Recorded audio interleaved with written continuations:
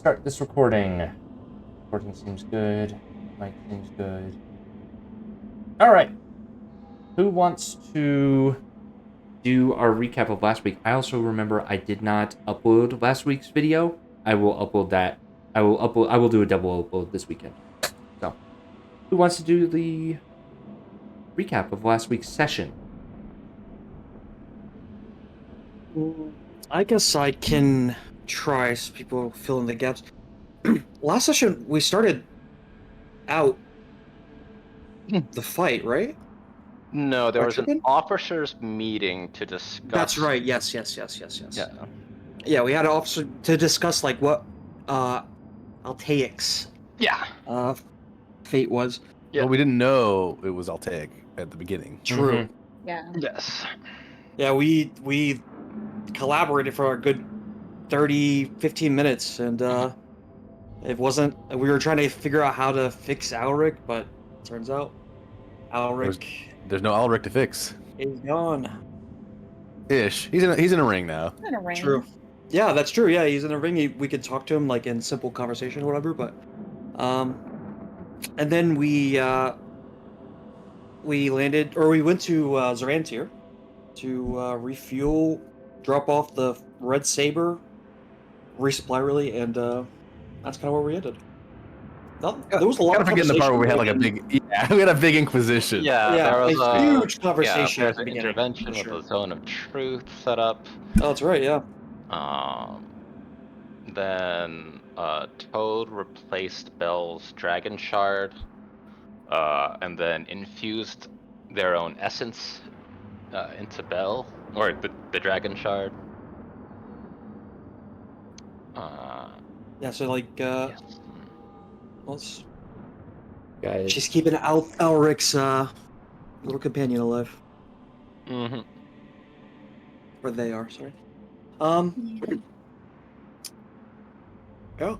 Because my memory is really bad, so I am always going to be bad at recaps. The only other thing I remember is that both Valerian and Altaic got to hold the Sword That's of true. Morality. Yeah, the sword of absolute morality. Yep. Yeah. Had Yes. very different experiences, it seems like. Yeah, we don't know. Altaic was not revealed to Mhm. the team, but Valerian got the fork in the road. Yeah, Altaic explained what he could, then also took damage, having a cost to reveal some of that. Yeah, sword didn't like that. And then you guys also spoke to the crew. True. It's true. That's Yeah, right. we a nice little rally meeting at the end. Yeah, Everyone got their piece. we went into it thinking mutiny possibly, and then we actually increased our crew loyalty. So we're Yeah. cool. Could have very much gone the other direction. You guys did really well. You made excellent points to your crew. Chief Gus is swinging some authority over there. We also got a new crew member, or new officer, Armos. Oh yeah, Oh yeah. old man elf who's gonna fix our ship up while Alric is currently disposed in the ring. Yeah, I'm very curious as to whether or not he'll like maintain the Dragonhawk's like defenses, or like hull integrity as is, or will be intending some changes. Yeah. Oh, should we talk about what we went over in between sessions as well? Yeah, I figured Oh, we'd get through session first, and then now we can roll into what we did on the break. Yeah. You guys did most of it, so go ahead. Yeah. Go ahead. Well, we mean Alric. Actually, so like Altaic wanted to go schmoozing in the sort of like, I guess, semi-clandestine area of the monastery where they can party down. Yeah. and- Forge. Yeah. and they have Fight Club. Yeah, they literally had a fight club. They're smuggling in alcohol, and Rick kind of accompanied them as a chaperone, basically. But Altaic did most of the questioning. I think, he does have high charisma. He's got a very a good way with words when he's allowed to be on his own. I think when he's not being, what did he say? When you're not being put under court martial. Yeah. Yeah. Yeah. We find out more about the uh the kind of pit fighting that happens there. I figure that it's a way for as this ship comes in, that it's like a way for the disciples to kind of relax a little bit from what I imagine is like kind of strict, like a strict lifestyle regimen. Yeah. Um, so I ask questions about who the reigning champ is or who the crowd favorite is, and it turns out to be the disciple Voss, who's speaking to Thala, a part of the Wind Sailor. Yeah, she Like, came here on the Wind Sailor.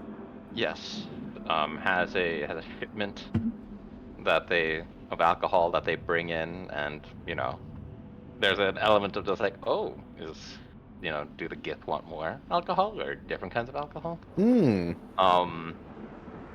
We were looking into, because the Gith are storied for like having hunted aberrations or aberrants. And so, we researched more about that.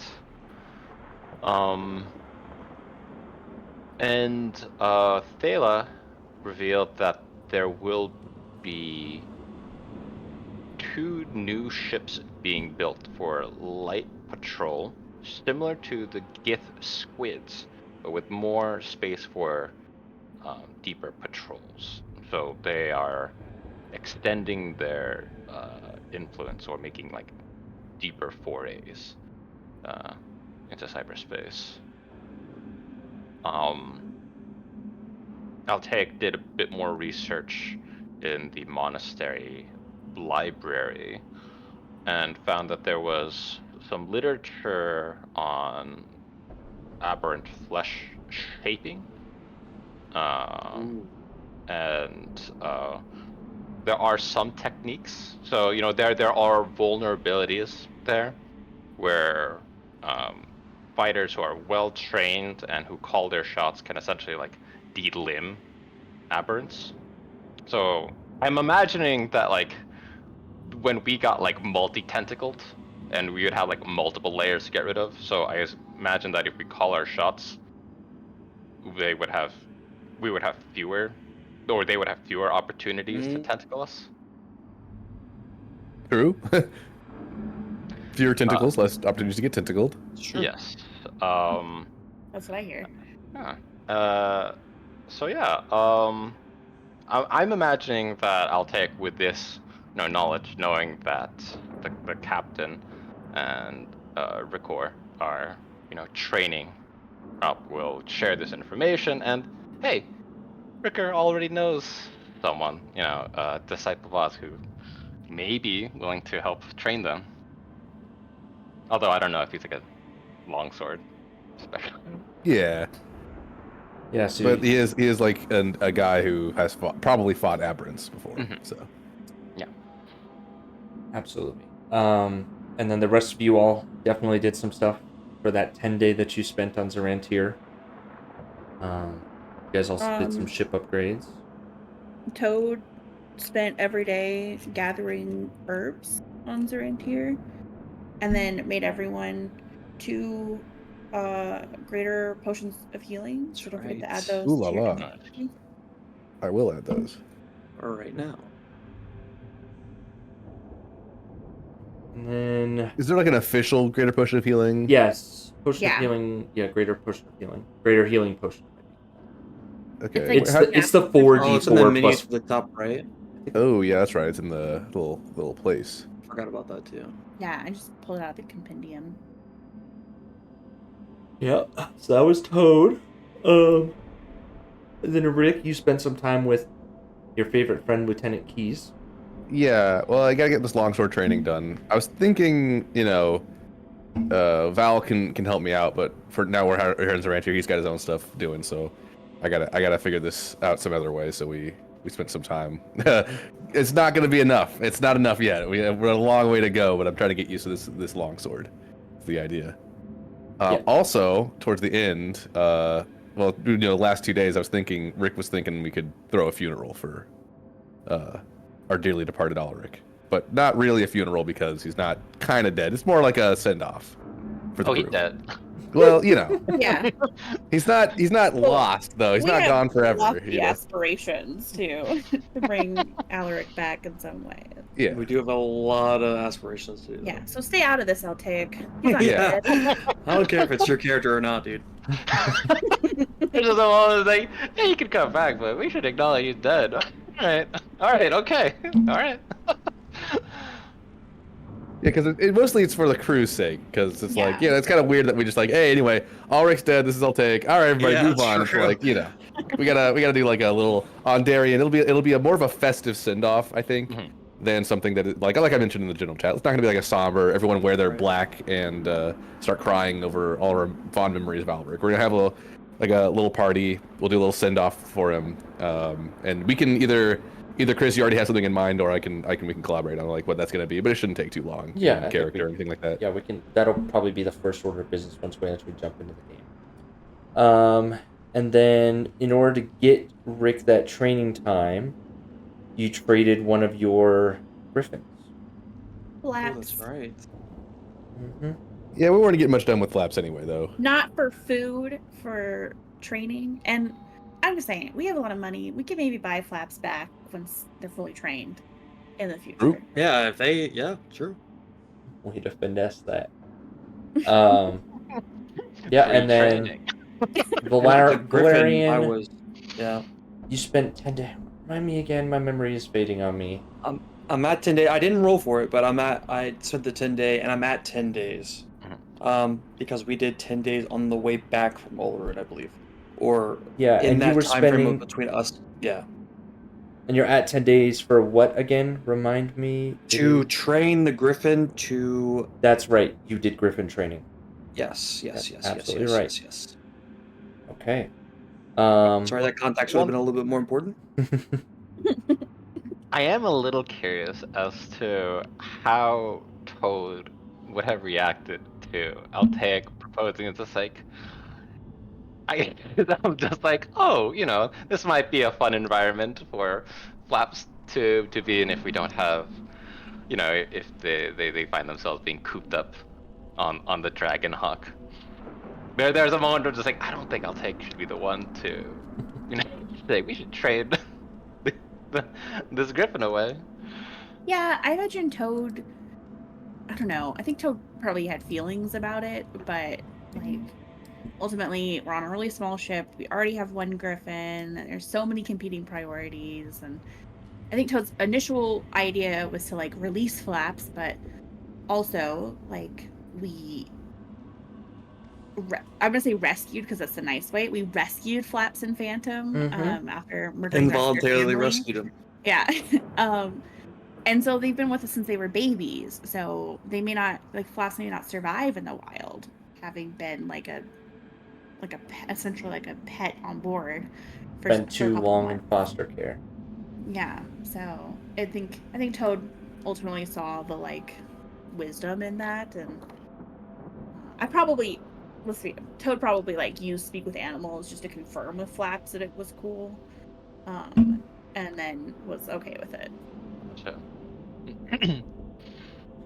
Trying to think of what else. I think we hit on everything. Yeah, and you guys spent a 10-day there because your ship was getting a hull upgrade. So you've strengthened the hull using the resources that the Gith and your Ondarian fellows could use to upgrade the ship. You started donating the Red Saber to the Ondarian cause is serving as a research platform for the strange short-range teleport ability. So the Ondarians have begun researching and experimenting on that. I think we kind of hit on everything. Am I missing anything? That was a long recap. Yeah, it's a lot happened. I mean, especially over the weekend or over the week as well. Yeah. We did get the classified document too. You did get the Yes. classified document, yes. with the intel report from Ondair about the capabilities of the Karnath and Brailish forces operating in cyberspace, which just generally boiled down to that both nations had established operating bases in space and are slowly building them out. Some better than others, and their ship production capacity is going to pass on Dare fairly soon, within the next 6 months. It's about quality, not quantity. Oh, and we just made friends with the Hadozi, so that's a potential to like help us. Yes. And they can make holes, right? Yes. Yes, they can. So that may help Ondair. Mm. Yes, they can make strong wooden holes, but they cannot make propulsion systems. They can't make the actual spelljamming helms, if you will, and everything that's attached to that. The Windrunner, it moves very slowly, right? Wind Sailor, yes, it moves Oh, very Sailor, slowly. sorry. Yeah, it's very large, and it moves very slowly. Windwalker. Yeah. How Is it long would it actually- take it to get to Ulrun, though? To get to Ulrun, basically, to get to Ulrun, I would say probably quadruple the time to reach each moon on the cyberspace map. Quadruple that time. So it takes about close to a 10-day for them to go from Eberron to Zorantir. And they're constantly doing that right now, ferrying people and resources. But It might be slow more process. dangerous for them to fly out further, too. Mm-hmm. And plus, they're a big ship, and navigating through the Ring of Siberys is a very slow process for the larger ships. And there's... Yeah. My idea was just to get the Hadozi and Ondair to basically collaborate. Make a helm, make a ship, be perfect. Yeah. And that's part of, right, Ondair recognized, and you can piece together in character as well, like Ondair recognized the need for more than one super slow ship and one super fast ship. They needed something almost as a go-between, to ferry people, resources, and the like. So yeah, that may come to fruition at some point in time. Right now, the Wind Sailor endures damage every time they go through the Ring of Siberys, either way, so they have to stop and port and repair. So yes, fly time, it only takes them 10 days one way, but they have to stop and repair quite often. Which is why you beat them to Zorantir first, is because they attempted to do a in-space repair of the Wind Sailor that took better part of a month, before the Dragonhawk came back and was able to be refitted with your crew. So. Yeah, well, our ship is captained by a really good sailor, so we don't take damage, and the Ring of Siberys. Never. Okay. One last note, you guys, we implemented the Bastion system, in which we've basically kind of formalized some of the support that you guys already had. I will note any resource that you don't have that is 5th level, you can add, but you have to find space for it somewhere, because you're basically at maximum space on the ship, on the Dragonhawk. But you could implement any of those Bastion rooms or Bastion facilities in any of your allied areas. 5th level, free, or a minor cost. Anything that's 9th level, I've gone through with a couple of you guys, like, if it narratively makes sense that you would have access to that with someone, like the training area, like it's a bartering system, because you're basically getting a benefit that you would get for free 2 levels early. That's the trade. I don't believe you got anything above a level 9 feature, and that's unlikely to change. So the rules are going to be for Bastions, if you're at the level, or if you're at or above the level, it's relatively free, as long as you have the space, and then you can barter for anything 1 tier above. Yeah, I think that's going to be the rules of the Bastion system going forward. Does anyone have any questions about that? Sounds good to me. Cool. Yeah, I don't think Yeah, so. we'll keep it simple, stupid in that regard. Okay. That was a fuck ton of housekeeping. We're 20 minutes into this recording and we're still on recap. All What's right. happened? Yeah, that was great. I appreciate everyone's input. Everyone take an inspiration. I just have one last thing to add, which is that I updated the amount of money we have ship-wide based on the 1,200 we got when we were on Zorand here and the 4,500 we spent on upgrades. I did not track in the ship sheet everyone's personal income. So if you want to do that, you can add it, or I can add it, doesn't matter. But just know that if you haven't spent money, you have that 200 gold. Yeah, you're more than welcome to add another section for each individual person in the cargo section. Like, you can make up another thing and just rename it to whatever you want. This sheet is for y'all to use however you need. So. Gotcha. Thank you for tracking this, by the way. True. I completely forgot about income. Cargo add. And the demeanor of your crew is motivated, so you get a +2 to attacks, checks, and saves, either with the ship or on the ship. So just bear that in mind. Anything that happens on the ship, you get a +2 to attacks, checks, and saves. So. Oh. Yep. That's just something to keep in mind long term. That's one of the active passive effects on the effect screen. So. There's a couple other inactive ones that's just the other settings, and I'll enable them as we go. So, depending on how you roll. The loyalty score changes over time, and depending on what their demeanor could be lower, but the loyalty could be higher. So those are both subject to change. Depending on... Don't worry, because Toad spent only money on improving ship morale, so... I believe it. Alright, yeah, so everyone take their inspiration, track your gold on the Dragonhawk ship sheet if you wish. I'm going to leave the red saber token on there for now, just as a tracking so we don't forget it's there. If it ever comes back into play, which it likely will, that'll be the token I work off for that. So. Yeah, if you guys end up getting more ships, that'll be how it looks. It'll be like, you'll have the Dragonhawk, you'll have whatever other ships, and you'll have the tokens right there, and then you'll always have access to those ships' maps, assuming that it's under your control. So if you ever guys wanted to expand the amount of ships that you fly in formation, you may do so like that. Okay. So we pick up on day 8. Rick. Mm-hmm. You've indicated that you wanted to do some sort of celebration of life or the like for Alaric. Yeah. You know, I don't think we're not going to impose on Alaric belief in the sovereign host, but I think most of the crew probably, given like it's a nearly ubiquitous religion on Corvair. So right. I would say most of the crew is probably a majority, if not practitioners, you know, similar to how you show up to like Easter and Christmas at your church. Maybe. Yes, like that is a great example. Yeah, yeah.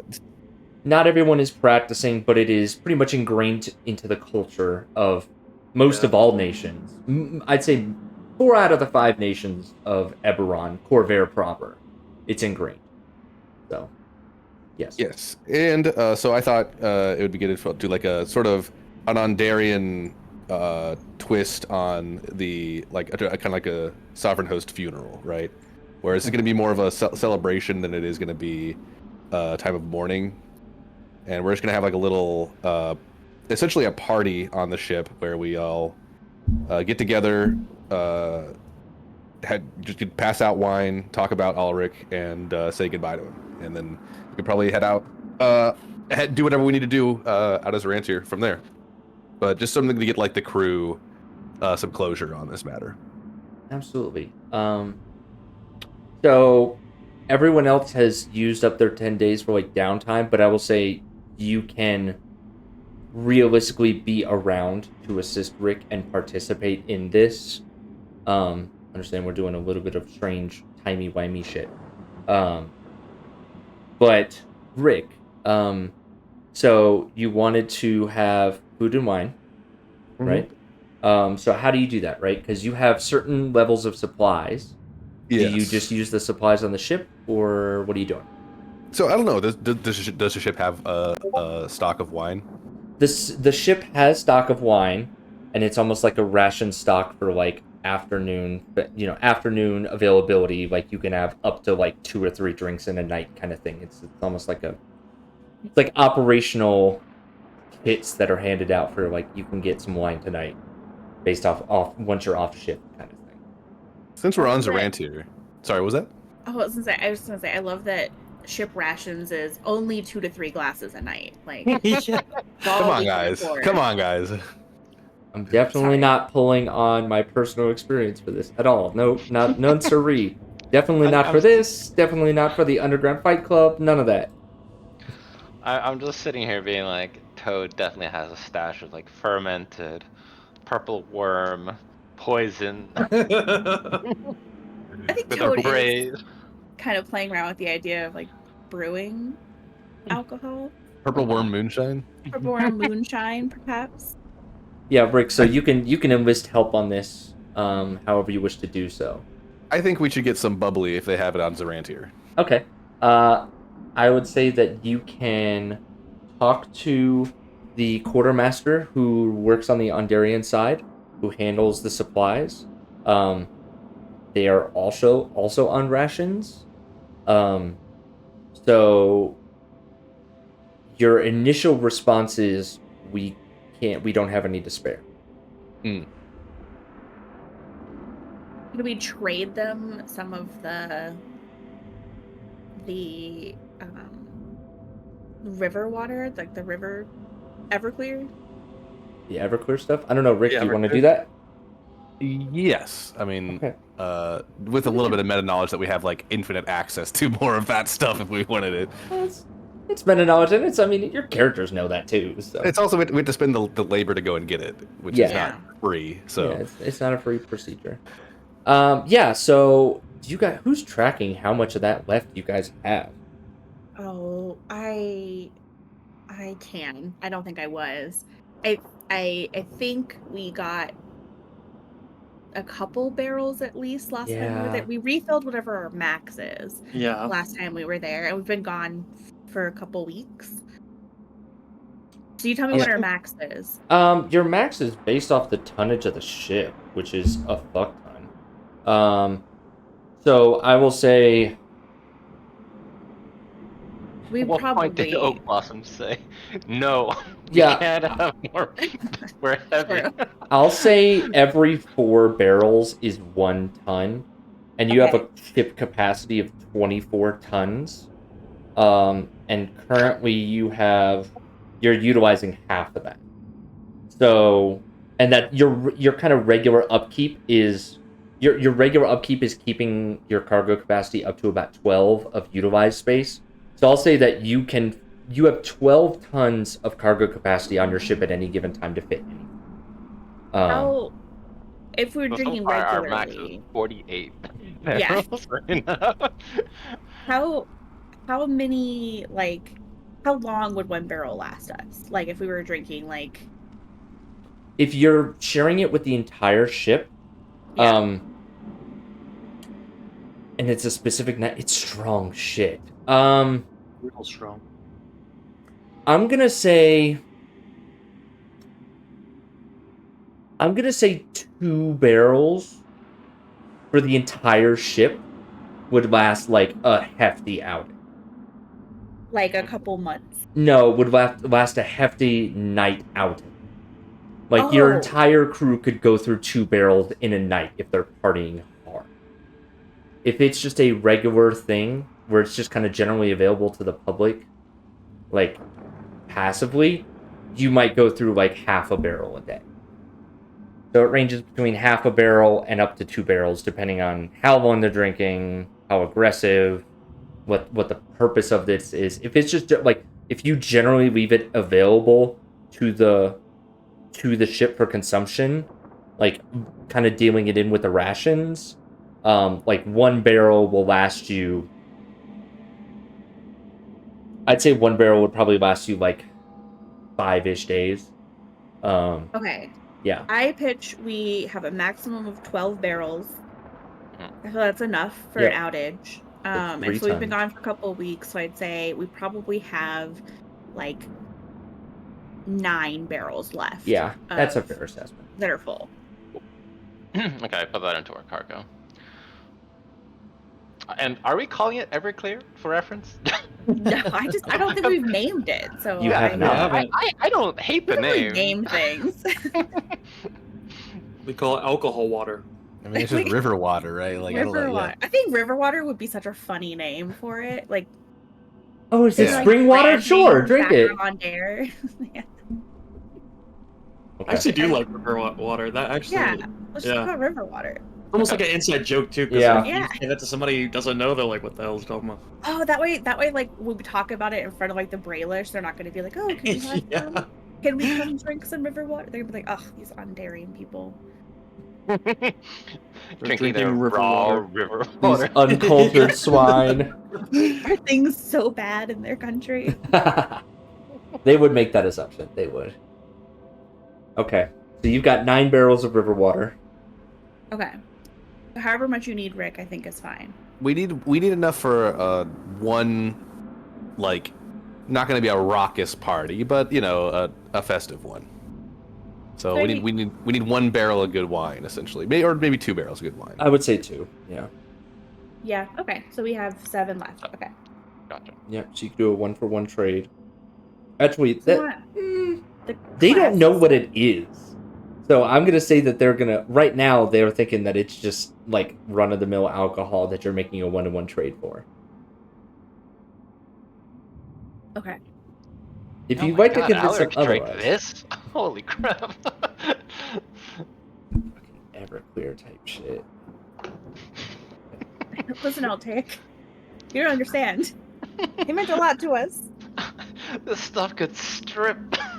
You guys bark ever? off of the- Sorry to side dragon. tangent. Have you guys ever had Everclear? No. Yes. Unfortunately. Yes. I Like had. the actual, like from the boonies, Everclear. Yeah. Oh, yeah. That shit is. I had something that was stronger than Everclear once. It was like Polish Everclear that was like 140 proof. And like the guy had the bottle and he was like, you are not allowed to do more than 1 shot. And as soon as you take the shot, you're like, it's almost like we're going to give you this medicine and you have to sit down. Like it's like they're giving me anesthetic. Like, because you will fall if you were on your feet. And I was like, you're full of shit. And then he's like, fall if you want to.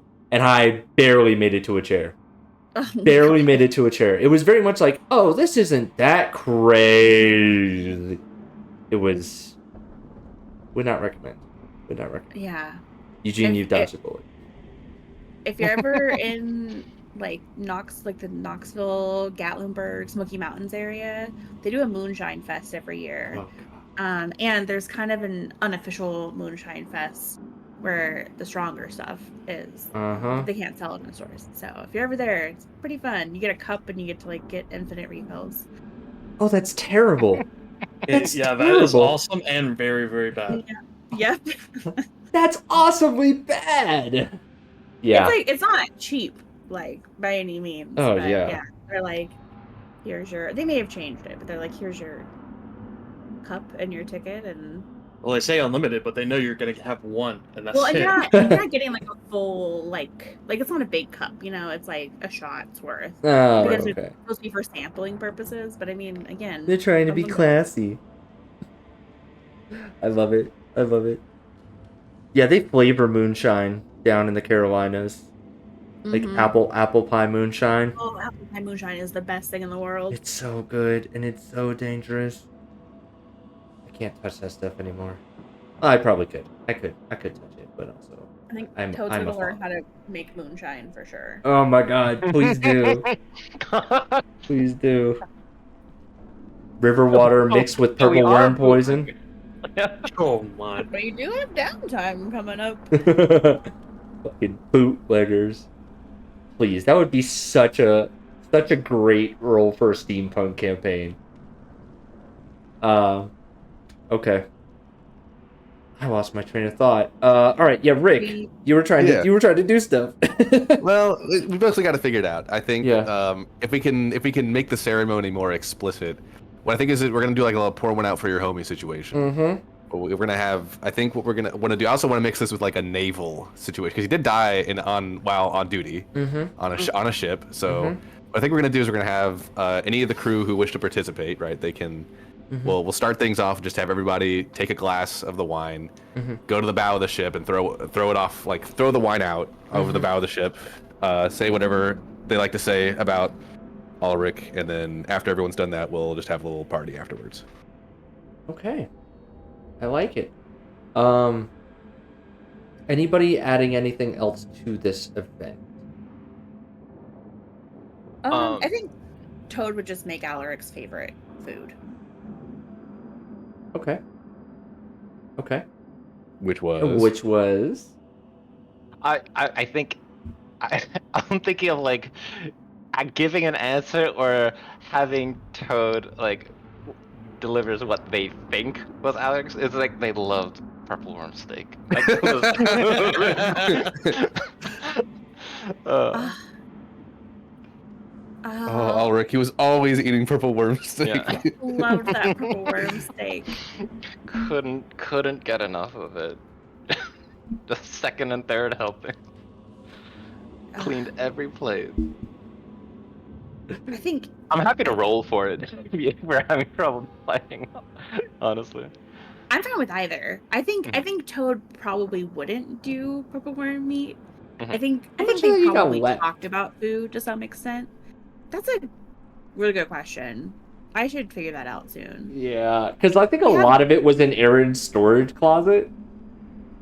Oh, true. We don't have access to that stuff, but we are tracking some of it on the ship sheet, so The jerk is just Oh, which I drying. can't see the ship sheet anymore. Did someone? Someone Is it- delete it. Where did it go? Press Control Z, everyone. Oh, The character sheet? I can see it. Everyone, click on the Dragonhawk. Can someone see the Dragonhawk token? It's gone. Everyone hit Control Z. I did. I hit control. Someone Z. just brought it back. Ooh. Oh, I guess it was Almost me. ship. Ooh. Eugene! I'll take already Good sabotaging God. the mission. He's a bad guy. We knew it. All those features of the actions, that's only on this sheet. Don't make me do that again. Why are they only on the sheet? Because I can't transfer, because you guys can't move the prototype. Like I can't. It's a whole thing. Gotcha. Yeah, it's Okay. easier to offer it as one single token. It's the instance of the token that you guys are working on. That's so funny. Yeah, I can't transfer changes on a token back to the prototype unless I'm a boundary idiot. But I've never figured out a way to do that so far. Oh, okay, I was just editing the. Okay, so Got it. we need to be editing the token itself. Gotcha. Yeah. I'm seeing 7. I think that's definitely down. Yeah. I don't know how many tons we go through I'm gonna in, say. in time. Yeah, I'm gonna say that. I'm gonna say you're down. You've only used it for eating, right? Yeah. Yeah, I'll say you're only down 1 ton. You got 6 tons left, and you Oh, you no. can preserve it. Because Oh, no. I think- you guys were down other food. So Yeah, I'm sure. I think Toad did like do a bunch of different preservation types for purple worm Mhm. meat. Probably also experimenting with like trying to jelly purple worm meat. And I don't think anyone enjoyed that, but but also Toad bought some refrigerators, guys, for the ship. So we don't have to eat dried meat all the time. yeah, that's very true. Nice. Yeah. They were not in the completion time of trying to get the first ship up. They just couldn't throw fridges in there. Mm. Okay, so food being prepared is not purple worm meat or is purple worm meat? Oh, if you don't want to come up with one, Eugene. I think it's more of a case where because Toad is the chef and has been like delivering the meals. I don't think Alec has been like requesting specifically other meals. Yeah. So I do think it makes Alaric, sense for like. Oh, go Alaric ahead. strikes me as a eat to live, not live to eat kind of guy. Yeah. Yeah, Okay. I would. Yeah. I think then Toad would probably have made like a couple courses, but like stuffed mushrooms, Okay. like little hors d'oeuvres, and then yeah, like I don't know, But like purple is worm stew. is it the mushrooms from your reagent list? Absolutely not. Toad would never give Foxel Cat to all the poor. Yeah, that would go swell. Those No, are, but I think that Go on also a makes sense. spirit Like Toad journey while we're out could have here. like picked some non-toxic mushrooms. that's smart. That's smart. That's true though, Rick. Toad might have picked some psychedelic mushrooms. I don't know. I would say Papa Shell diluted down to a certain level. I think you could definitely, with your herbalism skills, definitely make a trippy astro. Toad could totally make LSD. So. Okay. All right, Rick. So we've got food, we've got wine. And then anybody else adding anything to this? Yeah, I was wondering about like Altaic's contribution. Like I imagine it's like it would be like a case by case basis of like what the moment needed. Like should he be there? Should he say something? Or like if someone like speaks with him, should he avoid the topic? So like I'm thinking like he'll like try to like read the situation as best he can to like avoid um essentially like ruining like the mood. Okay. Like so like the setup of like if there is like a crew member who like wants to like speak to him about being Alaric, or like wanted like a perspective from Alaric's like thoughts on something. If it's better for their closure, like he'll try to like work through it. Okay. I think Valerian will actually probably find Altair. As like the ceremonies kind of started to kick off, Yeah. Okay. and yeah. All right. So we can start the ceremony. Music begins to play. It's kind of more of a, like Rick intended, kind of more of a gathering, more of a festive, upbeat kind of thing. The ship is still undergoing some hull repairs, so there's some workers traveling around, and there's a lot of stuff kind of lying around at like a construction site in some of the areas of the ship. But the work's almost done, so it's looking a little bit more clean. And you guys are serving alcohol and food on the deck. It's all being prepared down on the crew deck, but everyone's kind of milling about up top on the main deck, because it's less messy on the main deck. And everyone's there. Toad, I'm assuming you are helping serving food. And then Rick, you may or may not be speaking to others at this moment. So we'll kind of move the camera into Valerian, who slowly, first drink in hand, you find Altair. Yeah, I think prior to this, the drink was a big decision for Valerian. He was deciding either to take the tankard or his, as he likes to call it, the chalice. And then I think it's day 8, so I think after the last week, Valerian has calmed down from the initial emotions at first, so takes the chalice, Okay. and then I will go find Altair. Okay. And Altair, what are you doing? I think Altair is trying like to navigate a very complex social environment, and like made more difficult because I think he wants to avoid even like the appearance of like influencing people's thoughts. So this is a no detect thoughts kind of setup for him. Okay.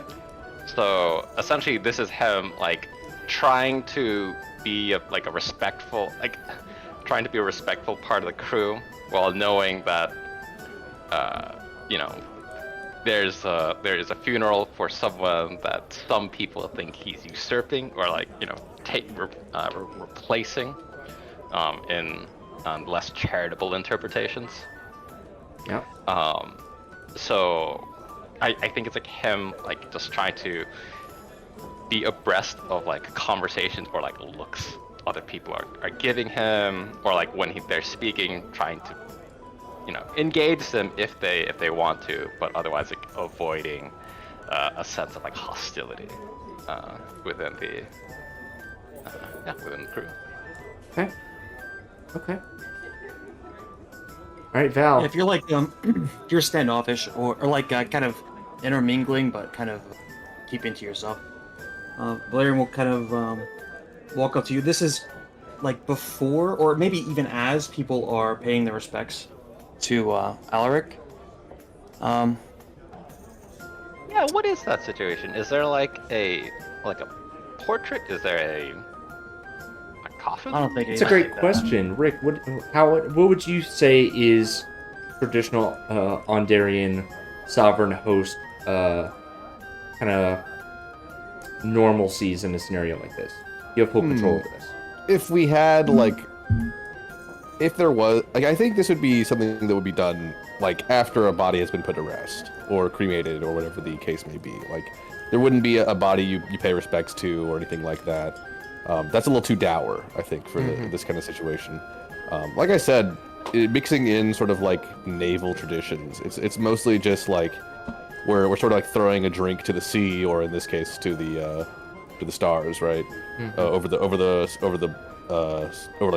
bow of the ship. And it's more you can say a personal thing to you can say a personal or a prayer to Ulrich at that point, but it's nothing so much we gotta bow in front of his portrait or anything like that. Yeah, that's fair.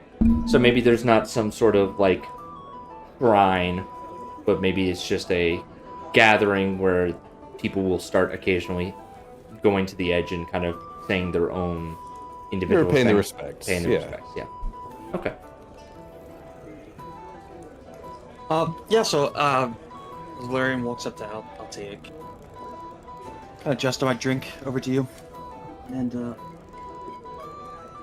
Altaik, you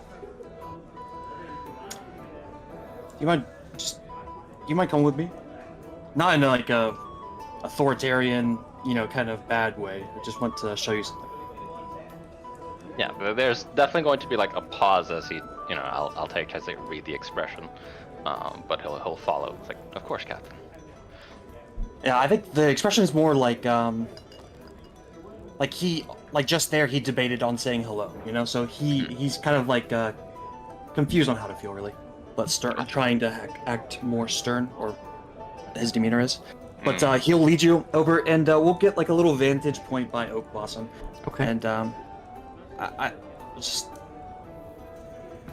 I'll take. You were with Alaric, right? So you have some of his memories? Yeah, in both literal and figurative senses, I was with him. We talked to Alaric about the tentacle whip, you really at the time. About it was more of a conversation than a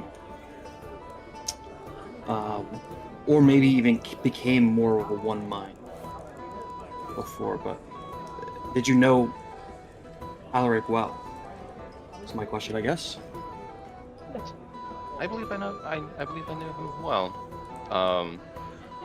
There was a time before where I was my awareness was more simply a reflex, where I was integrated with his body, but only to the point of reflex, not a part of his psyche. But as I, well, as I'll say, group, I'll take, you've If that was you helping us, in whatever form it was, at least at the ghost ship, you kind of saved us. Alric definitely went through something. It obviously changed him afterwards, but I think Alric was always maybe trying to push the envelope. But you see these people, this is more of a we're not mourning, I'll tell you. We're celebrating his life. And I'll look to the ring and kind of more what's to come. But you knew him just like I did. And I'll take the ring off, hand it to Altaic. I'll hand my drink to him. I'll say, go pay your respects. Say whatever you want, or nothing at all. But you knew him. I don't know if you can call them friends or however that relationship worked, but if he meant something to you, say something. No, another pause. He'll nod and say, I think that's a very good idea. That was very kind. He'll take the ring. I think he'll put the ring on at that juncture, and yeah, he'll go to pay his respects. My question is to whether or not like that him approaching that part of this event would trigger him to say, or like would prompt people to think that he'll make public words, or if it's just him. There are some eyes. There are definitely some eyes that follow you. It's kind of an awkward moment. And unless you go to like a secluded spot, there's people that are like just generally looking at you, maybe seeing if they can hear what you say. But unless you like make a point to like turn around and speak to others, they're not going to be all up in your business. They're still a little wary of you. Okay.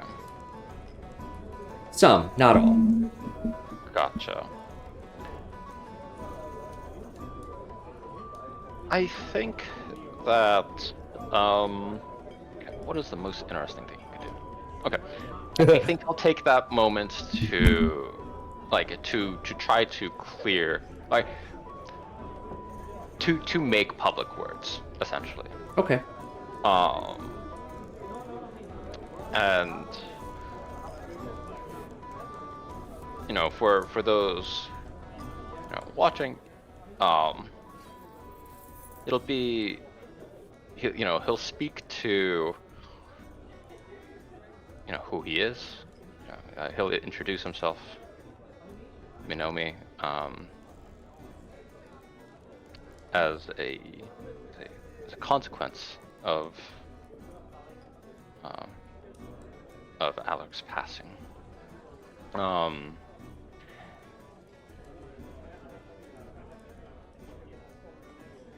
But we feel his presence, and in the hull of this ship, in the space he leaves in this crew. In my, as we celebrate him, we feel this is a shift of phase, a landmark, in a grand landmark in the life of someone held very dear, and it will be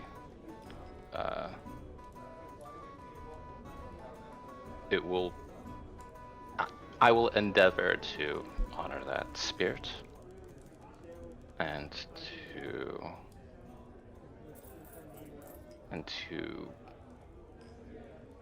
echo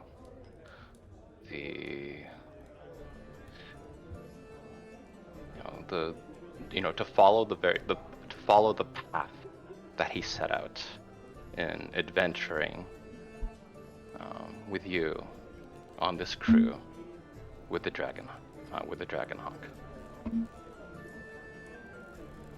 Like Guillermo? something. It is, yeah, you'll wait. Like something along those, something along those lines. No, yeah. I was gonna say at the end of like your kind of addressing to the crew, it's like if there's like a moment of silence or basically right after you stop speaking, Yeah, there's a Valerian pause. Valerian will kind of stomp his feet on the wood and say, "Hell yeah, Valric." Alright. And the glass he raises is actually the chalice as he summons it back to his hand. Okay. Rick and Toad. What are you guys doing?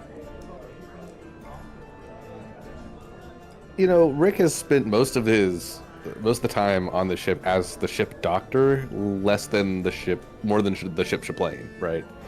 He has not been able to be like priest Rick very much. So I think this is like a pretty good opportunity to like connect with the crew on that level instead of just as like commanding officer or as the guy who patches people up.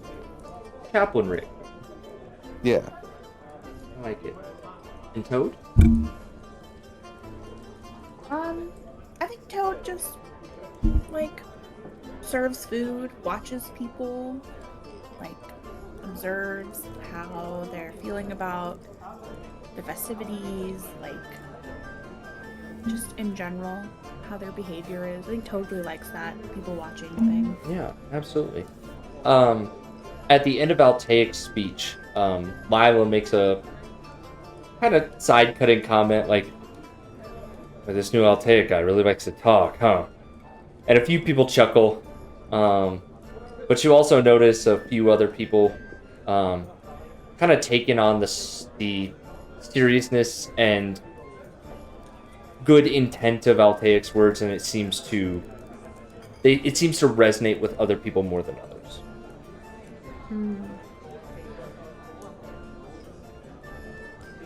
Yeah. So you all were drinking or attempting to drink or giving the appearance of drinking. Crew's having a good time. Chief Gus is generally making sure his security detail doesn't go off the rocker. But he passes you, Valerian and Altaic, as he goes to the edge. And as you're walking away, he says some words. Do you try to listen in to what Chief Gus says? Yeah, I will. I think because Valerian is sober. Okay. So then roll me a perception check, please. Still -2. Oh well. You hear Chief Gus say, "Hope you made the right call. You can't come back. Hope you find peace." And he chucks his drink off the side. Roland is a lightweight, as well as Jules. They are quickly becoming inebriated, as if they threw their wine off the side and down the river water. John very politely helps Roland calm down. But Jules is just being a social bozo, as she is prone to do. And she approaches you, Toad. And she says, "This is so weird, isn't it? Like, he's right there, but he's not right there? Like, isn't it kind of funny? It's kind of strange." I guess. You're right. It's weird to mourn someone that, still feels like they're here, but isn't that what we always do when we mourn someone? Still feel their presence in some way. Look at Perhaps having Altaic you. here will be like a happy reminder of of Alaric and what he was willing to do for all of us. You're so smart. You're so smart. And she Jules, have stump- you had any water? No, I don't need it. Okay, John, can you get Jules I'm on it. and perhaps some bread? Come on, Jules. No, I don't wanna. John handles the two drunkards and escorts them downstairs to take care of them. Mr. Blip comes up to you, Rick.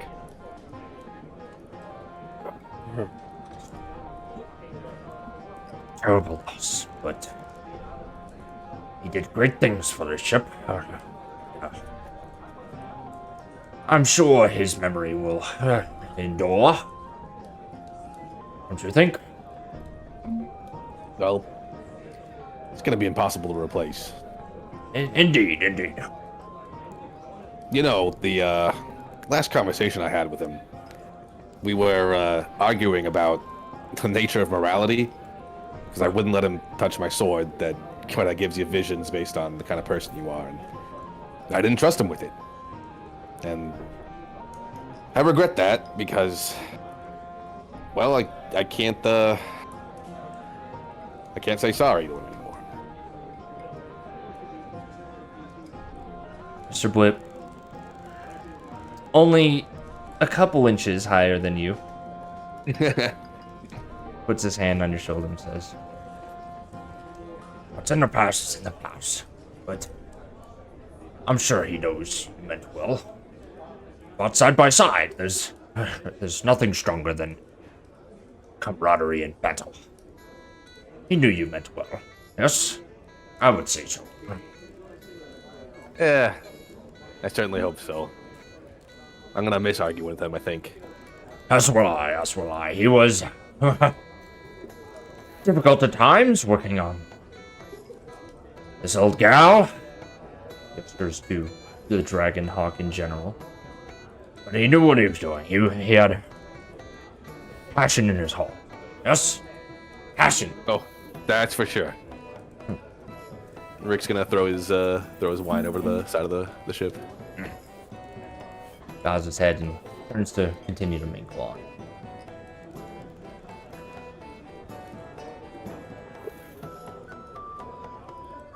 Zephyr, come up to you, Val.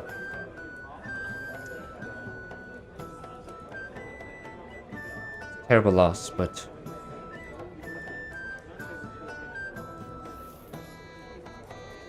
his heart was good. Don't you agree? Yeah, that's exactly right, Zephyr. You know, he liked to always experiment, push it a little bit, so, you know, maybe you'll have another chance, but if he doesn't, he did well. I think it's safe to say that Zephyr kind of looks over at Altheic. I think it's safe to say that he was an experimenter to the end. I mean, if you don't think that is the greatest outcome to a person messing with a tentacle whip at the beginning of this all, that is, I mean, he is literally wearing, well, I can't say that anymore. He is a lookalike exactly to Alaric. And, it's, if objectively, it's a feat of scientific and really magical research. Absolutely, I think your folks are gonna have a field day with this. I wouldn't bring them around my folks too often, but certainly is different. Differences make us stronger. Yeah, Zephyr, you know, do me a favor. You know, you are kind of like a role model to a lot of people. I mean, you were a pirate before, had a whole pirate crew. Which, I mean, right now is a great time to, you know, give us some of those stories, but keep an ear out if you don't mind, okay? You have to get people to do something. You have to kind of walk the walk, so to speak, right? So, if I want people to accept Altaic, then I have to as well. And if other people don't, just keep an ear out. I mean, it's okay if they don't. It is, but just let me know. Say this. It's easy to harden your heart. It's hard to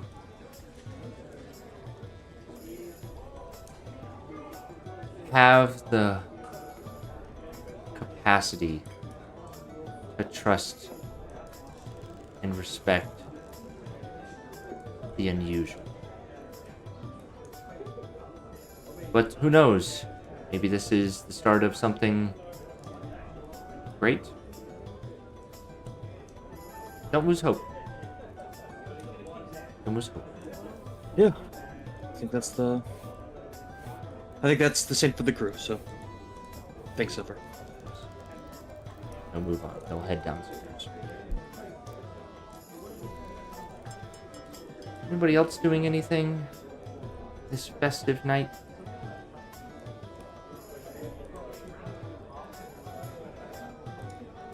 I think Valerian at the kind of throughout the party is just trying to do what he said, basically hanging around Altaic, not to be like overbearing or basically stalking him, but he will take opportunities that he finds to show that he's interacting with this basically new person, and that his goal is to try to get the crew to treat him the same way. Toad will also. Sorry, can I do one thing? Yes, please. I think Toad will go check on Rick. As like things wind down a little, Toad will just come up to Rick and say, "Hey, have you been eating? Are you? I've heard that you're kind of, being there for everybody, and just I wanted to make sure you were okay too."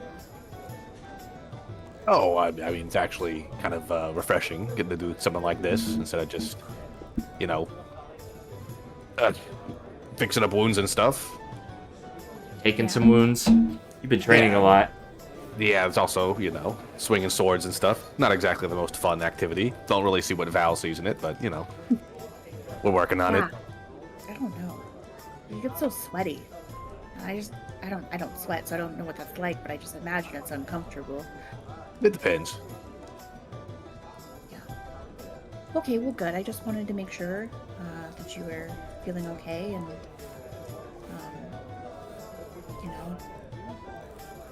things for.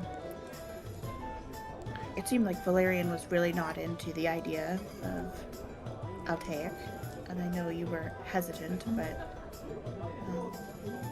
thanks for, being open to it, even though I know it's probably weird. Oh, it's weird. But, I mean, it's what Alric wanted, and we can't judge someone without, giving him a fair shot. And Altaic helped us out, so by all means, shouldn't we be treating him like a friend? Yeah, true. Alright, well, I gotta go check on Jules and Roland. I think they got to the river water. Yeah, I don't know how we keep those too many barrels around of that stuff. I don't know. I hear you say that, but people often will say we need more. So. That's some dangerous stuff. I don't know. I mean, wine is one thing. I agree. I feel 12 barrels is plenty. But we only have a couple left, so... Signy stumbles back. Signy stumbles past you. There's no such thing as too much. How close does Signy get to Toad? She, passes by you within, 2-3 feet. I think after she walks away, I think Toad just goes, she smells so good. Maybe we should just only hold wine on this ship from now on. Just kind of, you know. I think so. We don't drink like this often. The crew deserve a night here and there, right? Celebration. Oh yeah, for sure. I mean, on Darien breakfast is a glass of wine, but we still gotta, you know, have some kind of discipline on this ship. I know. They're just usually on rations for their wine. Only 3 glasses a night just doesn't seem fair. It's awful, but that's what we gotta do. Yeah. You're right. Maybe we should cut back next time we refill. Just one trip to a different planet without getting completely wasted. True. What if there's river water on the next planet we go to? We don't know. Yeah, could be better. From the distance on the other side of the ship, you hear Tobrov is best warrior! I think they may need you in your doctor duties after all today, Rick. I'll get Krath. Yeah, Krath is handing out water. Yeah, Krath can't get wasted. His body's not built for this. No, he's not. He's playing it very safe. He's on grape juice duty. Yes, very much so. Okay. Anybody else doing anything as the night winds down? The crew has had their fun, more than others. There's a sense of unity and celebrating the man that once known as Alric is passing, and the intelligent, creative, and passionate mind brought and inspired to everyone around. Rick, because you put this on, I'd like you to make me the loyalty score roll, please. Oh boy. I'd like you to make me a 1d6 roll. It's only a plus. You can only go up. Public? Yeah, public. Ba-boom. I'll take Nice. an upper half. I'll take an upper half roll. So I'm going to go ahead and adjust your loyalty score to 20. Nice. The loyalty score of your crew is going to be 20. The max is 100 again. The max is right? a 1. You have not had to do a loyalty roll yet. Okay. But yes, the max is 1. And the night slowly dies down as the last few people stumble back to their crew quarters, stumble back to their bunks. As you all begin to set up the ship on another adventure. So, your ship is upgraded. Your time spent training was a success. Rick, you are now proficient in longswords. Yeah. Nice. Potions have been made, plans have been made, research has been done. Where would you guys like to go? Dalrun? Or not Dalrun? Past Dalrun? Therendor? Therendor. Therendor. Therendor. Okay. Therendor. Therendor. So, before we leave, you receive the response dispatch from Ondair. I would like Altaic to wait in the Chamber of Secrets Ooh. Oh, what? Okay, alright. while I give everybody else the brief. Alright. I will message you when you can come back. Sounds good. Ooh. All right, let's all talk shit about Eugene now. So, you receive an encoded message for the eyes of you four, including Chief Gus. Alright? Okay. In plain language, your orders are to monitor this new development in the creature known as Altaic. You are to observe and study as much as possible for research purposes. Altaik is now case number 1 of studying the aberrations and how they function when attempting to ingrain into society. Aberrations have never attempted to live amongst humanoid populations in a non-violent way, and you are charged to document and avoid exposing Altaik to any significant secrets of Onder. They understand that he already knows a significant amount.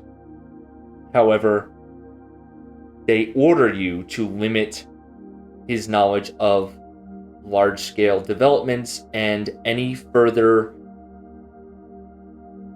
classified intelligence reports from here on out. If any threat to the crew or the mission of Onder comes from Altaik, your orders are to eliminate him and preserve his body for research purposes. Failure to follow this direct order will result in recalling of the Dragonhawk to Onder for further questioning, interrogation, and possible charges to be filed. Does anyone have any questions? I mean, it's a simple dispatch, I suppose. I think that's probably what we're gonna do anyway. Watch him kill him if he tried to hurt anybody. Toad did make that oath under oath. Onder's restating that position with a firm foot stomp that if there is a threat, you will eliminate him and preserve his body. So, Actually, question. Nothing here about, like, Alric's family wanting to, like, get him back or anything? They don't care? Rick doesn't know Alric's home life situation, really, all that well. there was no discussion about informing the family in the report. Would you like to send a message back inquiring as to the like? Knowing that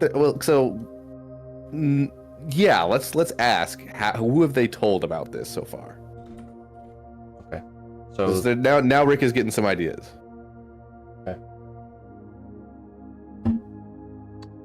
All right, so you send a message back acknowledging the order and requesting information on the notification to next of kin. Yeah. Okay. Any other things going into the report back to Onder? And I will note that this order is not coming just from it's not signed just by Weinarn University. It is also signed by Ondarian noble leadership. Well, let me just make Rick's thoughts public then, before we send this off. Okay, I got a question. Who have we told about? Who knows about this Ulrich Altaik situation? Is it just this crew? We've not told anyone else, right? That's right, yeah. You have not told the gift. Did we tell anybody? Did anybody say anything to the Zorantier at all? It doesn't sound like anybody did. I am not tracking anyone sharing anything with Zorantier. Okay. Crazy idea here. Let's do some OPSEC. I'm not one for espionage, but we have an opportunity here. Altaik, I think we've all noticed, looks different than Ulrich. In subtle ways, sure, but, could pass off as a different person. Maybe Ulrich's brother. And so, if we want to keep this a secret, we can say that Ulrich had to go back to Eberron, and in return we picked up his brother, Altaik, and we can keep his true nature a secret from everybody else. So you're suggesting that we, basically make him into not Alric, and our stories. If we went back to Eberron, though, wouldn't they be notified in some way? And that we were landing on. That's a good point. Maybe we did the trade-off here on Zorantia then. So then, we could take it a step further to validate it. If again, this is hypothetical, but if we could, the wind sailor, It's a huge ship. We could maybe add a name to the passenger list. Oh boy. Yeah, we might need to do some rendezvous with them if we want to actually make this real. And my suggestion here is that we tell Adair. I want to tell Adair that what we're doing here, and then we can keep this from getting out to the other nations. Oh, I wasn't tracking that thought process. Yes. Oh my God, yes. Yeah, they can't know that we lost Alric. They can't know that Altaic, is an aberration either. They're gonna want to get him. Yeah. Both are Especially true coming though. up on my... So, No, that's a really good point. yeah. I do think that the orders, I think these are completely fair. Observe, research. I think he's submitted to some, kind of medical checks and research, pseudo research at least. I think these are, and if he messes up, if he attacks his crew, he dies. Yeah, I do think it's going to be a little difficult not keeping them in on things, but I guess we'll have to figure out what that means when it comes to it. Yeah. You're not wrong about that. I do think we got to fill him in on this little plan we're having, though. Because how is he going to pretend to be Alric's brother if he doesn't know he's supposed to be Alric's brother? Right. Yes, yeah, we do need to. Probably sooner rather than later, especially now that we've shown face on Zorantir. You'd also need to convince the crew to sell this story to anybody who asks. Good point. We have to have a shipwide meeting here. Yep. It might be worth the effort. I mean, worst case scenario, it gets out either way, right? I don't think the effort is going to be necessarily detrimental. If you want the crew to go by this, leave it to me. I'll handle it.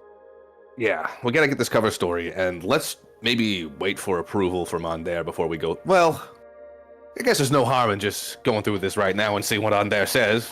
At least covering him up. I think we put the request in for them to put him on the passenger list on the Windsailor, though. They can approve that or deny it. With OBSEC being the priority, I second this. I think we should implement this now, because the longer that this is out willy-nilly in the crew, something's probably already slipped to the gift based on being at port. You know how people like to talk. When I took Altaic out into the monastery, he was acting as his own man. He wasn't acting as Alric, so I think we have a little bit of cover there already. Yeah, but we're gonna have to shut this shit down with the crew because they're gonna talk. Yeah.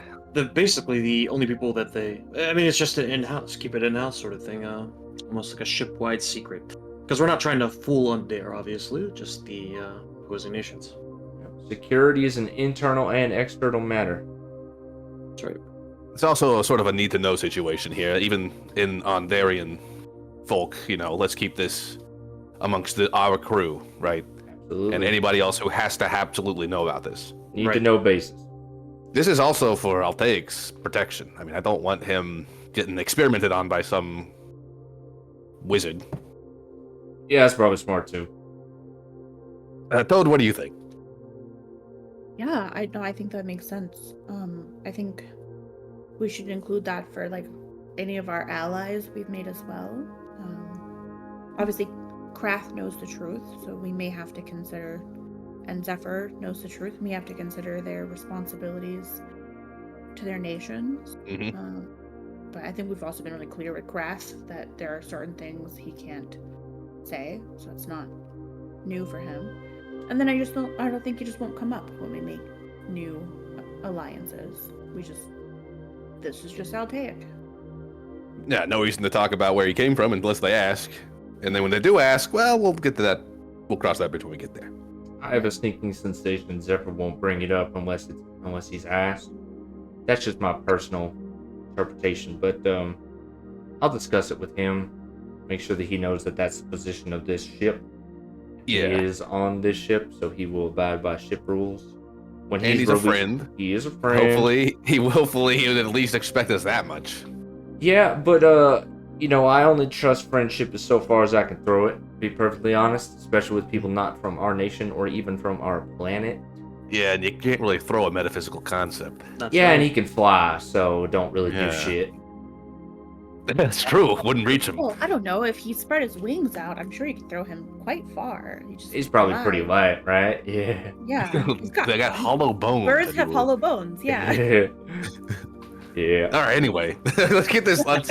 I think we gotta fill Altair again on this. Well, one thing I just thought of is another wrench into this whole situation is our wrench person, basically our magister. Oh, sorry, shit. Our shipwright is gone. It's a vacant position, right? No, we filled it in with the old Oh, man. my Oh God. yeah, with The the. old guy.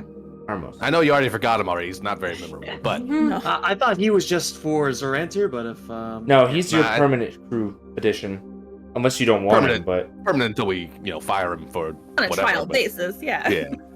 He seems like a fine guy, to be honest with you. So Okay. hopefully it'll work out. But yeah, I mean, look, he's no Ulrich, but it'll work out. We'll keep the ship up and running. he's your acting magister until told otherwise. So. Yeah. All right. All right. so- I feel bad for That leaving is going Altair to out of be- this. Yes, yeah. We should kind of go back with the crew, but that is something that we should think about if You we want- tell people openly that our position is open, or sorry, is filled. God, I keep forgetting it. You want me to bring back Altaic? Yeah, and then Yeah. I think once we talk to Altea, we can talk to the crew. Yeah, maybe we even get him in here. Mm-hmm. Yeah. Yeah, you can bring him. Yeah, we'll, right. we'll say Altaic is brought into the room with the four officers that were present, so the players plus Chief Gus. All right, All right, Altair. Altea. Hey, okay, all right. Well, let's all talking over each other. All right, you Captain, go ahead. Captain, you take it away. Listen, I'll take. How you holding up? There's like a pause as he looks in on like every officer like +4 and like his security detail, and he's just been being asked like, how are you doing? It's just like, You close the Not door behind you, suspicious right? at all. Just make sure it's completely. Actually, do you mind locking it? I'll take. Gus, when you stand outside, just make sure we're not disturbed. yeah. Yeah, make sure there's no one on this deck, okay? It's like, well, to be frank, now I'm nervous, but otherwise doing well. How can I help you? Okay. We have a plan. We come to realize that we don't want. There's a chance that we get our back, and we're not ready to announce it to the world. So we need to. And frankly, I'm sick of looking at you. I'm just to be honest, you have to. Well, don't have to, but we would prefer that you get disguised, change your appearance in a way. Okay. But I think it would be nice for the crew, for everybody, that you don't look exactly like Alric. I mean, you've already done something, right? Yeah, I mean, The hairstyle, the lack of glasses. Yeah, you should maybe pierce your ears. Go full edge. Certainly. It's like, oh, yeah. I could make other modifications. I mean, do what you want. We're not forcing you to, Right. like... Do you But have any the- suggestions? There's piercings that are in order. Yeah, a hair color change, maybe. But the point is, don't go too crazy, because we have an idea here, which is that we want to try to pass you off as Ulrich's brother. Oh, there's a pause there, and he's just like, it's like fascinating. I didn't know that he had more siblings. Well, we don't know either. as in, something. The idea here is that we don't want it to get out to the other nations that we lost one of our crew members, or one of our chief officers, in fact. And we want a good excuse for you to be on this ship without attracting attention from people who would maybe like to experiment on an aberration. And we're not concerned about, potential offense by the Kenneth for, representing. You should let us worry about that. I'll take. I think we can. Wonderful. We'll handle on there. But I'll take. You are new to this crew. You got a I baby want you to break. know the information that. Okay. We'll pick this right back up. Hello, Mission. Hyper Boy. What are you doing? Let go of my chair. Come here. Come here. What are you doing? Let's Oh, see. Quit I hiding told you to behind me. guard the Big door. potty How did a wants. baby get in here? Oh my god. Come here, sweet boy. Want to talk to your friends? Yeah, Yeah. my friend, Daddy. That's my friend. My friend. Hey, then there's Brian. That's my boy. Yeah. Ari, Haley, Newsy, Eugene. what good weather is These one right here. Right here. Right here. What good? Allie, Cade, Eugene, and Moses. Annie, Eugene. Where? Al, Haley, You've said all these days before. You just brain dump. Moses. That's my friends, Daddy. Those are your friends? Yeah. All right. Well, why don't say goodnight to your friends. No. Is that our new crew name? Arthur's Boys. Arthur's boys. Say goodnight to your friends. I have to do. Oh, you're talking. Oh, pardon me. Oh, excuse me. We can go if we talk. Yeah. Yeah. And how they went up this on the pig. Did you want to tell? It broke. Hey, do you want to tell him you beat Kingdom Hearts 1? We beat the Heights one. Wow. Nice. You beat Ansem. And what are you playing now? We win. Are you? And now I do. Yeah. Okay. Say goodnight. And I have to sing the Heights. Okay. They are not. Good night, No. Arthur. No, sir. Say goodnight. Say goodnight. I mean, Say goodnight. I'll because the hunter went up the rock. Okay. All right. Why don't you let him know to say? Because it's a ball. Okay. Say goodnight. Good night. Good All right. night. Give me that back. Here's Lord one have of us. mercy. Give me a hug. Dicker dicker Thank dog. you, sweet boy. I love you. Good night. We got a lot of energy tonight, don't we? All right, go with mama. Go with mama. Be gentle with mommy's stomach, please. Thank you, dear. Whew. Sasha, you look nice tonight. Sasha, Allie thinks you look nice tonight. Oh my god. My son is very excited about the fact that he beat Kingdom Hearts 1. That's crazy. Yes. Hard game. Yes.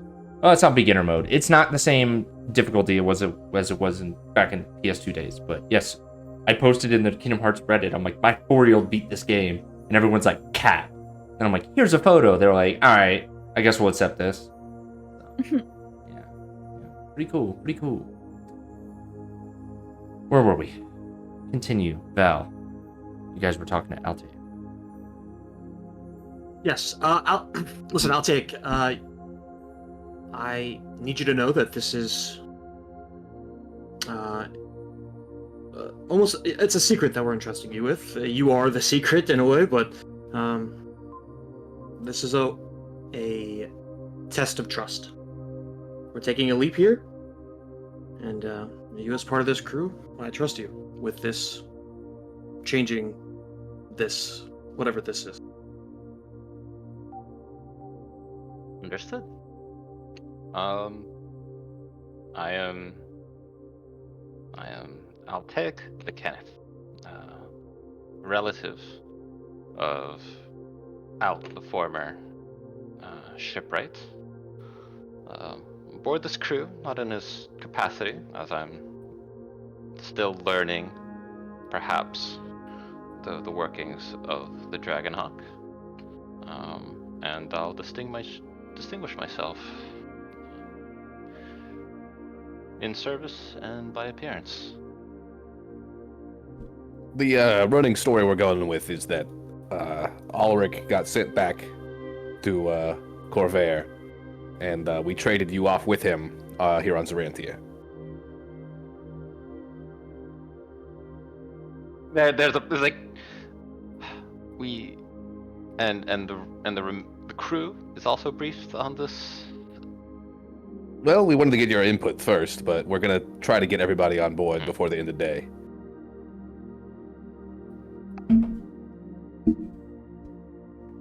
I think this would have been easier if we didn't just have a funeral. Yeah. funeral It service. might be easier now, to be honest with you. Now that everyone's, got to say their goodbyes, we can think more tactically and soberly about it. Hmm. What is the goal of this?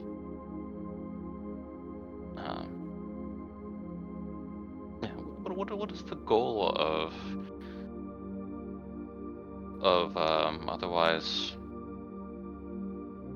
smoothing over Alaric's departure? The Well- goal? There's a lot of goals, I think. Toad? Oh, I think we're not so concerned with, people knowing because we're like ashamed of you. It's more we don't know how our rivals may react to knowing the details of how you came to be in Alaric's body. And Rick said it earlier, they may want to cause harm to you, to experiment on you, and we don't want that to happen. And I'm sure there's other tactical reasons that Valerian or Rick could say more to, but it's really to protect us as a ship. Yeah, you're kind of one of a kind, and so it's dangerous if these powerful nations know that you exist and that we have possession of you, and they'd start asking questions. It's also to our benefit, I think, if they don't know that we lost one of our, leading officers, just as a sort of, keep them guessing kind of situation here. You don't want them to know that someone as brilliant as Alaric is no longer working for On There anymore. Can Altaic search through Alaric's memories to see if there's someone within Decanith, like, they could level with? Yes, you can. This would be a history check with an adversity roll. Gotcha. Assuming you want to still use that adversity thing. Yeah. Oh, that is old sheet. And So he'll try a little bit harder. I'm gonna use 1 inspiration. I have 1 remaining. There we go. okay. Ooh, Nice. So Essentially, he wants to see if there's. His concern is that if, like, the Decanith house realizes that, like, the death of one of theirs was, like, hidden, and that there's, like, an aberrant, pretending to be a Decanith, that it would be, like, more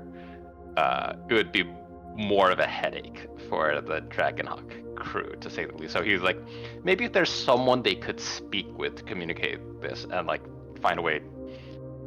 So, because it's not like the Decaniths are new to maintaining, like, operational secrecy. So I'm looking back through some of our old party notes, right? It has been a while. It's been a while. And so the wedding that brought Alaric and Rick and some more of you together were both of the prominent house members. Did they survive that wedding? I'm trying to remember. I mean, it's been over a year. Yeah, I only banked for the character. Yeah, I only banked on, like, essentially the death of the bride. I didn't really Okay. account for whether or not the groom. The death or of any the other bride person. was your sister. Yes. So I think that was the last immediate link. Rick, what say you on your family member? Do you think they would have survived, or would they have also have perished? Because they were the source of the whole contention. Those two were the whole reason that it was attacked. Yeah. And Dirk had less of a direct relation to this family member than Ulrich, obviously to his sister.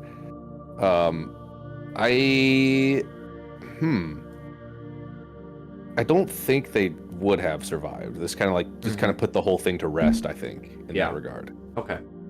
I think that makes sense to me too, but I wanted to give you guys control over that since it's your backstory. So, okay. With an 18, you know other individuals, right? Like, your sister wasn't the only Decanith that Alric knew and engaged with, right? Yeah. But you guys like didn't get together for like big old Decanith family gatherings often, right? And especially there's national branches, right? There's the Decaniths in Onadair and the Decaniths in Karnath, and they're everywhere, right? So they're a house family that operates in multiple areas, right? I will say that there is at least one Decanith who still operates in Ondair. And I will post the name for you. I will say that there was at least one. There's a Jorlana Decanith in the Eberron wiki. Yes, and that was actually what I was trying to find. Jorlana Decanith operates and is what I would call the head Decanith that operates in Ondair. I'm assuming you're on the Ondarian wiki, right? Yeah. Yeah. Yeah, that is the name that you get from your memories. As far as gauging how trustworthy they would be, they are the head of that area. So she's very passionate, very similar to Alric, right?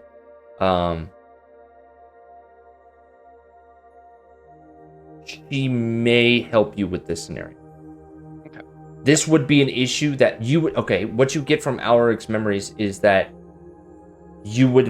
If the roles were reversed and Alric took over for Altea in this kind of like backlog behind things, he would likely know that he should keep his branch leadership well informed of information like this so they can also control the, I guess, any sort of operational security and just maybe not bring a bad name to the Decaniths, to the Canith house, right? So yes, whether or not they would accept you, you have no idea. But you know that you would probably need to bring this up and send some sort of communication or meet in person with Jorlana. Gotcha. Yeah. I'll take searches through the memories, or through Alaric's memories. And he communicates that this might be easier if the head of the Ondair branch of the Caniths know, and especially given that you're a part of our goals moving forward is to recover Alaric in full, they may be even amenable to maintaining this subtlety.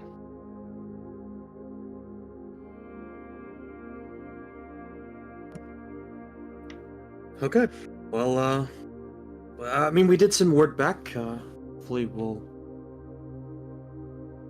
be able to engage Jorlana and put this thing to rest. So if you want to, if you want to engage and pass a message off to Jorlana, you can in a direct separate message. to Jorwana. Yeah. Because Like- Wynarn University and Ondarian leadership wouldn't maybe not directly have a need to go to Jorwana because they're attempting right now to keep it internal to Ondarian politics, not necessarily corporate politics.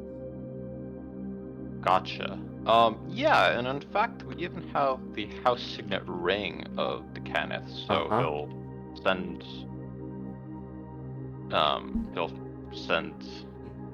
a letter emblazoned. You may do so. Do you want to just tell me what you're going to say, or do you want to write that out like post session or something? I'll just say it now. Okay. I think, you know,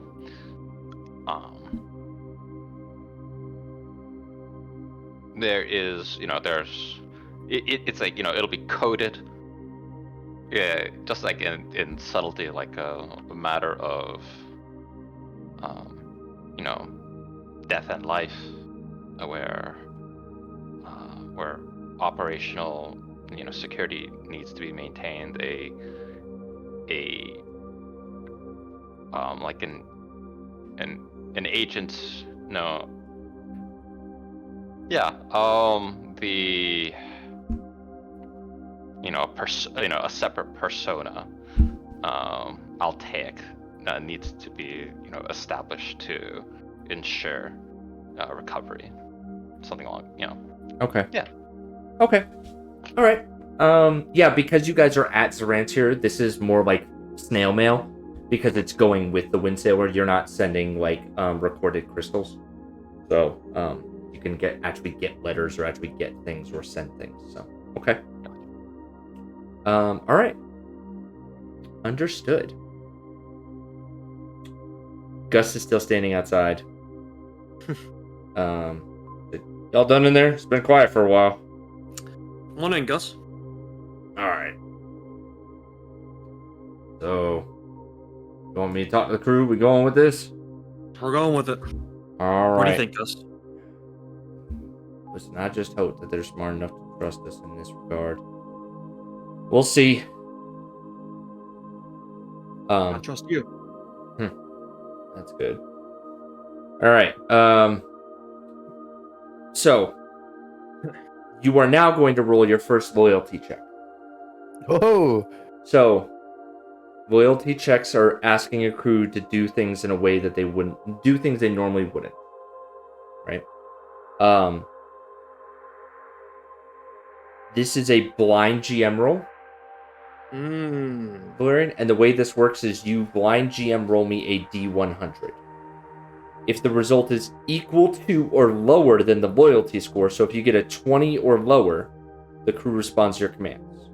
Anything higher, depending on how high it goes, they'll either just refuse or they'll really refuse. I guess is the best way to put that. So this is how loyalty checks go. 1 in 5 on this one. Yeah. Okay. So I need you to blind GM roll me because you don't know if this will actually work or not because you're attempting to do rumor control. I need you to blind roll me a 1D100, please. Hey, can I use? It's blind. I can't see what the result is. Mhm. Can I use inspiration? For this, I will say that Basically an you will have advantage. to pre-approve it, giving yourself advantage on this. Okay. Okay. Yeah, I will definitely. Yeah, I'll use an inspiration. Okay. So I will do. 1D100. Oh, that's public. That doesn't count. Fuck, that doesn't count. God damn it. Okay. So that was not rolled with advantage. Can you see that roll? I cannot. Okay. I just All rolled right, it you just twice. rolled it basically. twice. That's Got the it. plan. Okay. All right. You're not going to know the results of this. It's not going to become clear and apparent to you until either you never hear anything or you hear something. Yeah. So That's the nature of espionage, though. that is the nature of espionage. So that's where we are. You guys have enacted this plan to the rest of Eberron. Altaic is the brother of Alric.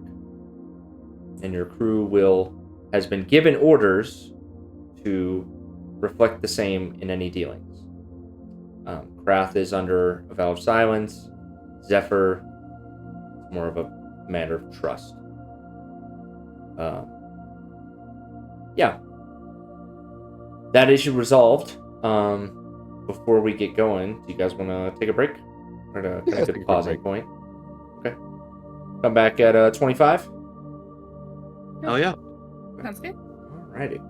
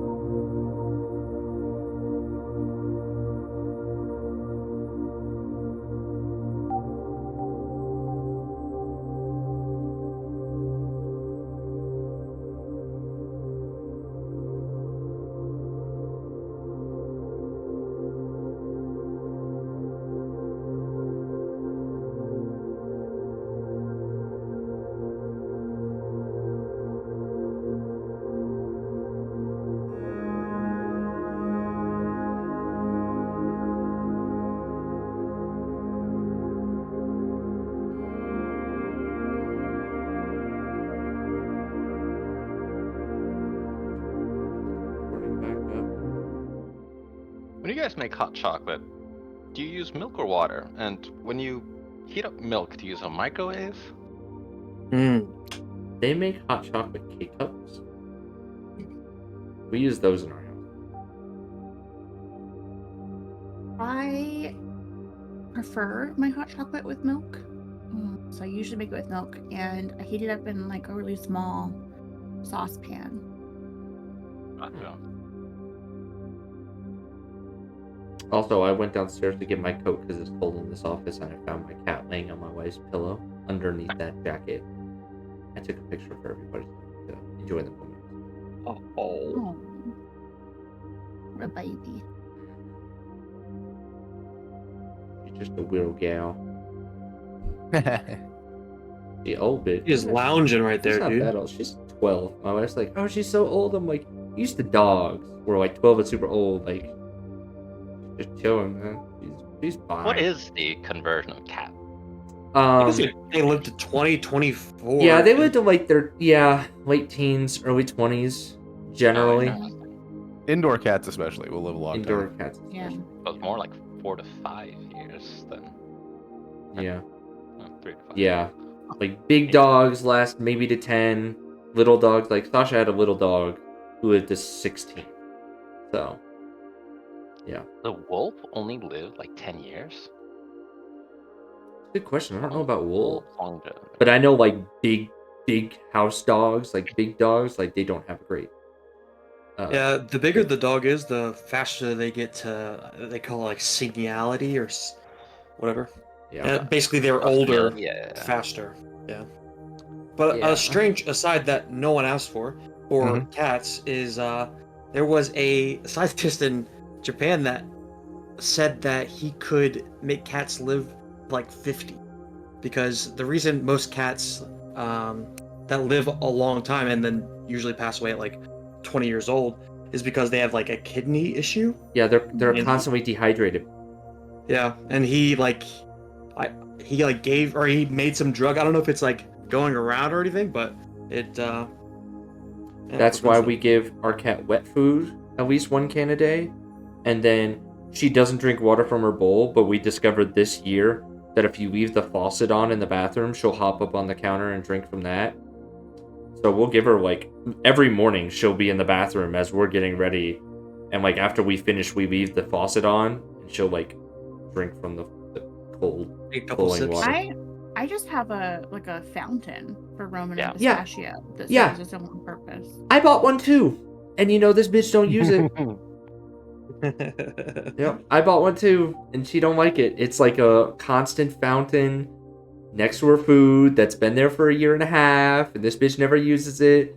But one day, we left the sink on, and we go in there, and she's in there sipping on that shit. I'm like, God damn it. All right, I guess. Is it like a proximity to food maybe that's concerning? I never thought about that. Like most animals are just like catty bitches, you know? They just want to do whatever they want.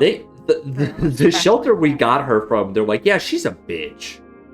Yeah. Like, they put her in the shy cat room because she didn't fuck with any of them in there. But, like, once we got her, like, she's slept in our bed with us since day 2. Like, she is not shy. She just has a very, very independent personality. She's very picky. If she wants to be pet, she'll be pet. And if she wants to be, like, loved on, she'll, like, sleep next to me and she'll let me rub her belly for, like, 2 hours. But then sometimes it's, like, only head pets and twice, and then I'm going to scratch you up if not. So. That's clear communication. Clear communication. All right. You guys ready to go to the next planet? Let's do it. Yeah. Year. All right. What travesty awaits us? What travesty awaits you? Well, first of all, you have to get there. Yeah, we got a little travel time and run into more fucking space leeches or Ghost whatever. ships. Or Yeah. ghost ships, yeah. There's 5 ghost ships in a row. Another one. Oh Yeah. god. Yeah. So Oh, do we want to make a pit stop by the library to get anything that we need, or are we good? Yes, we want to get greater restoration, right? Oh, you know what? I guess we do. Can we? And Can we? some Let's primitive not pie. role play this one. Let's No. get this done Yeah. quick. not gonna role play this. However, right? Like you can go there, but you notice some Braylwish Warforged working in the area. Mm. And they're looking at you sideways, but you are able to go and Braylon. purchase what you need. It's not an Rick wants to start a book club. Hell yeah. on the ship. Yeah. That's Sort of a sick. weekly book club. Okay. Is this like Bible study or like a book club? Yeah, ish. I mean, when you live in a world with living gods, I guess Yeah. Bible study and book club are very similar in a lot of regards. There's no It's living- going to be naturally. I love that vibe. Altaik has books. Altaik. He's got new Gate books. Well, you can bring him to the book club then. Yeah. Point of contention though is there is no living gods in Eberron. Well, that's true. I mean, like people have. That's right. No one has ever seen the gods, Yeah. Religion in Eberron is exactly like religion in our world. except that priests do exhibit paranormal powers. Yes. More so than the real world. Oh, yeah. Okay. Little. A little bit more. A little bit more. A little bit more. A little bit more. Yep. But you are correct. From the Yeah, south. I think it's an open book club, not necessarily religious. But Rick is obviously going to be doing religious stuff on his weeks that he's supposed to pick the book. Okay. Okay. That's fair. I like it. So when we get to the library, I don't know. This is something we need to like. You don't need to like put in the ship inventory books, but like No. just like Yeah. yeah. let's pick up some stuff. Let's let the people pick up some stuff in there. I'll say here narratively you pick up some books, and when I ask you each session what is the book of the week for the book club, Yeah. you can give me You some gotta fun look at the answers. Yeah, now I gotta think of this shit. Okay, Yeah, that's you gotta fine. think of some shit. I'm You not gonna brought put it you on on the yourself, spot right though. now, but you brought it on yourself. That you're Yep. adding some. I would like to extend to the officers if anyone would like to join the book club. Altaik is not an officer, but he will join the book club and he will be allowed to join the book club. Okay. It's because I imagine it's open to everybody, right? Yeah. Yeah. Okay. Yeah. I'll join. Yeah, for sure, 100%. Okay, dokie. Toad. Sure. Okay, good. Sure. Begrudgingly. And then Chris, you got to tell me which officers, which of the other crew members are going to join the book club. Definitely Signy. Okay.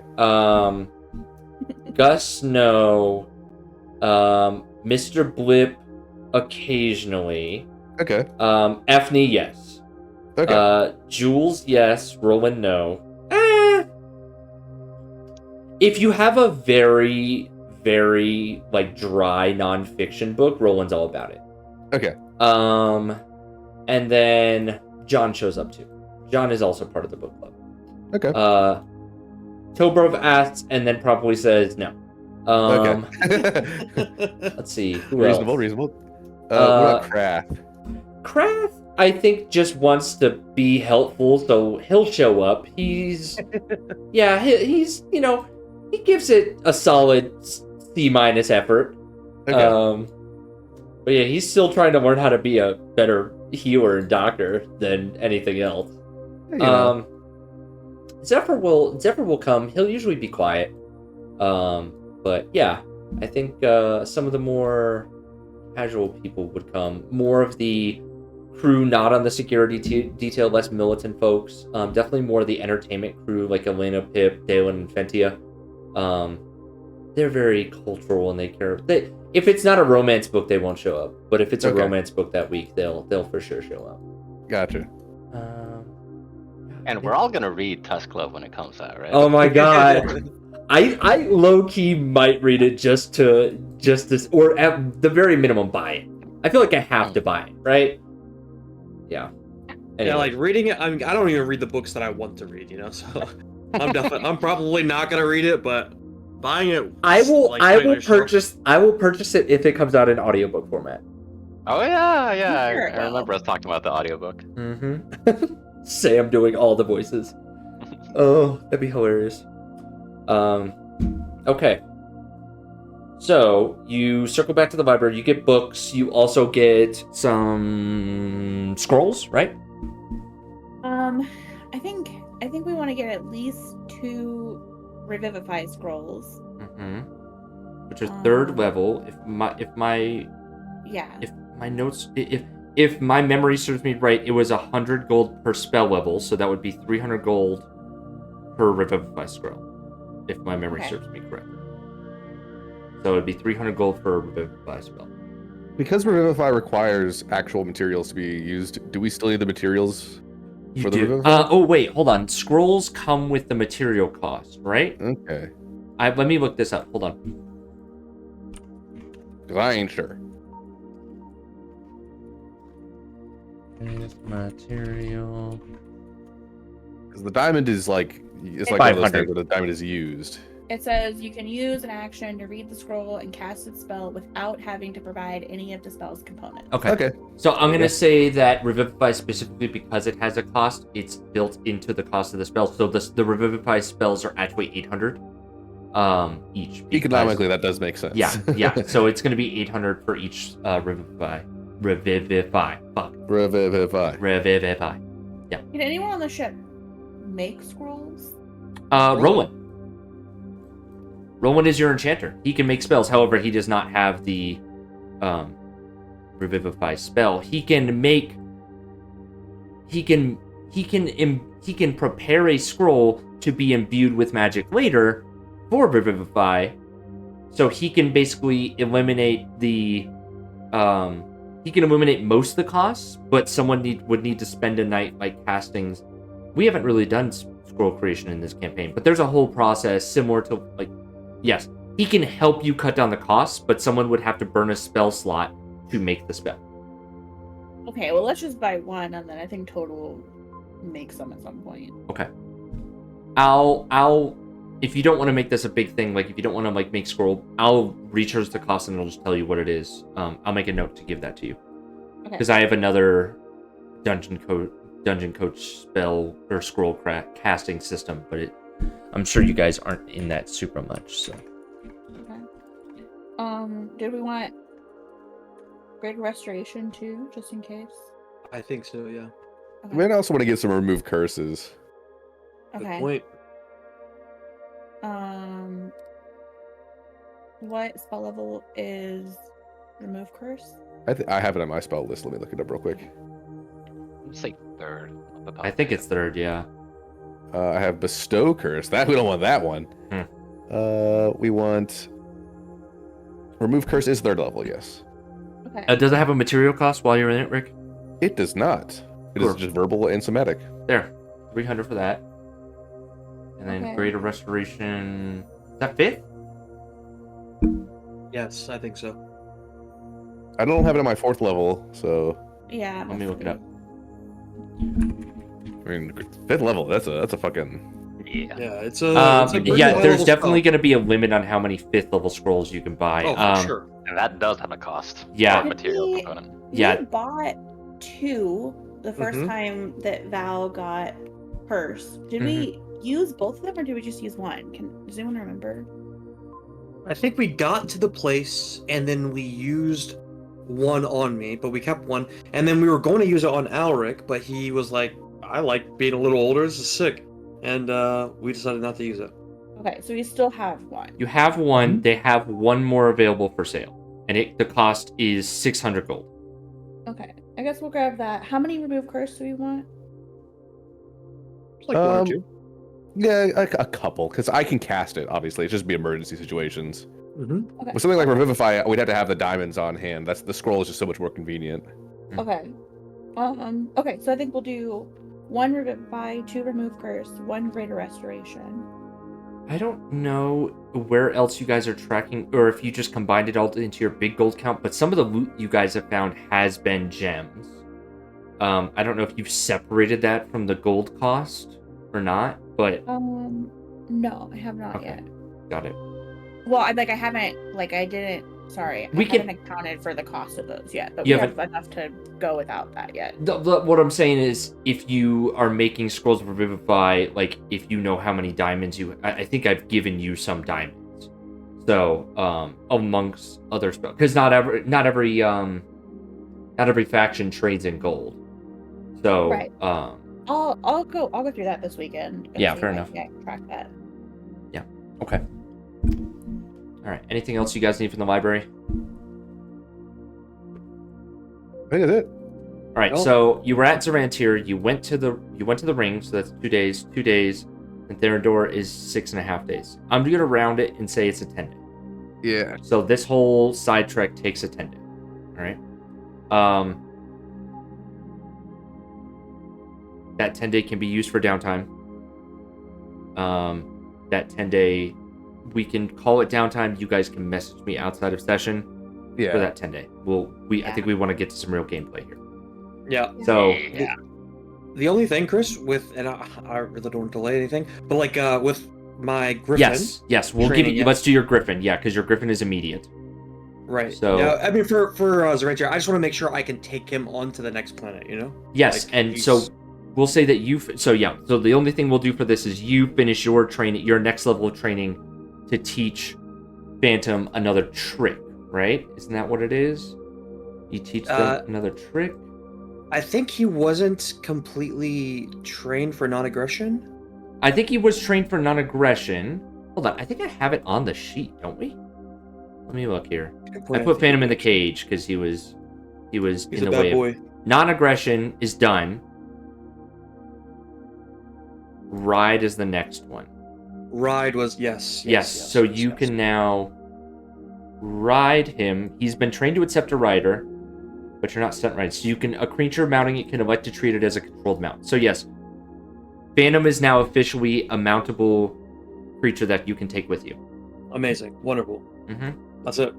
Okay. All right. And let me put Phantom back on the main deck. But you put him away during the party. So, okay. So there's a 10-day. Everyone log that you can. There's a 10-day of downtime that we have here, right? So at the end of the 10-day, Valerian, I need you to roll me a blind 1d100, please.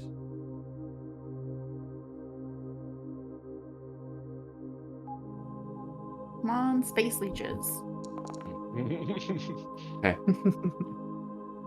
Strike them down. You travel through unknown territory past Ulrune towards Therendor. The ride is difficult to navigate around some obstacles that force your ship to slow down, but it turns out they're just large asteroids that cause the Spelljammer instrumentation. Nothing attacked your ship. The trip to Therendor is relatively uneventful. Nice. So, you arrive to the cyberspace buoy a day out from Therendor to receive the report from your Wynarn University observations, right? So, in D&D info, I post some basic statistical information about Therendor as it relates to Eberron. Therendor is known as the Healer's Moon. Its color is pale gray. Its associated dragon mark is healing. Its associated plane is Serenia, which is the plane of absolute peace. Big. And it's known as the Brother Moon of Baracus. Druids and Serens maintain that natural medicines concocted when Therendor is full and Baracus is new are more potent than normal. Those born in the month of Therendor are thought to be gentle and empathetic. Priests, mediators, and healers often have Therendor as their ascended moon. Receiving the report from Professor Ceresia Auric, their observations of Therendor, the Healer's Moon. Looking at Therendor through the telescopes, it feels like we're staring at a world caught between serenity and secrets. The moon has this soft silvery gray glow thanks to its endless prairies of silvery grass, and the settlements scattered across it look quaint and peaceful from down here. One of the first things we notice is a dazzling city with these towering crystal spires that seem to catch and amplify the peaceful light of Serenia, making it shine like a beacon. It's really stunning, almost too perfect, like something out of a dream. Not far from there is this little village buzzing with what we can only assume to be Magitech. We're seeing airships on the planet, a very strong contrast to the serene vibe of the city. The streets glow with a light powered by we can't make out. Then there's this really colorful town that caught our eyes. The buildings are painted in what we can assume to be bright pastels, and the streets are polished marble that gleam in the light. We almost speculate that it's a place you'd expect to hear like music floating in the air. But as perfect as all looks, there's got to be an edge. So while it all looks calm and inviting, you get the feeling Therendor isn't the place to stir the pot. You know? End of report. maybe just this one time, a planet can just be great. It sounds like a good place. All right, question: are we landing in civilization, or we want to explore the wilds first? These rolling plains of silver grass. We should maybe. I mean, if this place is civilized, we should maybe just introduce ourselves so we don't get like shot down. Yeah, I think we maybe learn the customs and the customaries for being at this place, I guess. And then I do like the idea of going there first, because when we were on Olrun, we went to the nice looking place first, as opposed to the wild tundra. I think this is kind of a similar-ish choice. So, yeah. Yeah, so you have a city, you have a village with Magitech, and you have a town with marble roads and very colorful. Those are the 3 points of interest that have been pointed out to you by Wynarn University. So the Magitech place is the only place that we see, so far at least, they would have like the capability of anti-air kind of weaponry in that regard. Or they would have their own flying ships capable of intercepting ours. Airships have been observed. Yeah, that's all. Okay, yeah. Then we should probably approach them peacefully first to clear the air, as far as that goes. Housekeeping. Do Krath or Zephyr know anything about Therendor? Negative. Ooh, Zephyr doesn't even know much. Interesting. Good question to ask. No. Yeah, hey Zephyr, why haven't you ever been to Therendor? It's a very long answer. I see. They're really strict against pirates. I guess the best way to say it is Zarantier's home, and I wasn't necessarily in the position to be picky. I'd like to leave it at that, please. No problem. Krath has never... actually, Krath does have... I take that back. Krath knows a little bit in that when the Hadozi previously built ships, there was a ship that was observed, a spelljamming ship observed departing Therendor to further deeper into cyberspace. So, Krath's historical knowledge is that at some point in time, they had spelljamming ships. And they never came to visit Corvair. All right. Let's go and go to this. Well, what do you guys think? I'm saying let's go to the Magitech place so we don't get shot down. Yeah, I mean, that's my vote as well. Maybe we land just outside of it and walk. Yeah, we could also... Yeah, that's probably a good idea. Make them come to us, maybe, or let them know that we're not trying to, like, raid them by just screaming in.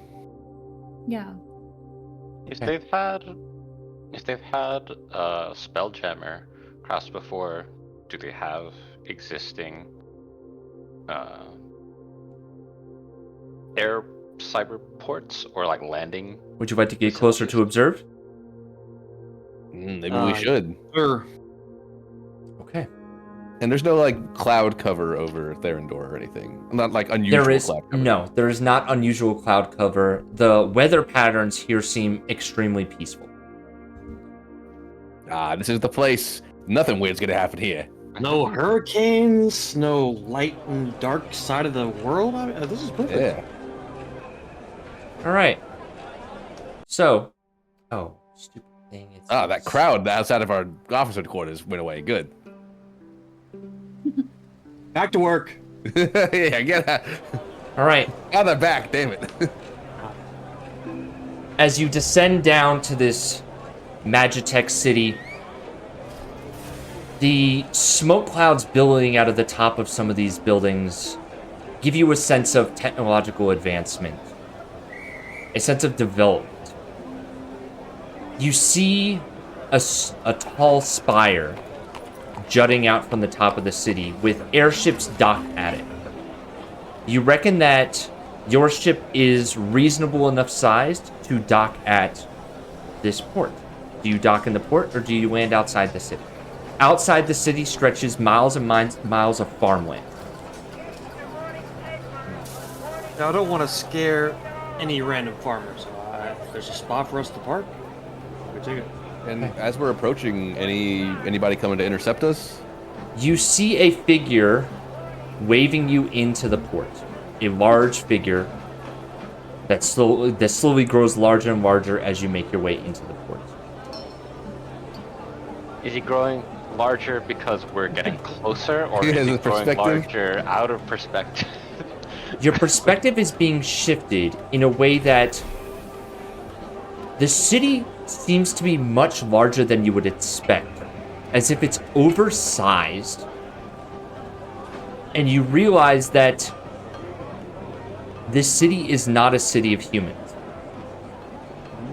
The figure standing outside and waving you in stands 10 to 12 feet tall by your estimates as you're pulling in. It's a feminine creature adorned with strips of cloth covering their entire body. And there are faces that look up from the ground and seeing you fly in. You don't sense a feeling of panic, but a sense of curiosity as you are welcomed in to this strange giant city known as Harmony. How's it feel to be short, Val?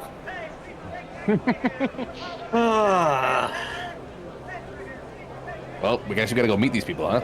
Okay. Yeah, so you're Do being... you shake hands with these guys? Do you smile? I don't know. We gotta get together a greeting party, huh? Yeah.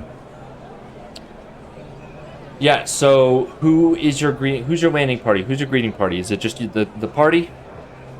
We gotta come up with an excuse for why Altaik is gonna come along with us. Yeah. I guess to monitor him, right? And also, maybe to prove his worth to the ship. How about that? We gotta find something for this guy to do aside from swabbing the deck.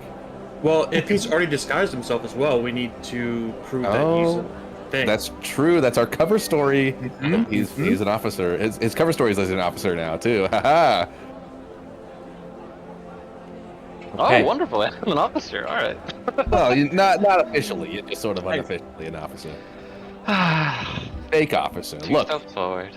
you gotta work your way up through the ranks. I believe in you. Thank you, Ricky. No problem. Sir.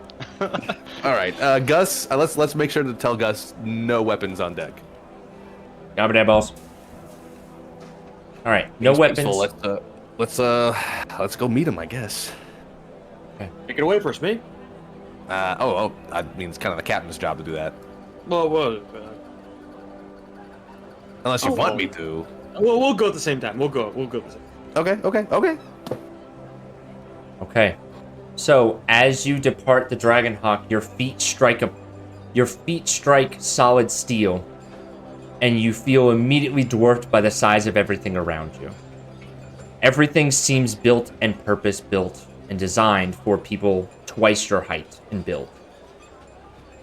The female giant standing in front of you has long braided hair and seems to be wearing very almost tribal clothing, but she stares you down with an intenseness of intelligence and mild suspicion. She approaches you with a neutral expression on her face. She says, "Welcome to Harmony.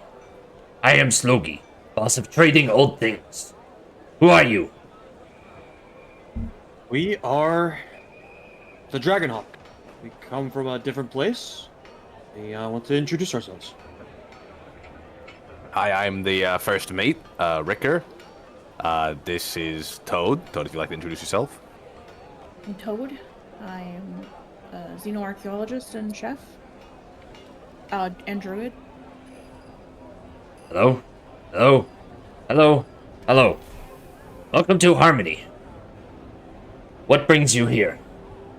Trading? Old things? You have old things to trade, yes? Yes. Oh. Okay. We have things to trade, really. Not necessarily old, but love to barter some. Yes, This come. is But Okay. that's not our only purpose, just to be clear. We come from a different planet to make ourselves known, really. Introduce ourselves and extend our friendship and maybe a relationship with some trading or something like that along the round, or along the way. But that is why we are here. But of course, I like trading too. Good. We will have much to discuss. You must meet Halfless. You wish to do people things. I take you to People Boss. Yes? Makes sense to me. No fighting. Oh. Very important. Very, very important. You are new to planet, yes? Right. Yes, correct. Very, very. Her face darkens. Very important. No fight. No fighting. No fighting in harmony. Hey, it's called Harmony for a reason, am I right? Haha. Yes, yes. Harmony, town of food and new things. Okay. Yes. So look, Ah, when right. you say no fighting, you just mean like no hitting each other, or do you mean we can't argue? Trade. Negotiation? Fine. Fighting? No. Okay, Understand? you Good. got it, boss. Come with me. Thank you. Alright, you are led down the platform into the city of Harmony. Many of you are feeling a sensation that you've never felt before, Not Rick. except for one character in your party. Yeah. You feel minuscule in this towering city. The steelwork and technology is reminiscent of some decently established villages in Corvair.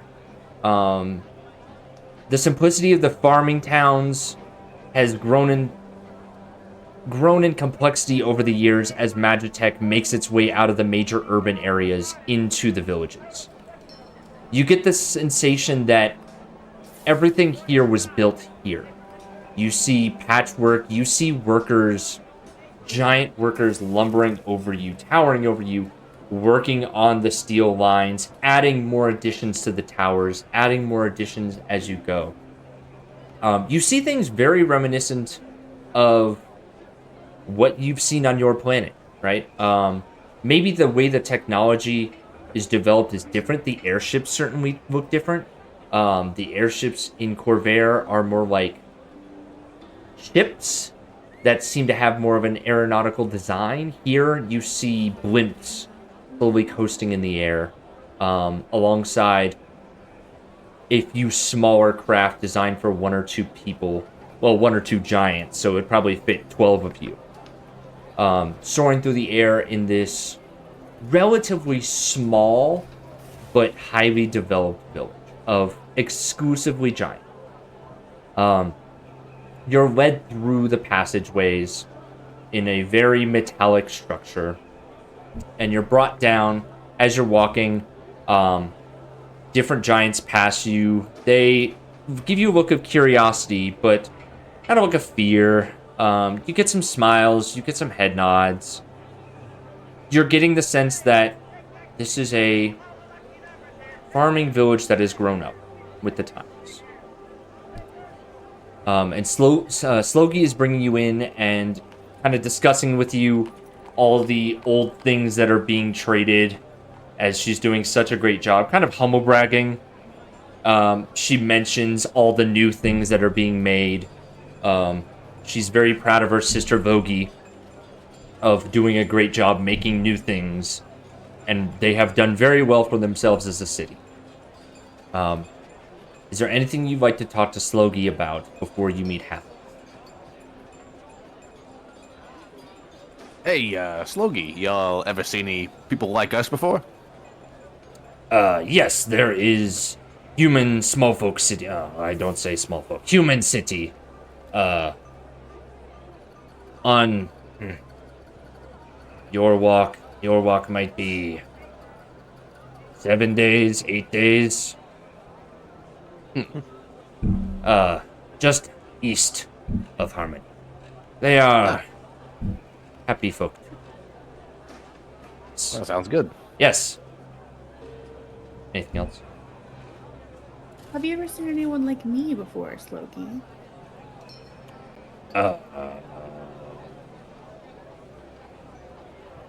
No. But new thing? Are you new thing? Are you new thing? I think probably relative. Vogie may wish to speak to you. Here we are. Boss! I bring humans from human and others. Others, I don't know. What? She turns to you, Toad. What, you're not human, right? What new thing are you? What call you? You could just call me Toad. Oh. Humans and Toad. They come from off-world. You are greeted at a desk of a much older-looking giant who stands up. You're barely looking over the desk, very much like a kid being brought into the principal's office. And she, like, sits up, the wood and metal creak underneath her as she, like, looks over at you. Very much like the scene of Harry Potter standing in Gringotts as the character, like, leans down at you. Ah. New people. Welcome to Harmony. Logi. Gember has need of you. Yes, Mom. Logi kind of walks her way out. Come. Sit. Discuss. Seats.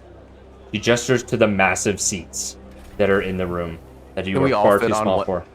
Yeah, we can't all fit on one seat. It's not like they're that much bigger, but like, how many people can fit on one seat? At least two normal sized. You could fit with 2 others. So you guys, between the 4 of you, you could make up two chairs. All right, I climb up on a chair and I pat down and look at Val. I want to take a seat right next to me, Patty. Of course. Yeah. Anyway. How comfy is the seat when we're this small? Oh, it's comfy. I mean, there's tons of insulation in there because, they've got to have enough insulation and enough padding for giants. So, you're basically on, like, damn near a springboard. You can, like, bounce up and down on that thing, no problem. Rick, this is a similar sensation, but the rest of you, your feet are dangling off the side of the chair, maybe a couple feet. You are not. My feet aren't even dangling off the side of the chair. My feet can't make it off the side of the chair. Your feet cannot make it off the side of the chair. Yeah, that is absolutely correct. Yeah, I gotta say, this is big even for me. So, welcome to Harmony. I am Halfless, boss of people. May I have your names? Well, I am Valerian. I am the captain of our ship, named the Dragonhawk. We come from a place called Onder. But I was just Rick right beside me. And, Rick? Yeah, I'm Rick, boss of healing. And what he said is true. Boss of healing. We have box of fixing pain. You might have to, see who is... no fight. We have boss of fixing pain. No fight.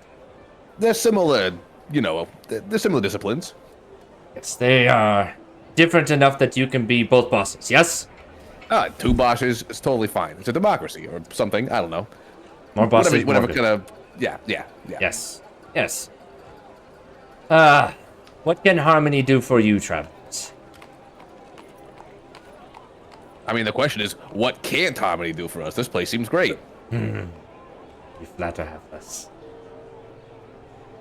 Did I catch, by the way, that Slogi is your daughter, or is that just an honorific? Yes. Logi and Vogie are doctors. Gemver is my husband.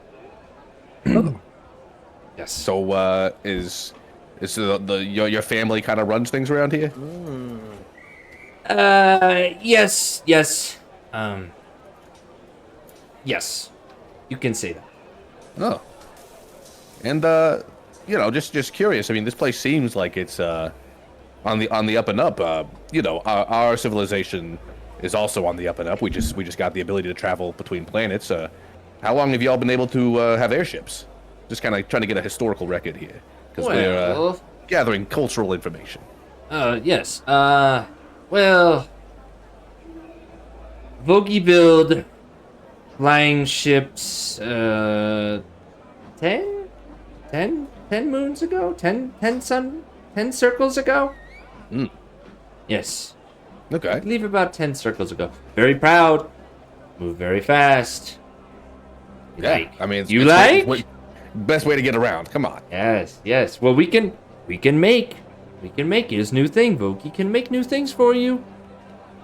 I have to go keep that in mind. We'll go and see Vogie later. Good. Yes, see my daughter. Yeah, love to, and I'd love to meet everybody, of course. Anybody else want to ask some questions? Yeah.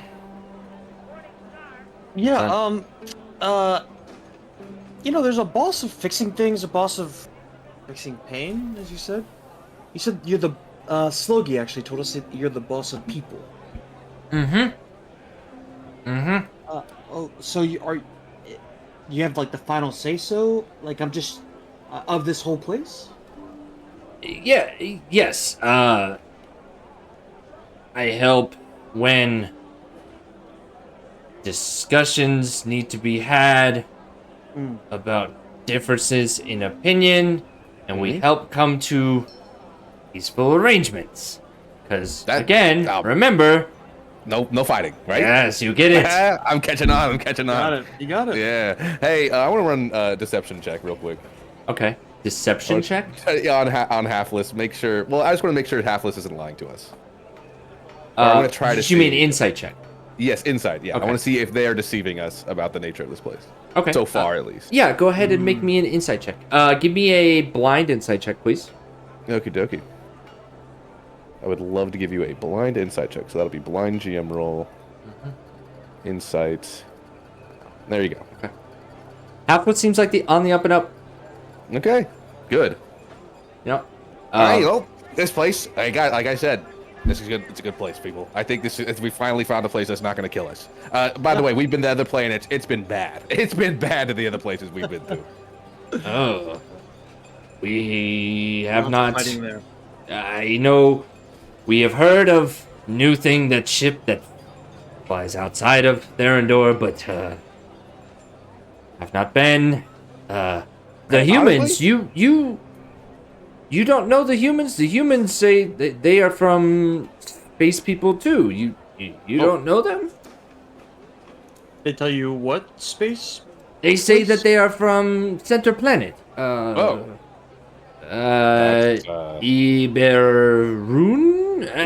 How close? Close. Honestly, really close. It's Eberron. No big deal. So hold on. Wait, how long have the humans been there? Been on this planet with you? Long time. Long Really? time. Yes. Huh. And we're speaking common, by the way, right? Huh. Hey, Toad, that doesn't make any sense, right? Am I crazy? I mean, I don't know. Didn't someone on the library say something about like an ancient civilization possibly having airships before? Yeah. If you're having this conversation out loud, Halfless will interject. Yeah, they come from old ships. The ships are gone. Ships are all gone. But they're here now. Sort of our precursors, I guess you could say. Sure. But hey, so are you guys the native inhabitants of this planet then? We have been here a long time. Humans been here a long time. Oh, you've been here a long time. I mean, my people have been on Eberron for the beginning. You know what I'm saying? Like, you guys have been here. I mean, I don't know. We don't know what time frame that you are speaking of, but giants, humans, Celestials, angels have been around since beginning too. No history beforehand. I got you. Okay, that kind of see what you're saying. Yeah. Sorry, did you say celestials? And angels? They are 20. They are 20 days walk for you west. Big city. You didn't see big shining city? Oh no, we just decided to stop by y'all first because you look the nicest. Oh, I am pleased. We are happy to hear that. We Alright, try our best. Let's make a note about Celestial City. All right, and Ancient Human City. Okay. A lot of interesting things. Just as an aside of your beautiful place, Hmm. why is there no fighting exactly? I mean, I get the whole, the idea of harmony. That's a pretty cool thing, but I feel like no violence is the default. No. It is, and it shall always be. We seek no conflict with other giant, other boss. No boss fighting, no fighting humans, no fighting celestials, no fighting. Yeah. Easy. Sounds. If sounds you great. are wanting to fight, you must leave. No. No, not at all. What about really, what about like consensual fighting though? You know, like a boxing match. You guys have boxing on this planet? No fighting. Nope. Okay. Yeah. Hey, no problem. Hey, violence not the answer. Love that. Could I ask, what happens to those who fight? Ooh. Roll a persuasion check. Oh, damn! All right. I'll take first roll. Here we go. Blind. Here we Well, no, go. that could be an open persuasion check. Yeah. Oh, okay, sure. Yep, pretty good at those. An 11. I will. all smiles. In case 20 is the DC, I will use my hesitant leader feat. Uh-huh. I love Bonus? this +1 bonus. And it is a +1 to your charisma check. So Oh, that nice. is a 20. Okay.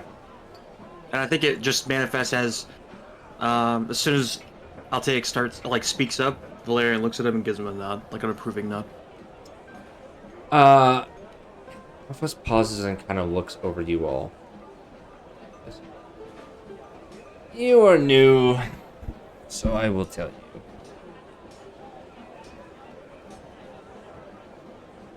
People do fight. And those people are not around anymore. Exile. No? Please Different just, town? please just, no fighting, please. We are a peaceful village. Bad things happen when fighting. What? That's yeah. Who made that rule? Nobody is Therador. We are a peaceful planet. Oh, it's planet wide. Yes. No fighting Oh. on Therador. What about hunting? Does that count as fighting? Yes. Tolbro is not gonna like this place.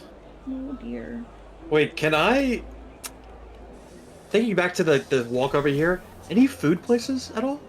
Yes, there are some food places. Was there meat? There was very, very, very limited selections of meat. Hey, Toad, we got a culinary mystery on our hands. Oh, lots of civilizations actually don't consume animal flesh. Yeah, that's actually true. Well, anybody else have anything else to say to our kind host here? Havlish, do we have free reign of the city? Can we explore at our own leisure, or would you like to escort us with a chaperone? I would, you are free to you are free to browse and speak to anyone you wish. I would say go see Vogie. My daughter would have many questions about your ship or any new things that you have, or if you want to buy new things. Oh yeah. Yes. Trade. Yes, Logie does trading. I don't know what you trade, but you can trade old things for maybe new things. Yeah. Speak to anyone you wish. We are friendly. You will not. No fighting. You will not be hurt.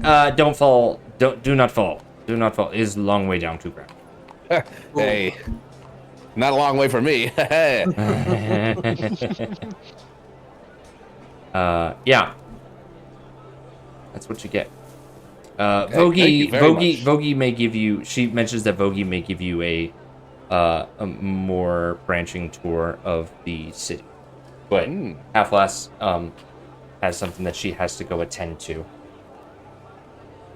You're being very generous with your time, and we appreciate everything that you've told us. Yes. Welcome to Harmony. Nice to meet you. No fighting. No Puts her fighting. finger- she puts her finger no up. problem. She puts her finger up. Good. Until we see each other again. I think as we walk out, I'm just gonna whisper to Rick. The only thing I kind of want to do right now is fight. I'm really. Okay, we got to take you back to the ship then. I mean, come No, on. I'm You not heard gonna what they do said. it. I'm not gonna do it. But Okay. you know, it's All right, gang. We gotta. Look, I really wish this place could be just perfect the way it is, but I mean, come on, right? Really weird and ominous about the way that they say no fighting and that people have disappeared. And also, does that count for our ship while it's in the atmosphere? Maybe we should let Gus and Nick know. Oh, good point. Yeah, they said it was planet-wide. I kind of want to almost.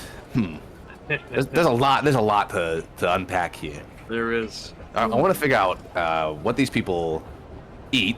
We saw a little bit of meat, but not that much. So where did they get that from? If they're not allowed to hunt, we got to figure out where this place, sort of like, There's a lot. Maybe we just gotta go through the whole planet. To be honest with you, maybe we should check out these other settlements. I don't know. Maybe like, are you saying like maybe dip our toes in each one of the cities and then instead of like staying at one place? Yeah, maybe we take up Vogie on the tourists. We'll talk to Vogie and see if this extra tour around the city might reveal some more insights to us. And then we'll see what we want to do from there. We definitely should probably let Gus know about the whole no fighting thing. Well, it'll also be enlightening, I imagine, given your expertise, to pay a visit to both Jemver and perhaps Solemn for Toad. Or, Officer Toad. What sort of pain do they experience in Harmony?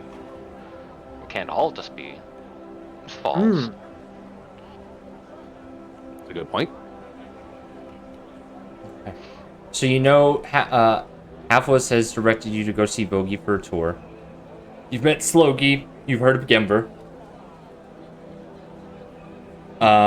Would you like to let your crew know anything? You have those sending stones. Yeah. Text Yeah. Gus. Hey, baby. You're doing good.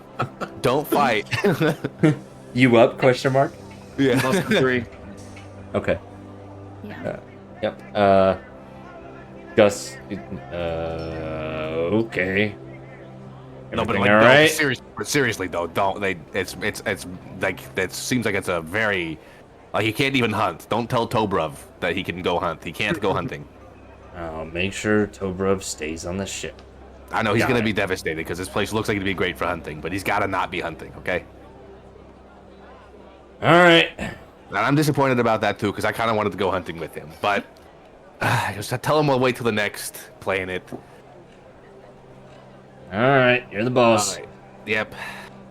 Hey, did you want to go? I'm starting a reading club. Did you want to? No. Okay. Sorry. Just tell Tobrov anyway. Okay. Bye. The sigh somehow comes through the sending zone. Yeah. Okay. All right. You've met a couple people, heard a couple names. I think we're going to Vogie first? Unless we wanted to split up and explore the city separately. All right, gang. What do you think? Uh, Rick, do you want to go meet Jimber? I kind of do, actually. To figure out how the whole medical system works here, and also if they're using magic, herbs, things like that. Get a good idea of how advanced these people really are. Should we, maybe we should pair off so no one's alone. I mean, it seems pretty peaceful here. Ew. Okay, yeah, we should probably pair up. Yeah. No fighting. No fighting. No fighting. We're not. It's a friendly discussion we're having. That's right. Okay. Maybe Valerian could go with you, and then Altaik and I could go meet Loki. How's that sound to you, Val? Perfect. Honestly, wonderful. Is that okay Just with remember, you? we're on a mission.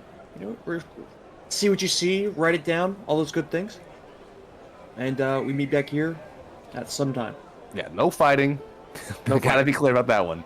And we're just gonna be doing some recon. Great. Get information, get names. Yeah, that should be fun. All right, so it takes you about an hour to get down this giant building. The stairs. I forgot about the stairs. Yeah, you're walking in a big area. So to get to Gemver, his hut is here. If you guys can see on the screen. Ooh. Vogie is you've been directed to go to here.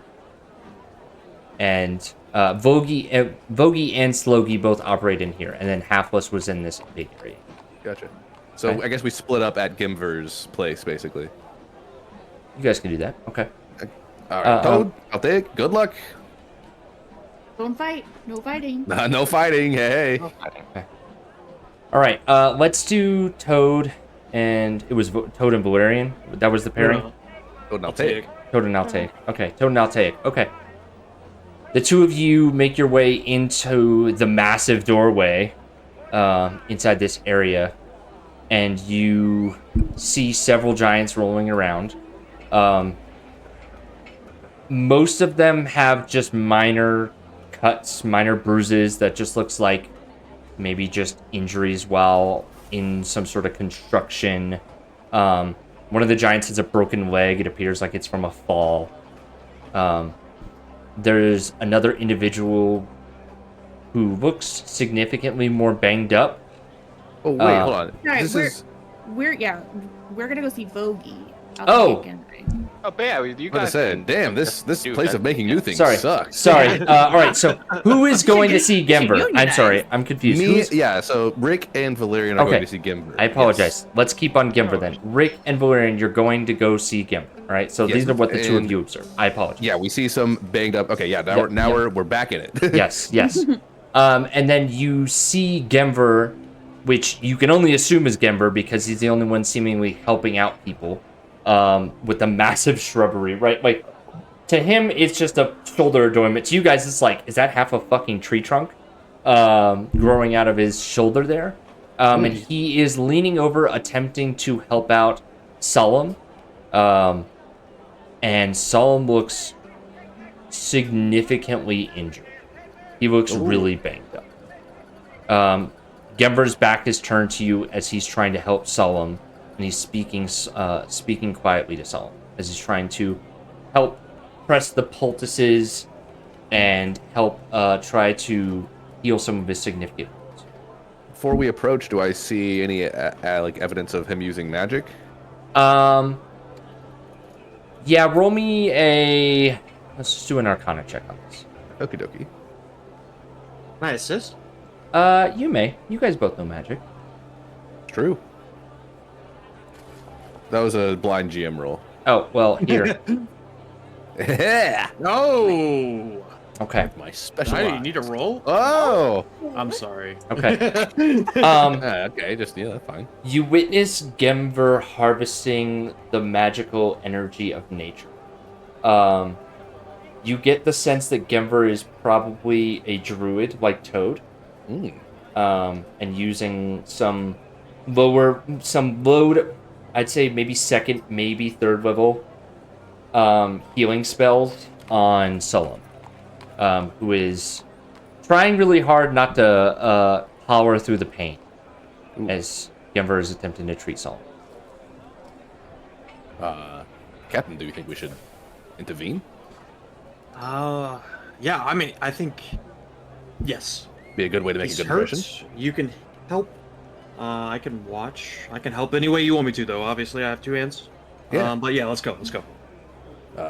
Hello, sir. I don't know if you can hear us from down here. The absolute unit of a man known as Gemver shoulders turn, and he looks down at you and says, "Hello?" Sorry to interrupt. We are visitors from a different plane. Just landed on your planet. We were introduced by Halfless, so she said to come see you. But I noticed that you are currently busy. I'm a doctor, or I guess you could say I'm also a boss of fixing pain, where I come from. Would you like any help? Make a persuasion check. Okay. Yeah, just a strange little man comes up to you and is like, "Hey, I'm a doctor." Yeah. Yeah, true. Oh, delete. Whoa, what was that? No, I'm gonna leave it at 2. I think that's a good. I think that's appropriate. Like a little tiny man comes up to you and is like, "Hello, sir. I noticed that you're having some issues." I do not doubt you are either, but big wounds require big hands. You'll excuse me for just one moment. I will be with you. Oh, Please yeah, step okay. Absolutely. And Fair he enough. will continue helping Solemn. Are you guys standing right next to him while he's helping Solemn? I would like to get a quick little visual, like what's wrong with Solomon. Okay. Give me a medicine check. Yeah, I'm good at those.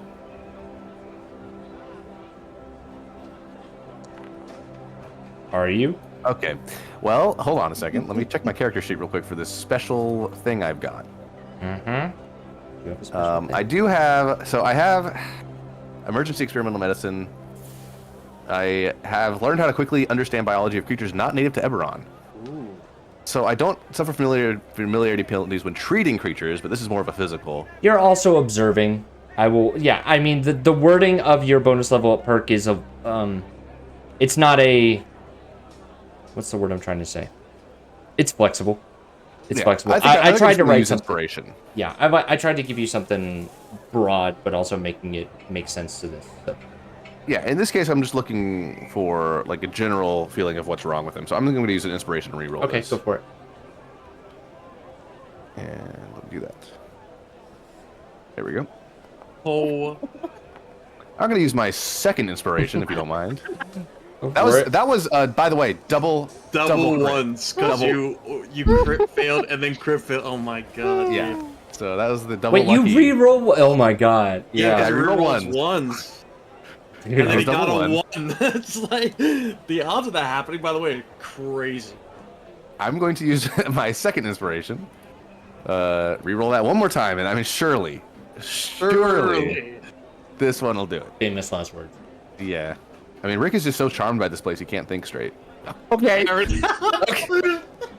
love it. It's gotta happen. I love Big it. What numbers. is going on here? In all things, there are balance. I guess. Okay. So, Rick. Solemn's wounds are indicative of an individual. You have seen wounds similar to a few things. You've seen wounds similar on a man who's had too hard of a night out, injuring themselves by falling, running into things. There is also, you note, scratch marks on his upper thighs. Because he's tall, so that's about... With the natural 20, you would understand that these are about the height that a humanoid could reach. Yeah. His thighs, his hips. Scratch marks, they look like claw marks. They look or like weapon. claw. They look like claw marks. Interesting. They look like claw marks of humanoid in appearance. It looks like he Humanoid. injured himself in some sort of, what you can only assume is some sort of like, the best you can equate it to is a drunken rampage. Yeah. Okay. And then a humanoid has defensive claw marks on the area of his body which would be about hand level of a human, standard build. Maybe a little bit shorter, maybe about mid 5 feet. Okay. And this is all like a Sherlock mind escape for me with this critical. Actually, I can give you that. I'm going to whisper to these details to Val. Do I need to make a deception check? Yes, but let me give you while you're rolling that, let me give you like the actual Sherlock Holmes. Because Okay. I love that Ooh. idea, right? You're picturing Solemn thrashing around in a room, cutting himself on some sort of sharp object, maybe a blade, maybe a cut of steel. You're seeing him throwing himself around in a rampage, and then you're seeing him towering over some sort of humanoid figure, maybe female, shorter in stature. And you see the claw marks are from him or her putting their hands up and like trying to just bat away Solemn hovering over her. And then you're seeing one individual claw mark on his face, where you see him towering down and she's clawing at his face. Ooh. Yeah. So I get this like crime scene reenactment in my head. I'm gonna try to whisper that to Rick, or not to Rick, to Val. I'm whispering it to myself. Oh my god. I'm whispering it to Val. So yeah, was this be deception? I'll say deception, yes. Okay. Hey, how about? Hey, listen. I think they said no fighting, right? But I think this guy on the bed right now, he got in a fight. He's got evidence of, someone clawing at him. Well, that's concerning because like I guess there's rules now, right? It's not just fighting. Is it like the person who initiates it? Where's the other person at? You hear Like, I kind of look around to see if there's another person that has wounds. Gemver interrupts you. Some space to work, please. Oh, yeah, certainly, sir. Oh, of course. Sorry. We'll step back. As we're like maybe stepping back. Are there any humans in this sick bay? Whatever There you call are it. not any humans in this sickbay. Huh. And Make I get me an impression. You're picking up some strange looks amongst the giants. Your passive insight is kind of, your spidey senses are kind of. Hey, Val, let's give him some space. Let's step out. Outside. Okay, yeah, of course. Yeah, we'll be not bothering you, outside, sir. right outside, and whenever you are free, please look for us if we're not directly outside. Start walking out. He has a troubled look on his face, but he nods as you leave. They honestly all look really trustworthy, Rick. Yeah. So, listen, this is a big leap, but I think the guy in there being treated was in a fight with someone human-sized, and there's no human in the sick bay, so a big guy like that gets in a fight with a small person. I mean, come on, right? Like, what's going on here? The claws, claw marks really is what kind of throws me off. The humanoid, like that's a big claw mark, right? No, I mean, those are just nails, my friend. Oh. Like they're clawing to get away from him. Then, oh wow, those are deep.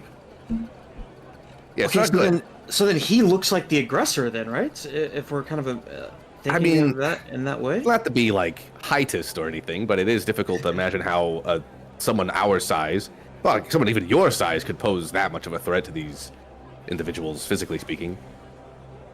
Yeah. I mean, let's Yeah. not make too many assumptions. If I came at you with a poisoned knife, you'd consider me a threat, even though I'm shorter than you. So maybe it's more complicated than we're looking at it. But for right now, I think we have an evidence of the F word here. Ooh. No fighting. Yeah. Okay, well, I didn't want to say it out loud. But I think it's like the way that people say hello here, actually. yeah, no fighting. Okay. Yeah. But to your point though, we it makes me think, right? And I'm gonna kind of like get a little like closer out of like prying eyes. It's like the family that runs this whole place, right? That's what they were saying. What if they say no fighting except for them, and it's almost like ruled with an iron fist a little bit? No, they're exceptions to the rule. Yeah, because like what happens? What happens to the people that are fighting? They're not like whenever we said exiled, they kind of clammed up a little bit. It makes me think that they kill them, or that they are dead, or some divine, smite happens. But Yeah, well, it seems like they mentioned it's planet wide. They can't even go hunting planet wide is a good point. So it couldn't just be that unless they're privileged. This is complicated. This is- Oh no. yeah. This is getting complicated. Do we want to wait for him to be done, or maybe we should meet up with the other two?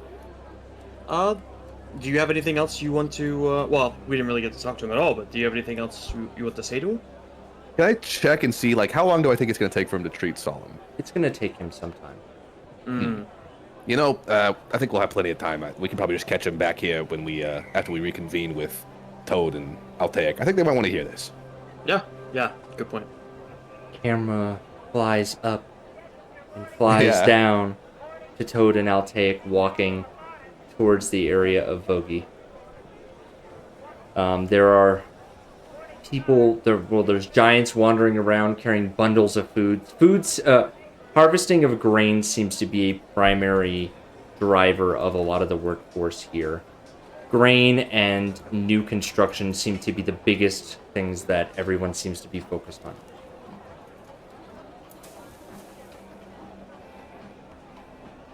Are you doing anything before you go inside the hut or the building? I think Toad will just turn to Altaic and say, "Hey, you don't have to call me Officer Toad. I actually don't like that." Understood. All right, Toad. Thanks. Are they? Yeah. I'll take. Is like looking around to see like how the people are working together. Like, is there like, are there any humans perhaps like giving directions, or is it just like giants giving directions to those collecting the grain? So now that you're out and about, you do see now that you're kind of in the public area, you do see a handful of neither one of you are humans. You do see a handful of humans walking around, and they're significantly easier to spot because of their extremely colorful attire. There's strong hues of purples and dyes that just make them pop out from everyone else. They seem to be... The best way I can explain it is they have a whimsical look in their eyes. They seem to be... The best expression is like students on a field trip, just looking in awe of everything around them, and they seem excited by every little thing. And the giants give them the room. They're not there's no sense of hostility between the two. But it's definitely, maybe you can roll me an insight check. Okay. And Toad, if you'd like to help with this, if you're observing as well, you can. Yeah, I think Toad's definitely watching people. I think Toad's also kind of specifically looking to see if anyone is like looking at them weirdly. I mean, I imagine Toad definitely stands out here. Mm-hmm.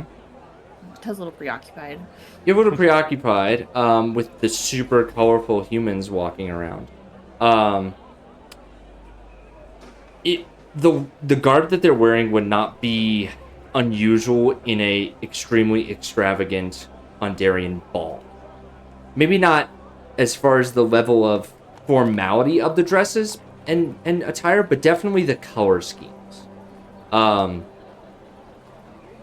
It's almost like it's this pastels are so strong it's almost like neon, and it makes all the giants' garb look rather drab.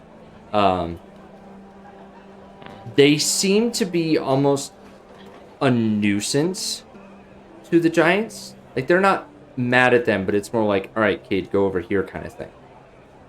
That's the sense that you're getting between the interactions between the giants and the humans. And I'd say that you can only see like 3 humans walking around.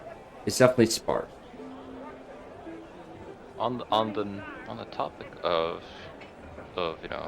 workplace environment dynamics, I perhaps prejudicially assumed that the that the giants would direct humans for detailed labor, but there doesn't seem to be any direction. No, it seems like everyone else is working and the humans are on like a tour. They look like tourists. They look like what? They look like tourists. Okay, gotcha. Tourists. So I heard tortoise for a second. I'm just like, No. that's a very They're interesting. actually turtles. Yeah. Yeah, there's like I believe I'm misunderstanding the power dynamics of this plane altogether. And also for reference, is the grain like sized way above the humans? Like, does it tower over humans? It is slightly larger than the grain that you would expect to see back on Eberron. Okay. However, it's not like giant-sized grain. It's just big grain. It looks like grain that's been grown really tall. Okay. Yeah. Gotcha. Okay, you guys doing anything else before you go in? No. They mentioned very little meat. Toad, do you think that the logistics of feeding a giant population off of grains seems like a challenge, to say the least? I guess it would depend on how much, farmland they have. But I agree, it does seem. I would love to know how they keep everyone fed. Do you don't think really that have do you think that they eat loaves of bread the same way we eat grains of rice, or do you think they have a giant loaf of bread or a giant pie? The surface to volume ratio just boggles my mind alone. And I imagine that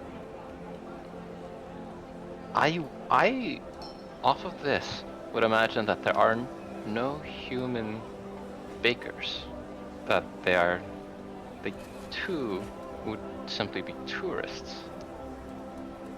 Yeah, I think it seems like this entire village is,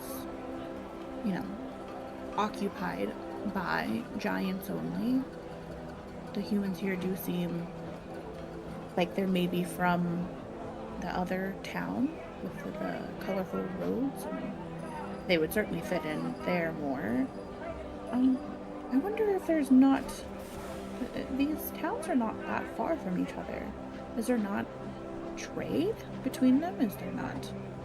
You would think that there would be some overlap, that perhaps some humans would live here, some giants would live there. Maybe these celestial beings. Toad, go ahead and make me a perception check. As you spot more color. You spot a art stand where a giant is selling very vivid artistic creations with strong pops of color.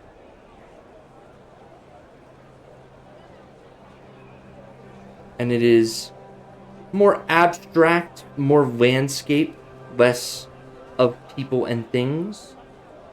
And more so, maybe like one of them is like a dramatized, very colorful version of Harmony. A very colorful shot of this other town, you can only assume. And sweeping silvery plains of farming. And this is a giant's art stand or A human's giant, art? a giant selling art of these paintings, very colorful, using similar dyes and hues that would remind you of the clothing of the human. There is some trading. There's some brightly colored paintings there that perhaps the dyes come from the human village. I think after this it would be interesting to go there. They say they're from Eberron, so that could be intriguing. I'm interested to meet this Vogie and see more about their knowledge of airships and technology. Do you think that they have a ship for themselves? Ah, that would be a grand design. I bet the ship would be larger than Karnav's ship. It surely would have to be. And then I was like, if they're just making a ship for humans, they could just toss the craft into the atmosphere. Altaic's eyes like tracking some of like the tourist behavior of like and like clothing of the humans. I think he's going to have his shift weave take the appearance of one of the more appealing ones down. Okay. And so like you can see his like like his typical officer's clothing now take on this like painterly high pastel. Okay. Are you doing this? Are you making this change on the open? Yes. Okay.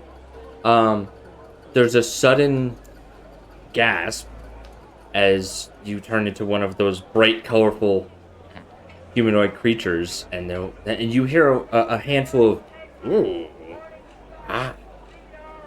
The people are impressed. And a random giant comes up to you and says, how did you change? Or magic? Or what did Burroughs make now? It Female is magic. It is magic. If you're not familiar with it, perhaps it is something that we could bring. Ooh, we're travelers. New A things. thing. Ah, A new yes. thing. Go see Vogie. Yes. And their claps are like, boom, boom, boom, as they like nod their head and walk off. Wow, they seem to be quite smitten with the novelty. What do you think? Is this enough of a distinction between myself and Alaric? I don't know that Alaric ever would have worn something quite so colorful. I like it. It looks nice. Oh, I guess we should go see Vogie. Perhaps Loki is there. We can talk of trading. I hope Rick and Valerian are not fighting. Valerian seemed really riled up. How sure are you that they won't be fighting? I would be willing to put money on Valerian trying to fight at some point on this planet very soon. I'll take that. I think it would be an experiment. I don't know that he'd punch someone maliciously. He would, but not. I don't know that will come first. I think he'll first punch somebody and say it's for science. I'll take that wager. Should we say 10 gold? I'll take extended hand. 10 gold. Toad shakes it. All right. As you make your bet on Valerian's tendency towards fighting, you're betting for or against the fighter in your group. We'll see how it goes. It's almost like it's in the name of his class. You ascend the ladder. Difficult to ascend the ladder right here because the ladder has gaps, much higher placements. No worries. Toad will shift into a giant spider and then say to Aldic, "Hey, you should hop on. I can climb this way." Spider's nice, right? Everyone around's like, spider's cool, yeah? Toad does a little spider dance. Boom, boom, It boom. performs. Oh. Burrows bring new acts. Very nice, very nice. When is festival? Someone shouts out. Perhaps we could make money doing this, Altair, for the future. Then I Toad. think we have plenty, for harmony to enjoy. I agree. Make spider dance. Show of shift weave.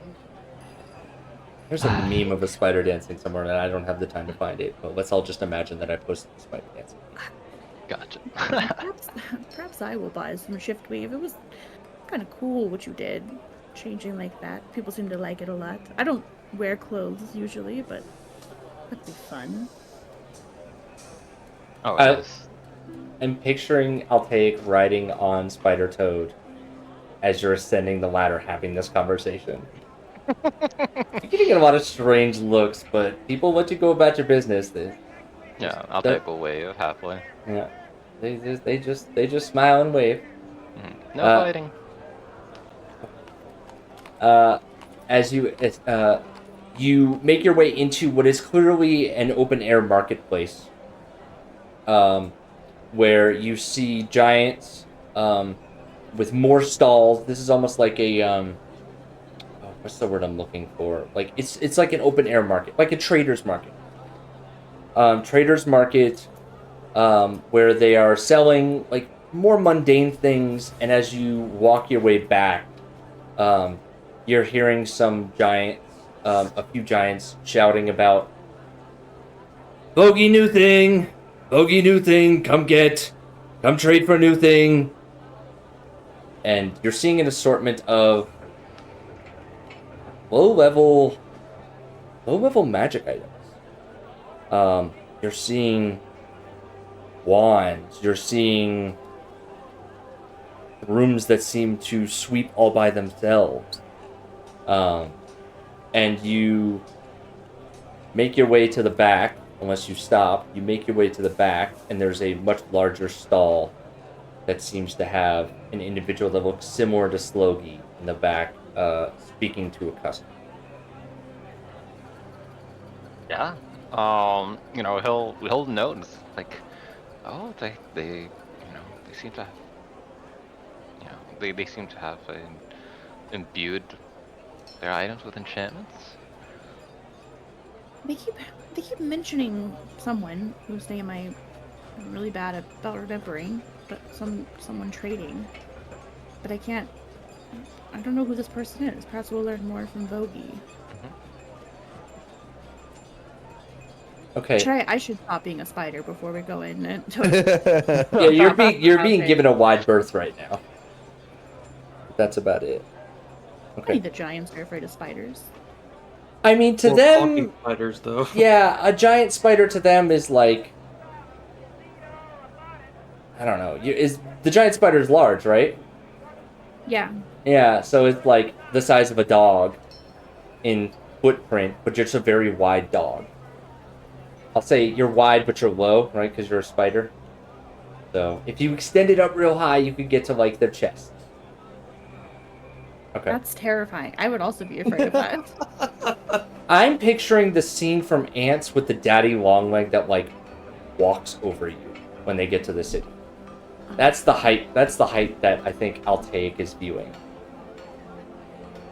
Okay. Alright, so you revert back to Warforged form as you approach Vogie, who, as you approach, seems incredibly stressed.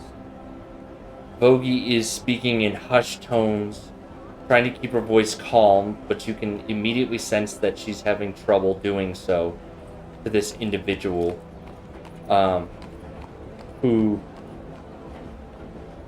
turns around and walks away. And the large distinguisher of this individual is they're wearing well-made pants with a large buckle, similar to the image on the bottom right-hand corner of your tile here.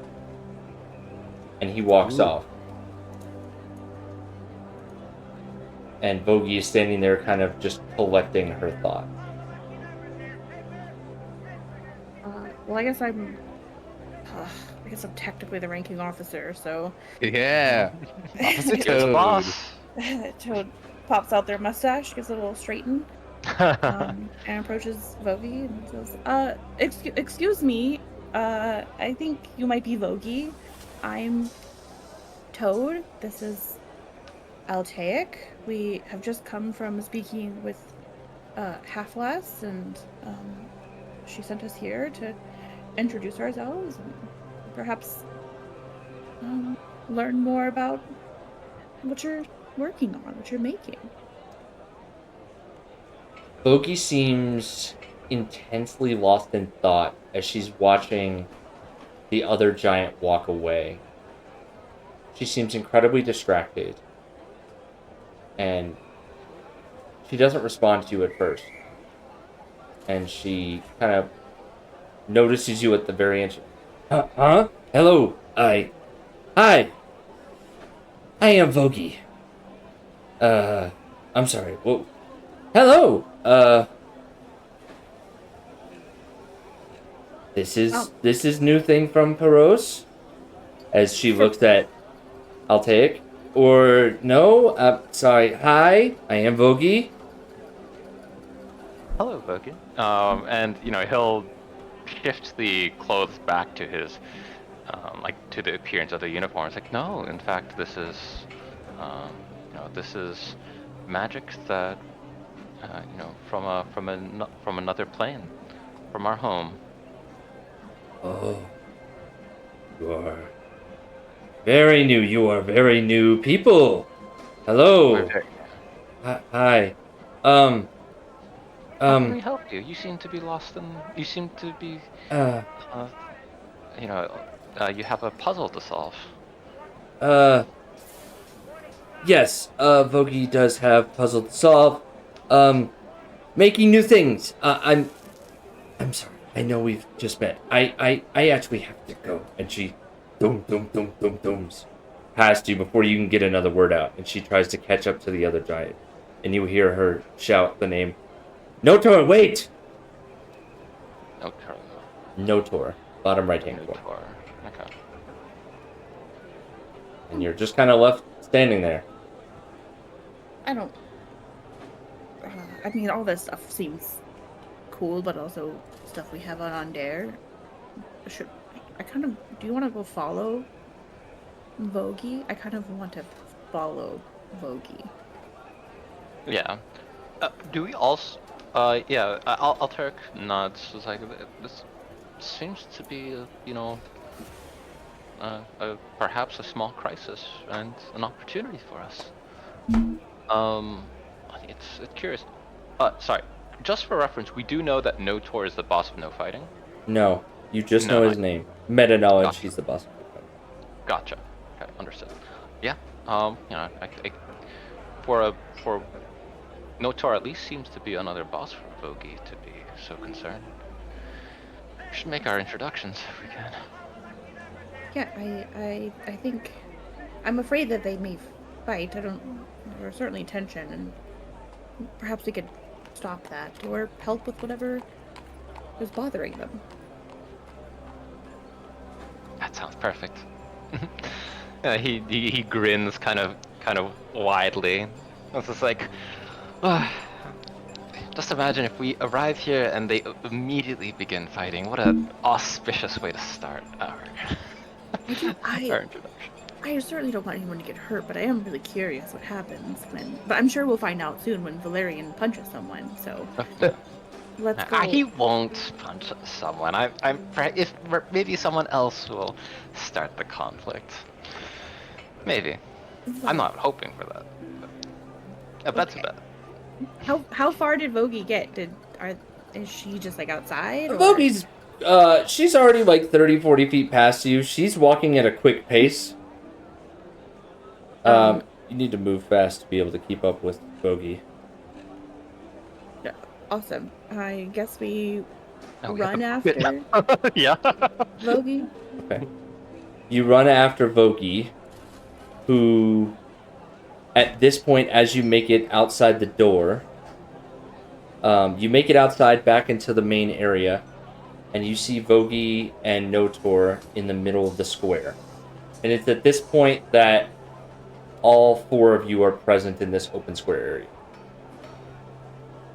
So, as Rick and Valerian make their way back out, you see two giants moving with a sense of urgency, and you spot Toad and Altaic stepping outside, looking towards those two individuals. So what you all observe is, right, because Vogie has still outpaced you at this point.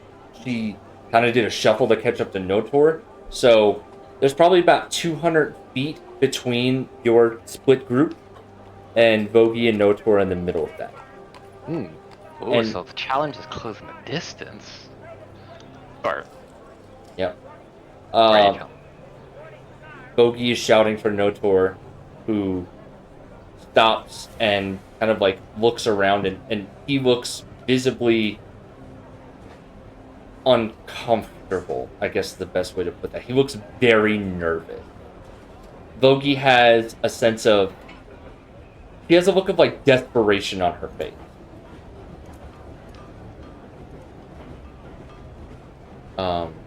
What are the four of you doing? Toad wants to get into earshot at the very least to hear the conversation. Yeah. Altaic will flag the captain and Rickard down to, to note that, that those two are Vogie and Notor, and there seems to be an issue. Oh yeah, you could do that psychic thing. Is that okay?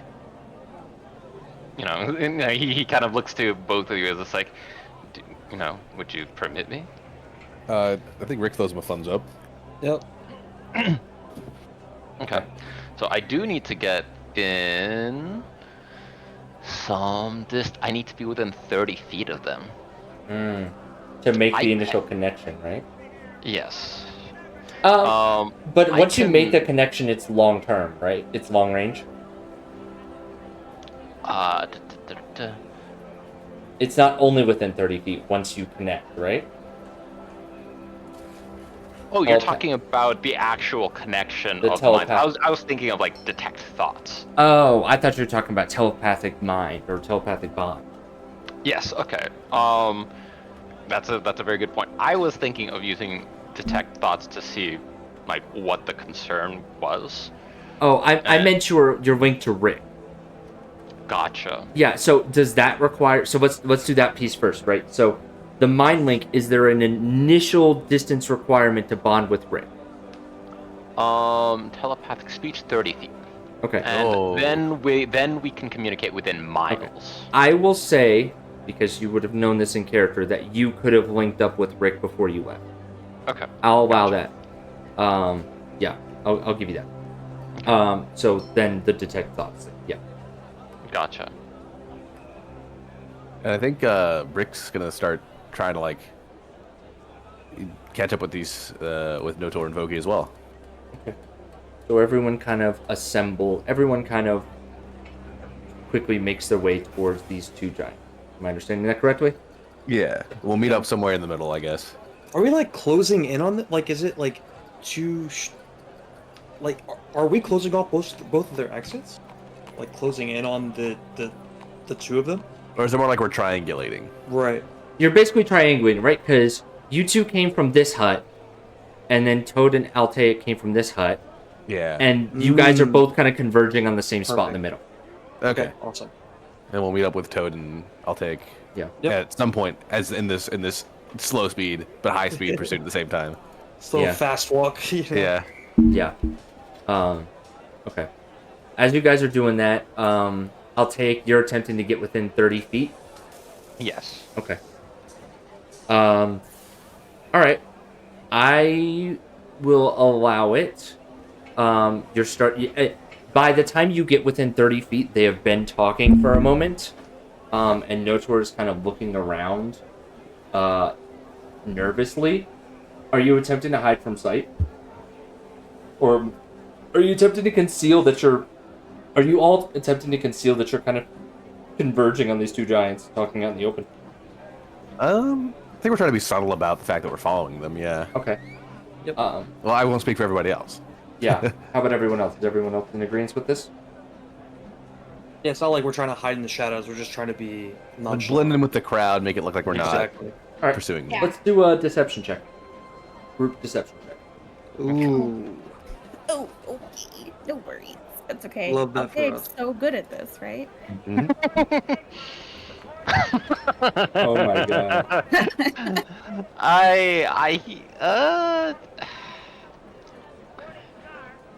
Oh, I didn't roll. Yeah, I Okay. don't think that'd help push it, and I don't think it would help. I have one inspiration. All right. You all get a little bit closer, and you hear Vogie and Notor speaking, but you're not close enough to hear all the words. You are within range of detect thought. Okay. Which individual are you casting detect thought?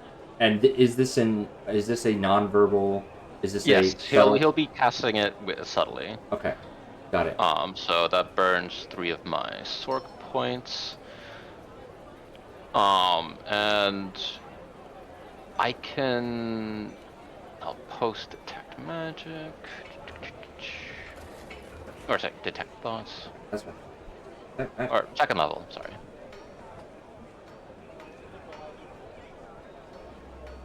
Five. Okay. So yes, I'm going after. I would like to know at this point just the surface level thoughts of Notor. Okay. All right. You can't hear the conversation because Notor notices you all looking at him, and he definitely tries to keep his voice down even harder. So the only thing that's being picked up at this rate, unless you want to obviously butt in on these two speaking, I'll tell you what the thoughts are. Right? Notor's thoughts are this. This is attracting far too much attention. I need to get Obi out of here. We are causing a scene. The last thing we need is the Martivira to show up.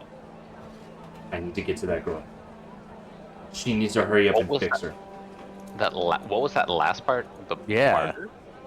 Martivira. I will post it. Martivira. I will post it in the chat that also shows up on the recording. I believe that is character chat. Yeah.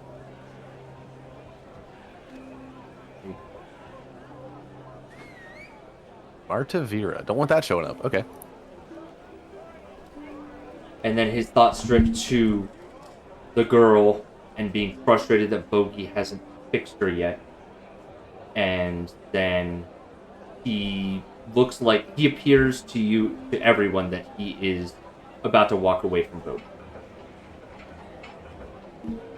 You guys just letting him leave? You guys doing anything?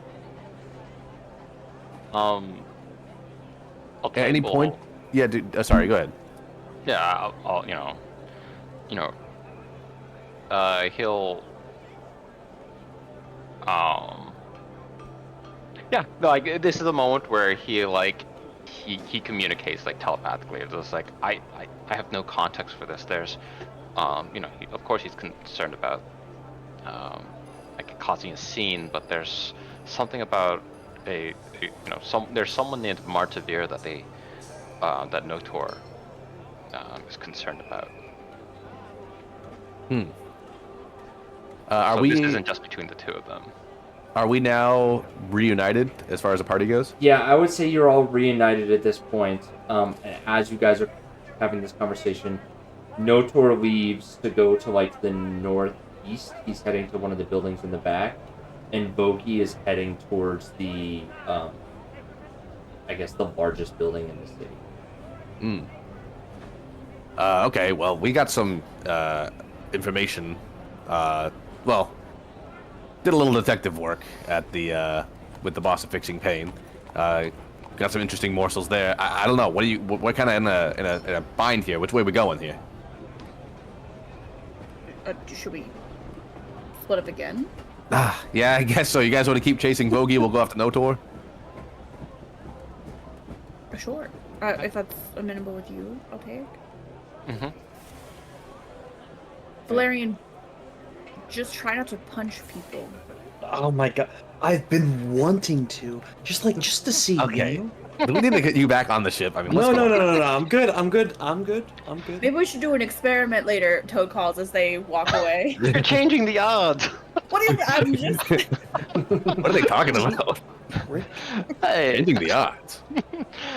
But yeah, from what he knows, he'll maintain the telepathic bond, but like try to communicate this concern that Notor has to Rick.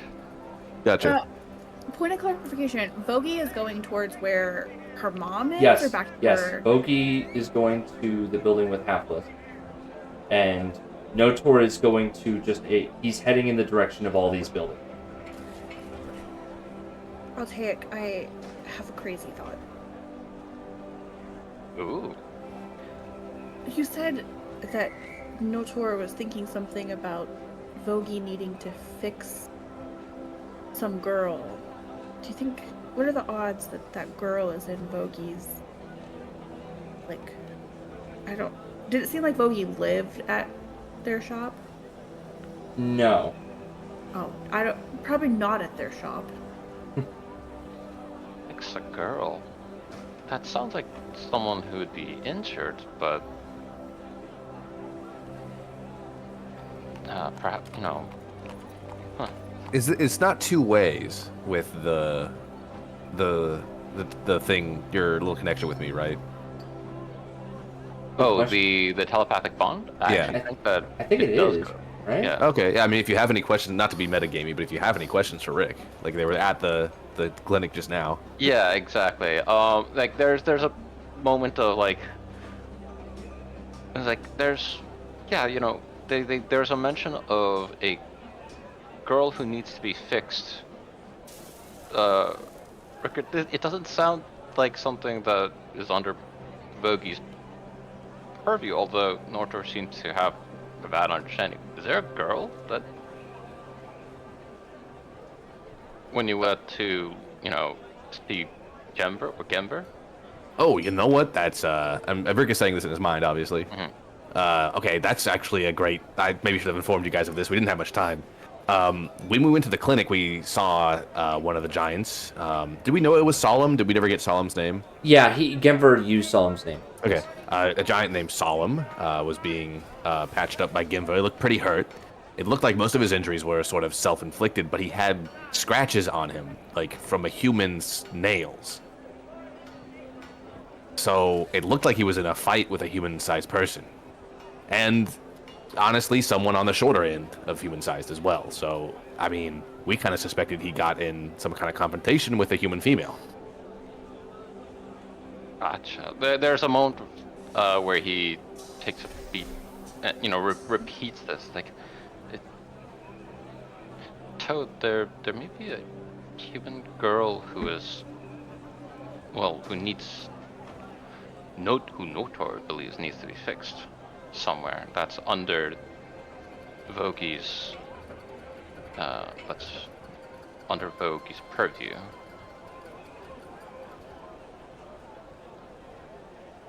Well, I could maybe go poke around Vogie's shop. Or if Vogie lives with her mother, maybe I could poke around there. I mean, I could turn into something quite small. I'm sure it would be harder to see me that way. Well, perhaps we can just speak with Vogie directly. You know, we can make ourselves very helpful as we're specialists in dealing with subtle or small issues, small folk issues. I shouldn't say small folk, apparently they don't. Human issues. I mean, I don't want to be that guy, but wouldn't you have to admit that you were like reading their thoughts to know that? We don't connect think- dots.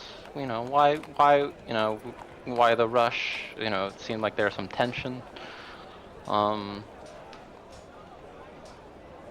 then we'll take it from there.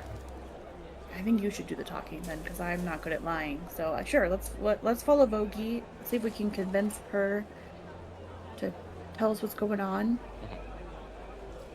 and then I'll sneak around if I have to. Really want to do some sneaking. Okay. Let's do Vogie with Toad and I'll take first, and then we'll jump back to Rick and Blur. Okay. So, you're attempting to keep up with Vogie, which when they're walking at their normal pace, they move fast. Or when they're walking at a hurried pace, they move fast, right? I'm assuming that you guys have been talking and walking this whole time. Yeah, I think so. I will say, let's do a survival roll to make sure that you haven't lost hope in the massive cathedral of steel and okay. You're able to keep an eye on the scent of Vogie. You don't smell. Do you have a sense of smell? Yeah. Yeah? Okay. So you picked up Vogie also has a very unique scent in this city because they Vogie almost smells like Alric after he was finished with one of his wild experiments. Very arcane reagents, very like explosions have blown up in Vogie's face kind of smell. Right?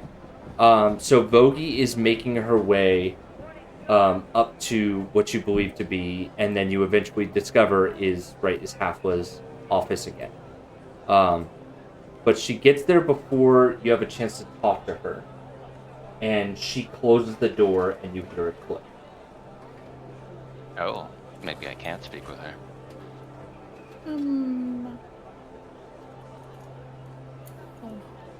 How far do you think those no fighting rules go? Well, Like, what's considered fight? Is eavesdropping fighting? no. Surely Which not. I Rude for her. think is a very favorable policy for particular folks. But maybe if I try to garner Vogie's attention, draw them to the door, maybe you know, if you look around and go unnoticed, it doesn't seem to break any boss's rule we know of. How much room is there between the bottom of the door and the floor? A good amount. A couple inches at least. Little people privilege. Toad's gonna turn into a fox? Yeah, that's about the Right. largest size that you could fit. A It's a fox. teeny tiny little fox. It's a tiny sized beast. Okay. Okay. And wiggle underneath of the door Okay. and try to listen, I think. Okay. Make me a stealth. Oh Okay. yeah. Can I help by like trying to draw Vogie's attention away?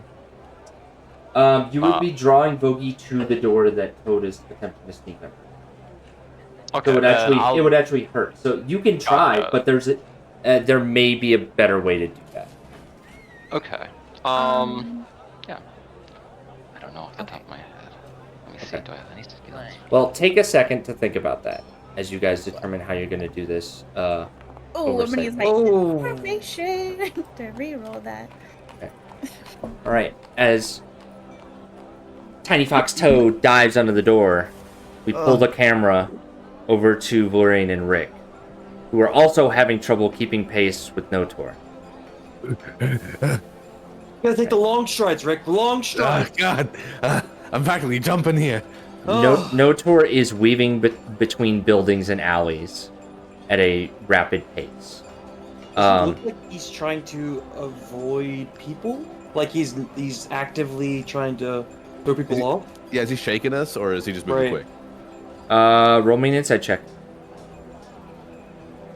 It's all you, dog. Okay, well. I will. Yeah. I'll roll. Yeah, you guys can both roll. Look, you might hit a crit. Okay. It Okay. looks like he's just walking fast. He's moving with a sense of purpose. But if you don't keep up with him, you're gonna lose him quickly. It's mini skill challenge time. Yeah. Ooh. 3 successes before 3 failures. All right. All right. So you are basically like in between a bunch of different buildings that are massive to you. Yeah. And you're trying to keep an eye on him and while keeping up with him. What are you doing? Rick is going to try to predict his, like, direction, essentially.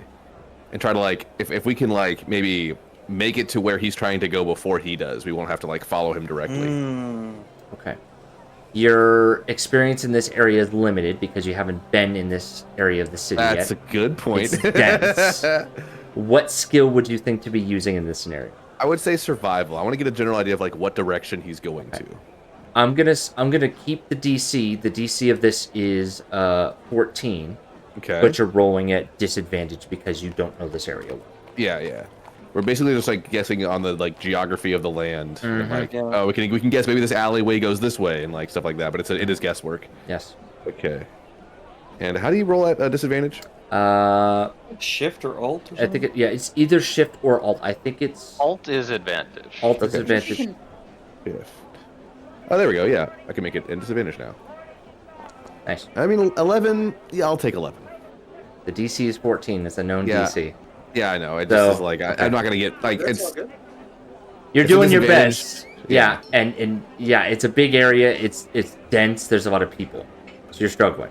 Val, Yeah. what are you doing to help out with this? It's not only that it's like a new place, but it's like a giant new place, you know? Yeah. I think Valerian, especially since he's like walking fast. I mean, I don't know if he's like trying to. I mean, it looks like he's just walking fast. So I don't know if he's trying to like avoid people or hide himself. But I would like to, if we're going like through, if we're cutting through alleys and cutting through streets, right? Yes. That's your attempts, at least. Okay. Yeah, I would like to basically hide, not like hide our intentions for sure, but like make it so like at some of these alleys that we're not seen. Basically, Okay. I'm just trying to find the best spots for us to stay out of his view. Okay. Are you so you're just thinking stealth then? Yep. Okay. Go ahead and roll it. No. Love that. All right. He's getting I a will bigger use an lead. inspiration. I have too many. I have 2 actually. Reroll my stealth check. Yeah, you got him. Smoke him. Nice. The exact same roll. Okay. Sicko. Okay. He's building up a lead. That's 2 failures. God, we're losing him, Val. We're losing him. You are losing him. Okay, hey, wait. I have an idea. We might just have to run at him as fast as we can and make a lot of noise and get his attention. Unless you have a better idea. I'm about to start screaming. You're right. I have nothing. You know what? Actually, can I, as we're walking, can I pull out the Chewing a Charm Charm? Yeah. And I'll just kind of like, you know, really hope for some good luck. And I will. Doing a charm ways. Yeah. Oh, you're calling them Chewingas. Okay, okay. 16. Oh, okay, yeah. I mean, maybe, but yeah. What are they saying? They're just saying rock, and they're showing me like a lot of like little dust pebbles. I don't know.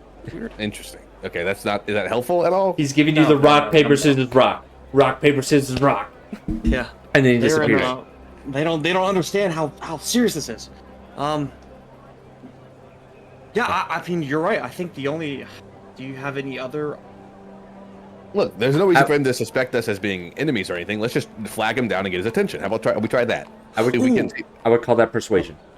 Yeah, let's. Yeah, I was gonna say something like that. I was gonna say like let's tell him that he dropped something, and well, then we would have to give him something. Oh, yeah, that's not a good idea. Okay, let's just stop. Let's stop. Let's stop. well, wait. I mean, is it a good idea? Maybe we can. No, I Take it can't. out of the way. Take it out of the way. Okay, yeah.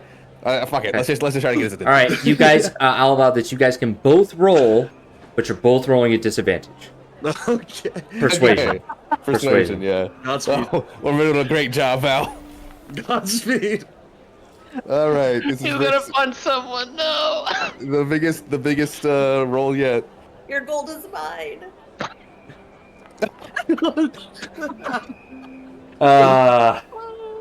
You shout out. Over here, please turn around. You shout out to Notor, and he turns to you, and he ducks behind the next corner, and he's gone. God damn it. You said we're going north, Rick. Oh, where's he at? I don't know. This place is too big. It's huge. Camera pulls and pans out. Back to Toad. Attempting to... Is that a 10 I see? Toad's very badly like belly crawling across the floor. And I imagine like metal is scraping. I was just about to say, you hear... like dogs walking on hardwood floors. And you underneath, and you pop out, and you look up, and Slogie's looking right at you. Oh, okay. So Slogie, Vogie is. Oh, excuse me, Halfless? excuse me. Yes, Slogie is looking at you, and Vogie is also in the room. Is Halfless also in Yes, here? Halfless, Slogie, and Vogie are in the room. Slogie is looking at you. Toad sits down and wags their little foxtail. I think this should be another skill challenge. Okay, let's start now. 3 successes, 3 failures. I'm gonna say with the 10 that bumps your DC up higher. So let's do DC 18. To I don't know, be allowed in the room or get kicked out. Do they say anything when they see Toad? It's kind of like a shocked silence. It's like a pregnant pause in the room. Okay. So either one of you can go first. I think Alaric's reaction would be like when he starts to hear noise or like someone's going after. I think he's going to. His pitch is that he's going to knock and be like, oh, sorry, has anyone seen? Has anyone seen a fox? Trying to legitimize this. Okay. Would that be perception or deception, or persuasion or deception? I think it would be deception. Okay. At this juncture. Yeah, I'll allow it. Go ahead. Okay. And this is at disadvantage? No, it's not a disadvantage. The DC is just higher. The DC is 18. Okay. Clown show. It's a clown show. I mean, The full clown show. All right. Okay, Toad will help by flopping over onto their back and exposing their little fox belly. I would call that performance. I would Wait, also call that performance. sorry. Isn't Toad a metal fox as well, though? Yes, yes. And that's not bad for me. No, that's pretty good. You're That's getting actually, yeah. you're getting a long look. Like, is this a new thing? Halfless is like, is that a new thing from Burroughs? Can we get it out, please? You guys got one more shot. Yo. Okay. Yo. Did you keep picture? Yeah. Let's see. From behind this door, I can actually cast knock to open the door. to unlock the door, but I think that's Oh my. hugely rare. Chaos. Just chaos. Hey, no God. fighting, right? They can't fight you for it. True, actually. Yeah. I. Either one of y'all can take a turn. You guys can do a joint activity. It's up to you. I mean, well, okay. No, my acrobatics is also bad. So is the foxes. It's fine. Can I get a sense? Do they think I'm a spy, or they just think I'm a cute fox that's lost? I'll let you roll a blind insight with disadvantage. What disadvantage? Oh dear. Okay. Because you're working hard on your performance right now. Situate no. Disadvantage. They're still staring at you blankly. Halfless has said, "Get that thing out of here," like awkwardly. I think Toad just crawls back under the door. Okay. What? Oh, what happened? Oh. I think they saw me. They definitely saw me. But they Who else was in there? Oh yeah, it was Vogie, of course, but also her sister Slogie, and also their mom Half-Last. The door flies open. Can we help you, Hello. Loki? Hi, good to see you again. Please, we would love some privacy. Please, okay, thanks. Bye. Close the door. Well, They communicated that very clearly. Very politely, too. sure that Rick and Valerian are probably doing fine though. So what if we just wait out here for Vogie and Slogie? Or are we insistent? Should we be insistent? There's I don't know what to be insistent about. They're just yeah, I think at this point it's like, oh, maybe I should get in contact with Ricker. And it's just we, it's we have been very politely detected and requested to keep out of Vogie's premises. How fares you? How do you fare with the captain? We kind of had the opposite problem where we couldn't get the guy to turn around and we lost him. So, at least you guys know where your mark is. We can't find ours. Interesting. Well, we didn't see anyone, or Toad didn't see anyone that resembled, a human or someone who may have gone by Martivera. Maybe we can ask around otherwise. Yeah, me and Val probably got to figure out what to do around here. Do you guys want to meet up somewhere, or are you guys still on your little adventure? I think our adventure here is overall, just we still have plenty of options, so let's all keep calm. And no fighting. Yeah, no fighting. I think there's one more thing me and Val like to do. We're probably gonna go back to the clinic and check if what's his name is available. Oh. Yeah, understand. Is there something that you wish to have communicated to Ricker? Should we wait here for Vogie, or should we meet up with Rick and Valerian? Maybe we can meet up with them and I can ask about Martivera on the way, perhaps amongst the other humans. Okay, I agree.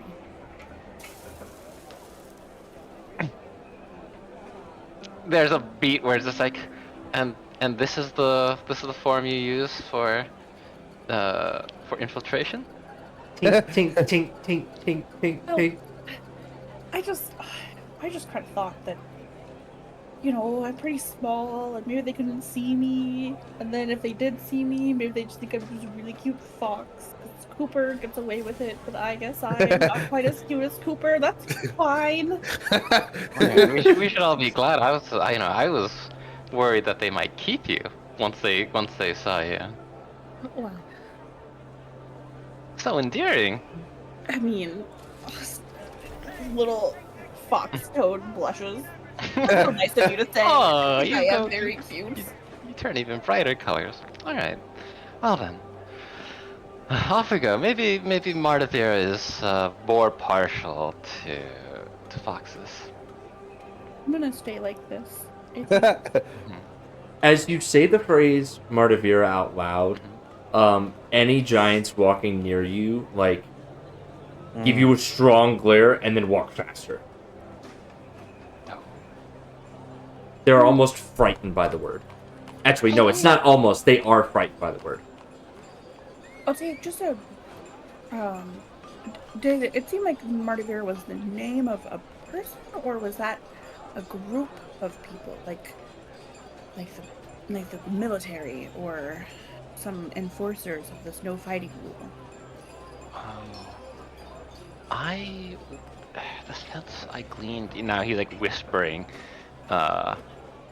It's just like the sense I gleaned from Notor was that it was a person, and I now suspect very heavily that they're persona non grata because they did the unthinkable, or rather the unspeakable, in Harmony. I guess we won't say the M word anymore. We'll add it along with the F word. Exactly. All right. What a charming little mystery in this place. Probably something really peaceful and lame, like Martivir. The M word stole bread from somebody. It's probably fine and benign. You are shushed by a giant passing by who walks faster. Let's go meet the rest of Arthur's boys. Okay. Gotcha. Okay. Alright, so you all meet up where? Outside of Gimber's Yeah. healing hut? Yeah. And on the way telepathically, he'll communicate with Rick, the current circumstances with the M word. Yeah.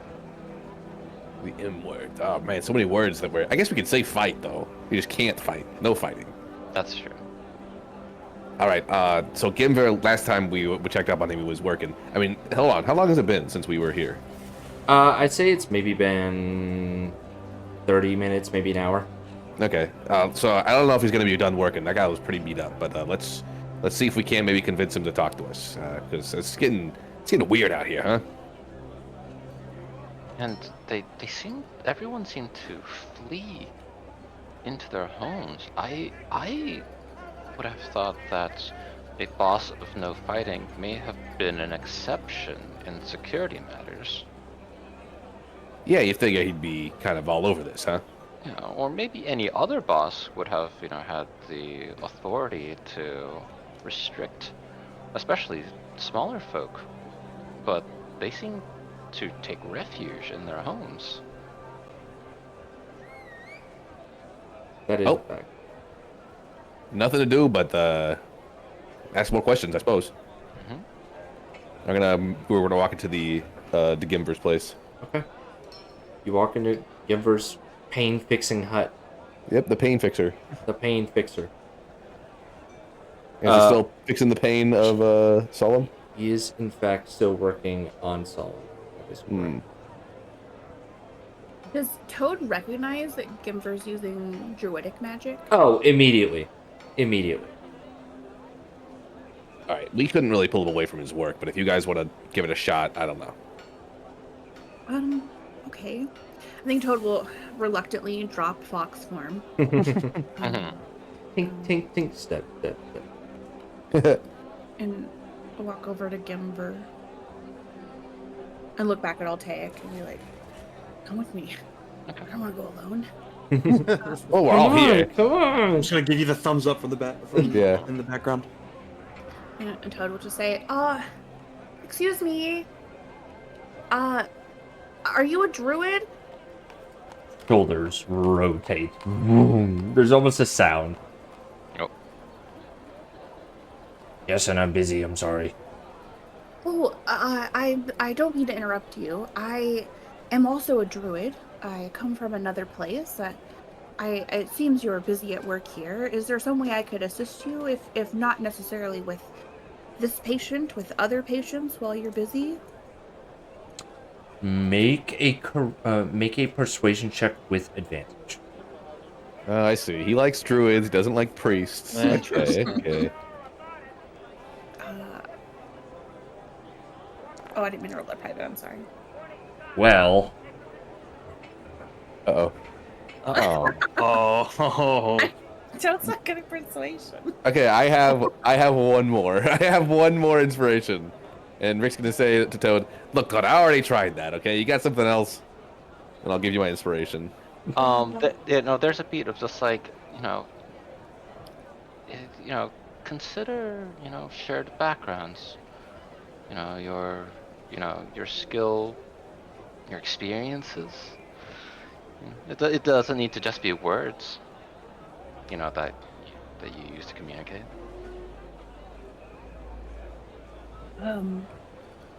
Gosh, I'm so bad at public speaking.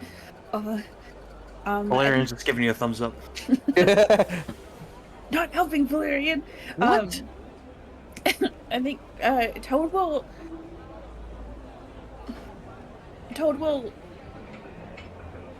Is Ginver still looking at Toad? he is turning away. He's turning back to Solon. Oh wait. You can catch him in like half turn. Yeah. Sorry, Gim. I know you're busy, but perhaps I could show you the ability that I have, and then you can turn me away if I'm not helpful. But it seems like small hands may be helpful here for intricate work. Okay. Make another. Are you using someone's inspiration, or are you making a separate thing? Yeah, mine. We can use my inspiration. I was Well, gonna I use think my Rick inspiration. Oh, offered, okay. Yeah. Go for it. All right. So Toad, I'll allow you to re-roll this with inspiration. So this, I'll let you do this with advantage. Please. I believe. Okay. Hey. Okay. We take those. He stops, looks at you, says, "Show me your hands." Toad produces their hands, palms up. He seems to like assess the size of your hands. They'll do. Come here. And he reaches his massive arm and picks you up and places him on the knee of Solom, who's like restrained down at this point in a sitting position. He's like, "Knee, do knee, please." And he's like trying to fix up like the face injuries and the shoulder and chest injuries. Does okay, you said he was like tied down? He's almost like he's restrained. So he doesn't thrash around and injure himself further. Okay. Is he conscious? He is. Yes, however, he's in a lot of pain. So he's not really coherent, I guess is the best way to put Delirious, that. He's maybe? delirious is the good word. Yes. Okay. I think before Toad goes to work, Toad will shout up to Solemn and just say, "Hello, I'm Toad. I am a druid. I'm going to fix your knee. Please, as long as that's okay." Let's talk I'm more work, assuming girl. That's okay. Let's talk more work thing. Don't call me thing. That's kind of rude. What you are Toad. Let's talk more work. Please. And then Toad will cast healing word at 3rd level on. Jeez. So I mean, he's big, so I guess I assumed. So Toad, an interesting thing happens when you cast your healing. Okay. The surge of natural energy that you know is the controlled amount of magical energy that you put into healing seems like it's been empowered by the ambient environment itself. Oh. Your healing spell, roll it as if you can take the 3rd level spell slot, but I need you to roll it as if you cast it at 4th level. Okay. Ooh.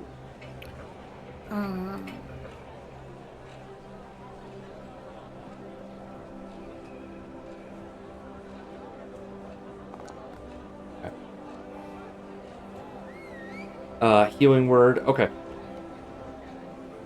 All right. I love Rick is these. like, I could have done that. You said less talking, more healing, and healing word is a verbal spell. I love it. Toad says, "Yes, sir," and that's the healing word. I love it. Okay. All right. So you begin to heal the knee, and the knee cap itself is shattered. So Well, you rough. manage to target the bones, and you're able to repair the bone and muscle damage around the patella area of this giant's knee, right? Which the knee is about the size of your head. So that has helped, and he will point to the other thigh where there is the cuts that are still bleeding. He says, "There, please." Gimver, can my friend, who's also a healer, help? Persuasion check with advantage. Rick is looking away demurely. Fingers touching, fingertips Yeah. touching. Valerian will put up his other thumb. And I'll Oh get yeah. +1. Holy. Fine, come here. Oh, me. Being picked up, dropped on the other Oh, knee. jeez. Here. Okay. You're dropped out. You're basically both like you're both sitting on Santa's lap. And you're instructed to fix the wounds on his other leg and like his thigh and his hip, which is the Okay. scratch marks that are based on hands. I'll give him a cure wounds instead of a healing word. Okay. Same effect happens to you as you're channeling healing magic into Solemn. You feel a surge of energy that is not just your own. Any level of healing spell that is cast on this planet is upcast by 1 level. I'm only going to cast it at level 2, so You roll it for 3rd. for 3rd, yes. Okay. now that's a healing spell right there. Well done. Okay. So you managed Sydney to... would help. Did you just say Signy? You're so... Toad mumbled under their breath. Oh my god. Okay, I love it. I love it. Okay, so you managed to knit the wounds that are actively bleeding closed. And Gemver is clearly doing some repair to Solemn's head. He has a serious head injury. And so he is channeling and he's adding poultices and like basically like trying to channel as much as his energy as he can in. He hasn't asked you for anything else, but you both get the sense that you could help with the head injury if you wanted. It's up to you. Look at Toad. I'm gonna nod. I think Toad will, because Toad doesn't have to, I guess we already are touching, but Toad doesn't have to touch to heal. Toad will say another healing word, and Toad will say, stop bleeding. I love it. And this time we'll cast it at 3rd level. Okay. Or, sorry, at 2nd level, so it'll run like 3rd level. Okay. Oh, I thought you were one up. The thought crossed my mind, but I've already done a 3rd level healing spell. Gotcha. Okay. All right. Healing for 11. Rick, what you got? Rick sees that and he's like, "Oh yeah, well, blessings of Valinor upon ye." And I'm gonna cast healing word at level 4. What my 1 4th level spell slot. what a flex. Okay, so roll it at 5th level. Yeah. Oh, I can't. It won't let me go up to 5th on my thing. Okay. So it's just 1 extra D whatever, right? Yeah. I'm sure. 1 it is. D4 an extra. So I'll roll it at 4 and I'll add 1 more D4. Okay. D4 for healing. Oh, healing word. Got it. Yeah, healing word sucks. Hey, it's ranged though. 16. I'll take. Do you think that is this considered fighting? I don't know. I don't know what this is.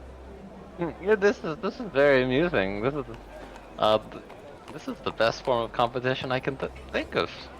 Okay. Through the power of all 3 of the healers in the room, attempting to repair the damage in Solemn's cranium, you all watch the significant external injuries to his skull knit together, and you both know that the damage inside his brain, the worst has been eliminated. Yeah, that was all me. Gemver breathes a massive sigh.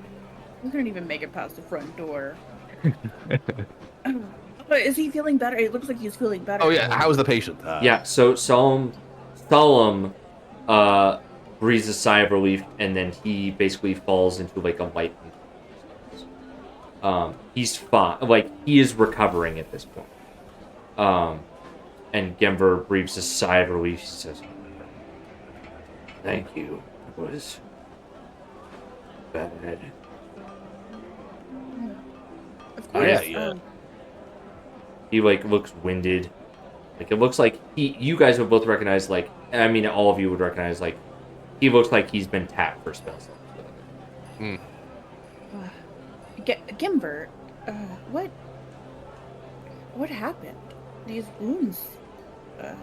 I apologize. I'm Toad. I think I said that already. I'm new here. I thought that. Like, what, did he get hurt at work? Rick is gonna pay attention very closely to Gimver's answer here. So will Toad. Toad's also. Yeah, you guys can go ahead and roll your insight. Yeah. Sherlock Holmes and Watson out here. Gemver continues to breathe heavily. Absolute clown shows tonight. Okay. Absolute clown shows. I will give Toad my inspiration. Oh, okay. No, it's not a crit fail. And I don't have a third arm to give you another thumbs up. You got this. Okay. Gemver's just like, I wish I knew. I don't. Nobody told me. I just fixed it. I'm sorry. let me, and he gingerly picks you both up off of Solomon and puts you down. Thank you, Papa. Tell him the truth? Thank Yeah. you. Thank you. I don't know if that would have gone as well. I am Gemver. You get the sense that he is being completely truthful right now.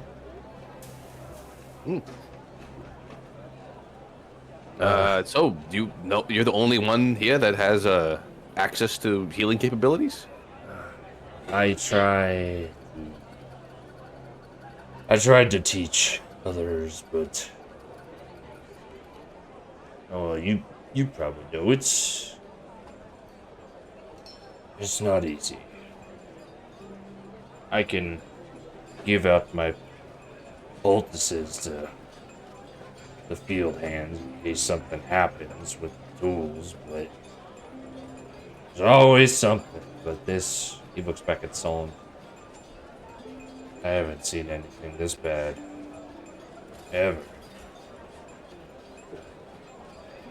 I don't know.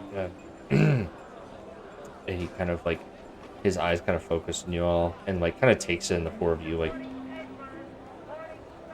You must be new. Oh yeah, we're travelers. Came from a different planet, visiting. Wanted to meet all the bosses, and well, we were busy when we first met, so I brought my friends to well, finally get things settled. And I'm glad we were able to. You came at a good time. It's nice to meet you all. I'm gonna hold out my hand for him to shake it. He's gonna crouch down, real like a dad with a baby, or like a parent with a really small baby hand, and he's gonna take his pointer finger and his thumb, and he's gonna gingerly grip your hand as lightly as he can. Nice. Pleasure to meet you. Pleasure. Make a con save. Wait, really? No, I'm fucking with you. Okay. Gimvar. So wait, Toad knows he was telling the truth. Does Rick? I don't think you would know at the top of your... I mean, you believe him too. Okay. Yeah, those would have been blind rolls, but fine. Okay.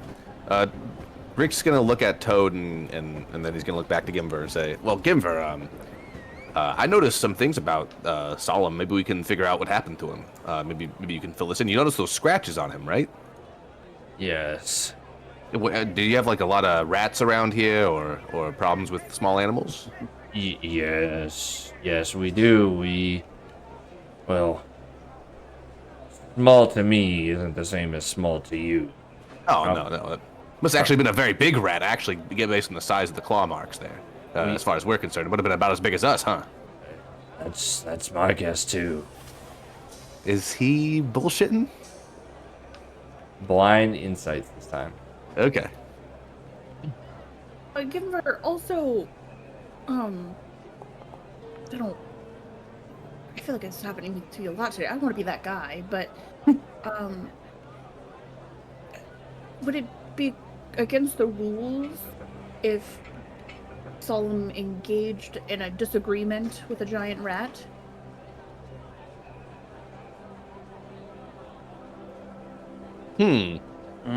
Takes a deep breath.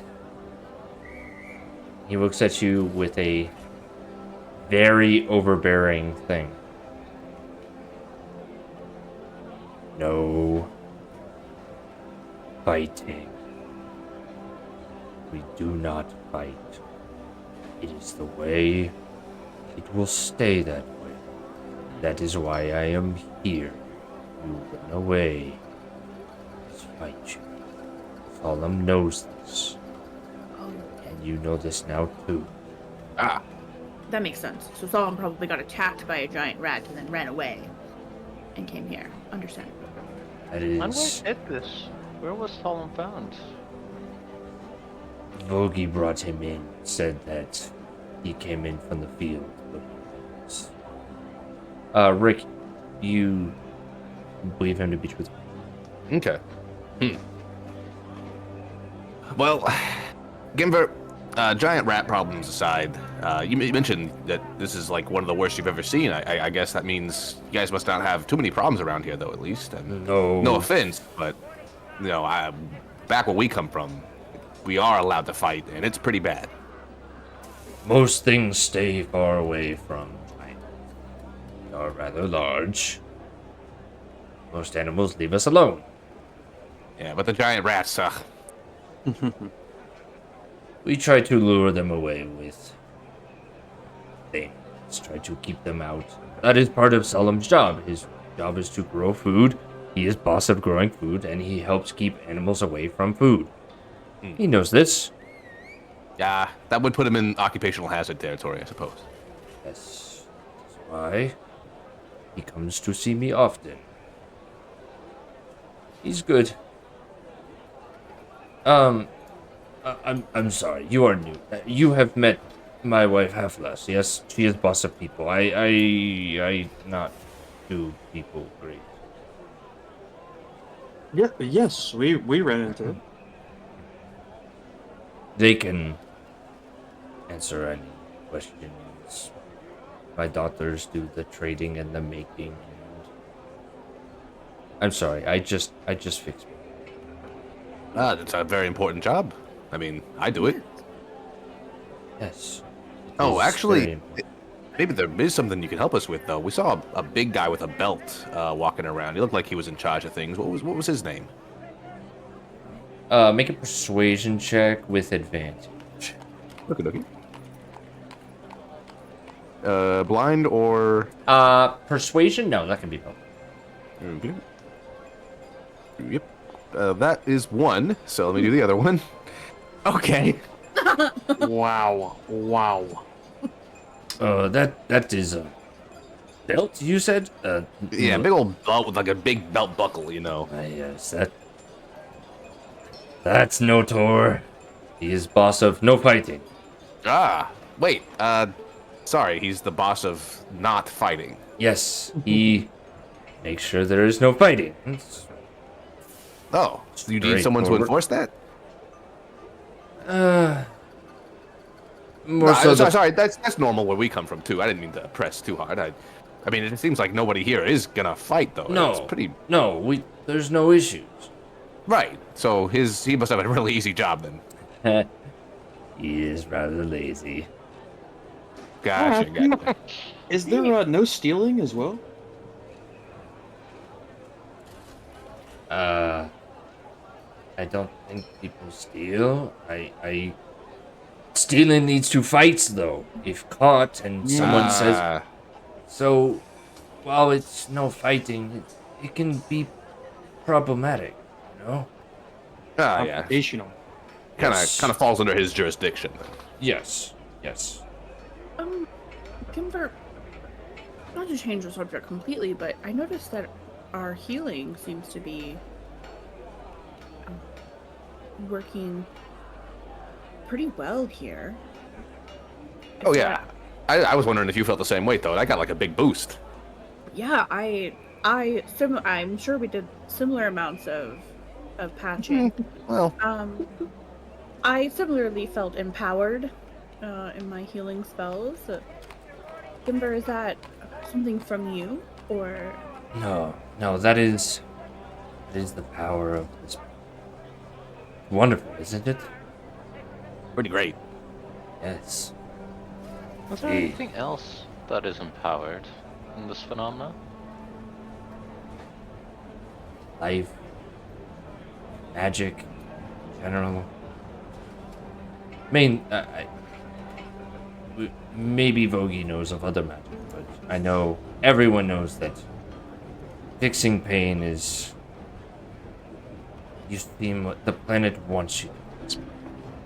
You feel it. It's agreeable to beneficial actions, I suppose you could say. Yes, then it agrees with the goal of peace, fixings. This one. And he has a genuine smile. Aw. Kimber, if a human were to be injured, where would they be treated? If they were visiting Harmony and were injured, would they come to you? They would come. Yes, they would come to me. I help everyone. I have. Yeah. Sorry, in Harmony, do you have a bunch of humans here? We saw some people look like tourists. Any humans live here? He rolled his eyes. He said, "That is scholars of culture. They are fine. They are just excited to see new things. No humans live here. Maybe one or two at one point, but not really. They like their city. Paros. Gotcha. We'll have to visit that one pretty soon, I think. Ah, Not Is that we the- want to leave Harmony. I mean, this is- place is so great, but it's beautiful city. I prefer Harmony, but Paros is pretty in its small ways. and Hard I to- like hard to small walk around. ways. You may like it more than. Well, Gimbo, you've been a big help. Anybody else want to say anything to Gimbo before we go? A couple questions, Gimver. I apologize if they sound insensitive, but my curiosity is getting the better of me. How long did it take you to grow that beard? It is massive. I've been trying myself, but it just, I got patches. He strokes it majestically as he looks off into the distance stoically. Says, many years. Thank you. I have been working hard on it. You see? Look. And he leans forward. It is soft. Touch. You touch. Oh my! Like silk. It's yes. Whew, I bet. You know, you being a druid and all. Again, maybe a little insensitive. Are you able to turn into like a giant spider? How does that work? No. Yeah, I say that with the context of we've met other people at other planets that could change into, various things that we might not have encountered ourselves. I know of such power, but I am Gemver, giant in the natural. I personally, and many of those who I follow behind, don't feel it. We wish no disrespect to the natural order of things. And so we have chosen to not take form.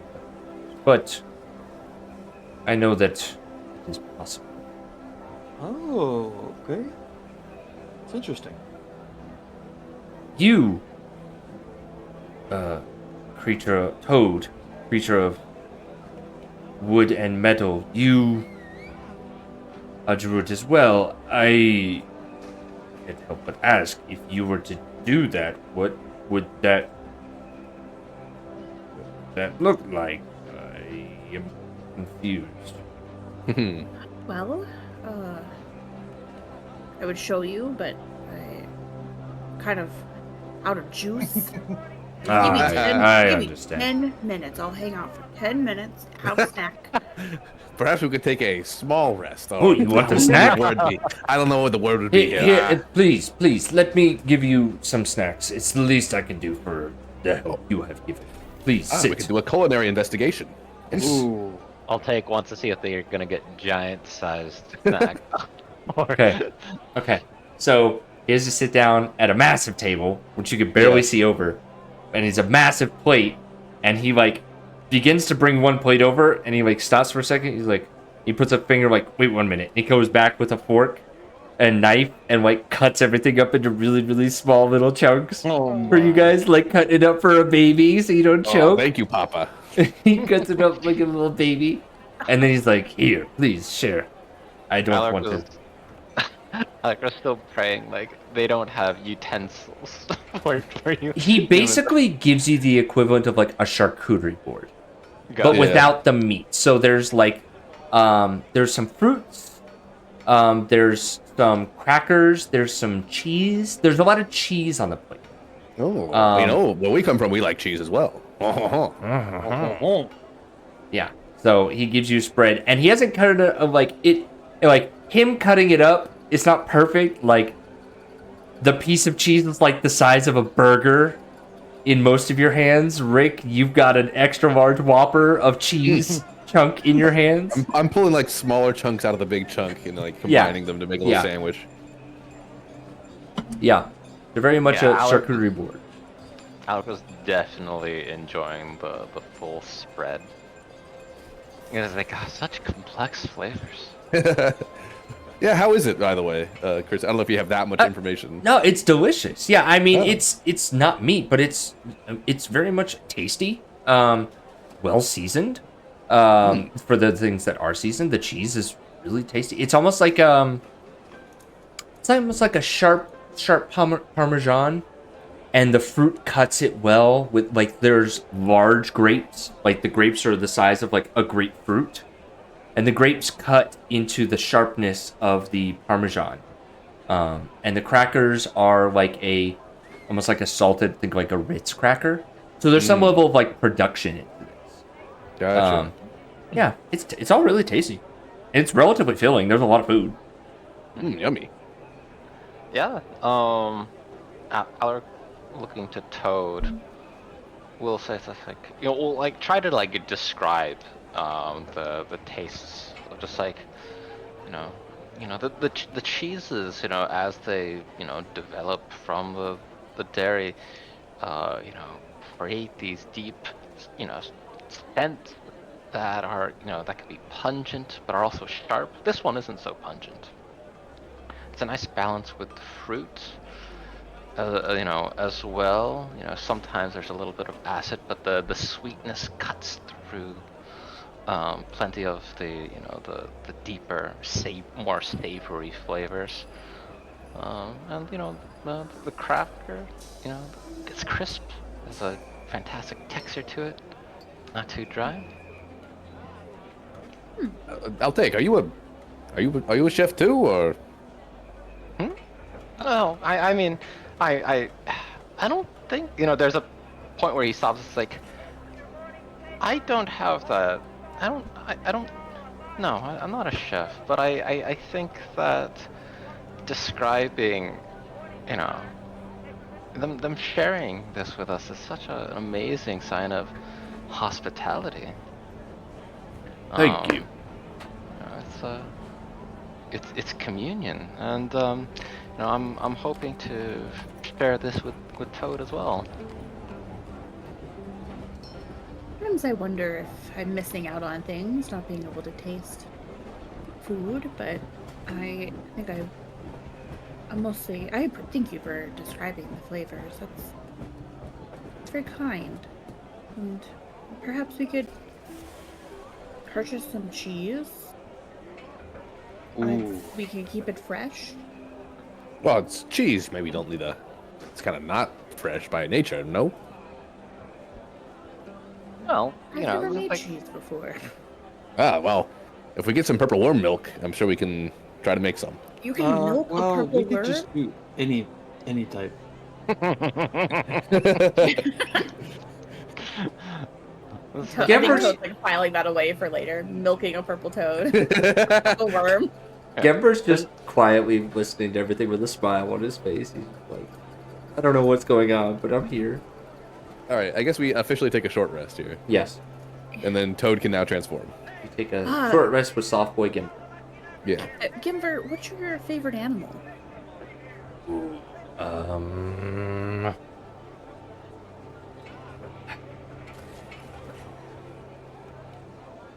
I like cats.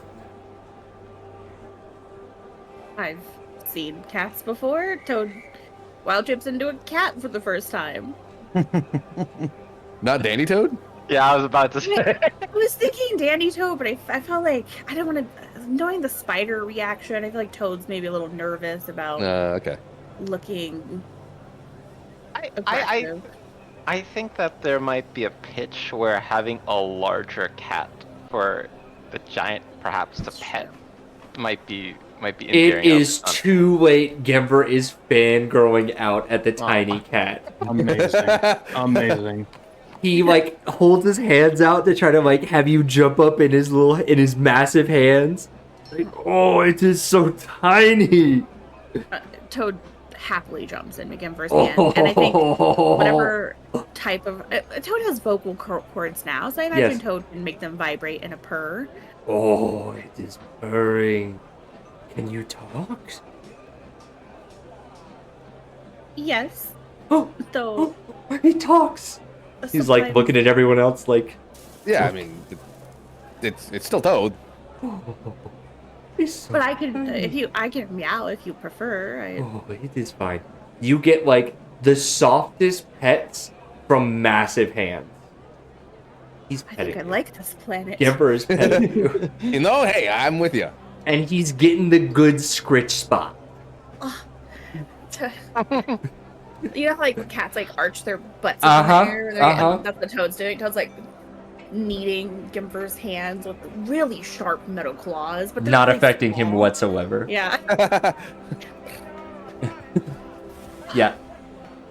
Oh, this is. Well, I must ask, how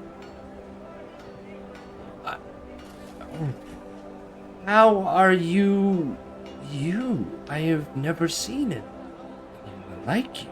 Oh, this is weird. I am talking to cat, but it's not. It's not a cat. It Oh, is. I don't- It's a toad. Why is your name Even- Toad? He's continuously petting you. My goodness, these are so many questions, Gimber. I don't. Why? How am I? Well, I guess that's complicated.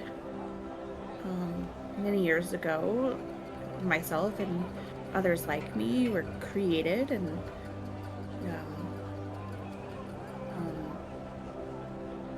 by people on our planet. And Toad kind of gets nervous and is like, but then also, I'm named Toad because that's the name that was given to me by someone I care deeply for, and I like it. You are a beautiful thing, and you have the spark of life, like all things in nature. And it seems that it just speaks to you as much as it speaks to me. It's always wonderful to meet a kindred spirit. Now move your head. Let me get behind your ear. Toad flops, belly up. Don't do it, Gimper. Don't do it. I know it's tempting, Gimper, but you can't. He's like looking at you, his hands positioned over the belt. No. Is this considered fighting? I don't know what's fighting anymore. Careful, Gimper. Toad wiggles cutely. Says, I know this trick. I know this trick. He continues You petting caught your me. head.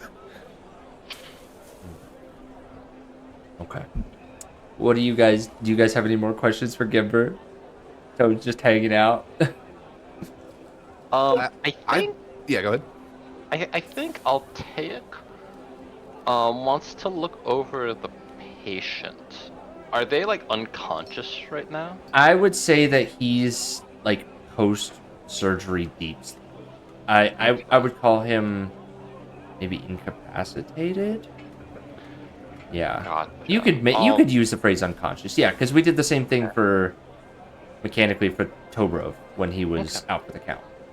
Yeah, he just wants to like perhaps look around and like see if he notes anything, from the wounds. Like he'll speak with Rick. It's just like, perhaps we could use this time, or maybe we can inspect, some of the wounds and see if we see, what did this? Because these seem to be a lot of very damaging accidents. I mean, as you're looking at Solemn, the wounds have been healed. So there's no more visible... I mean, there's a lot of caked on blood, but that's from the previous bleeding injuries.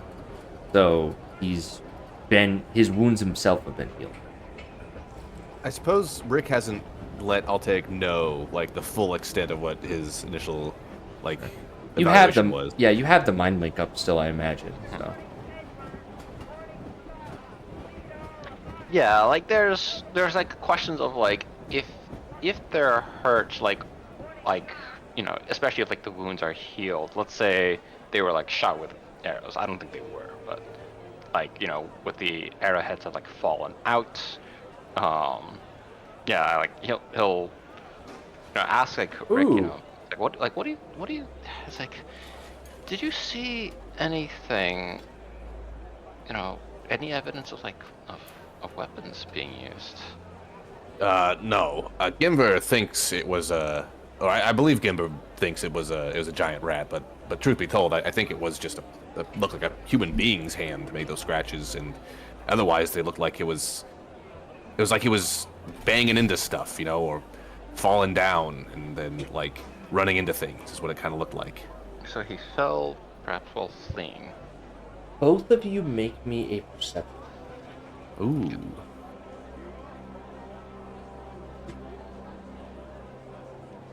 Perception. Well, I mean, man, it's feast or famine right now. It is feast or famine. Yep. Mm-hmm. Nothing. Okay. Maybe we'll find more when we see the site. Maybe when there are tracks we can follow. Yeah, I don't want to bother Gimper anymore. He seems pretty innocent in all this. You've done very good work. This is I maybe the fact that we can't see anything is a testament to you and you and Toad's skill. Yeah, well, yeah. Well done. Denver, what if, we're starting a book club.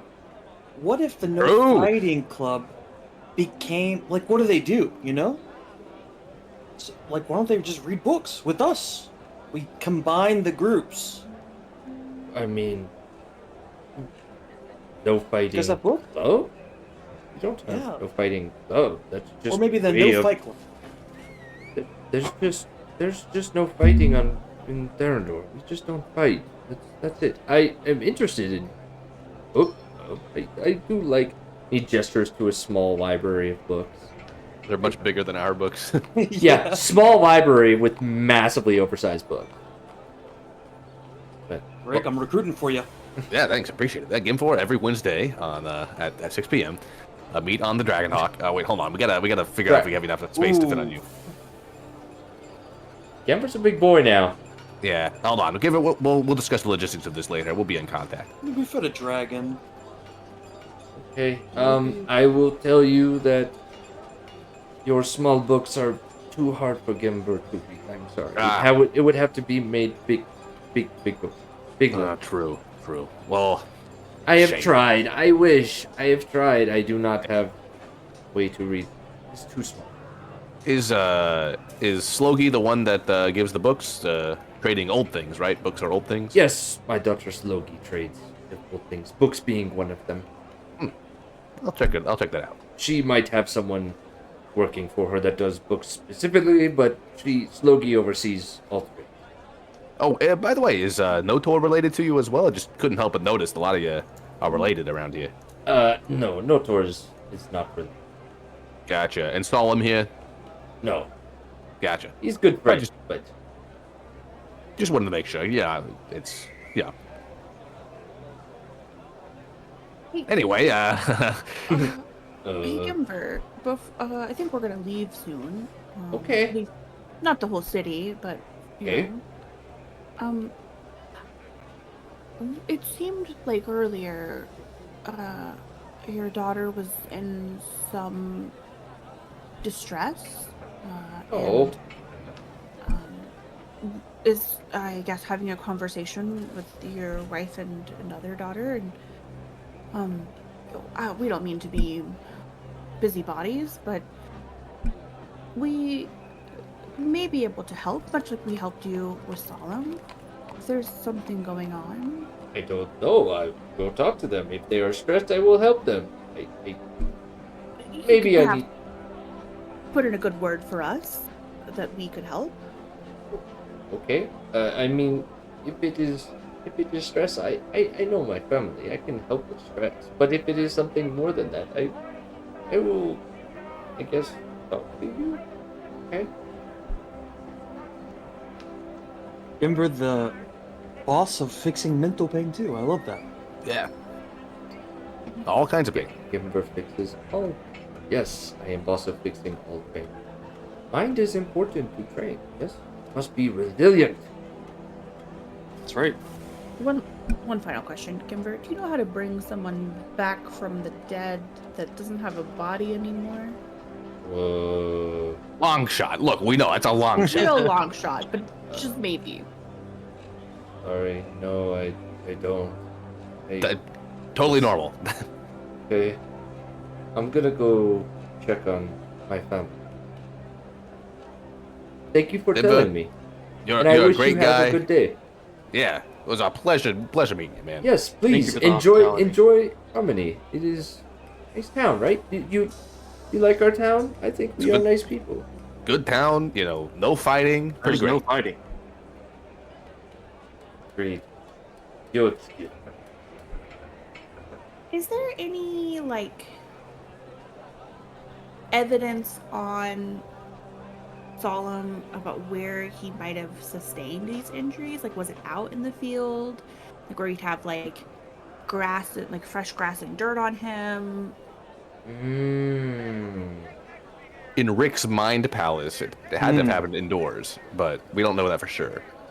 Just based on his injuries, they seem like he bumped into a table or fell down the Yes. stairs, like stuff like that. Yes. He doesn't have any evidence of, grain or dirt being on his boots, more so than regular. But if you want, you can try to do, a deep dive of his Fingernails. his unconscious body. Yeah. Toad will maybe see if they could gather any information, like, I don't know, like oil or something. If he was tumbling around, like maybe he rolled in something. Oh, he's got like a weird scent on him. Yeah, or Total. I guess when Total has a sense of smell, I think it's more like in that like full body, the wood just absorbs things, and less like a nose action. Okay. Mm. Let's call this an investigation check. No, Okay. but yeah, you're sensing something with your perception, but let's call this an investigation check. And if more than one person wants it, I'd say Rick and Toad can make this investigation. Yeah, that's Detective Rick on the case. I would say because you're both medically trained. Well, Sherlock and Rick and Well, Toad. who's the Sherlock here?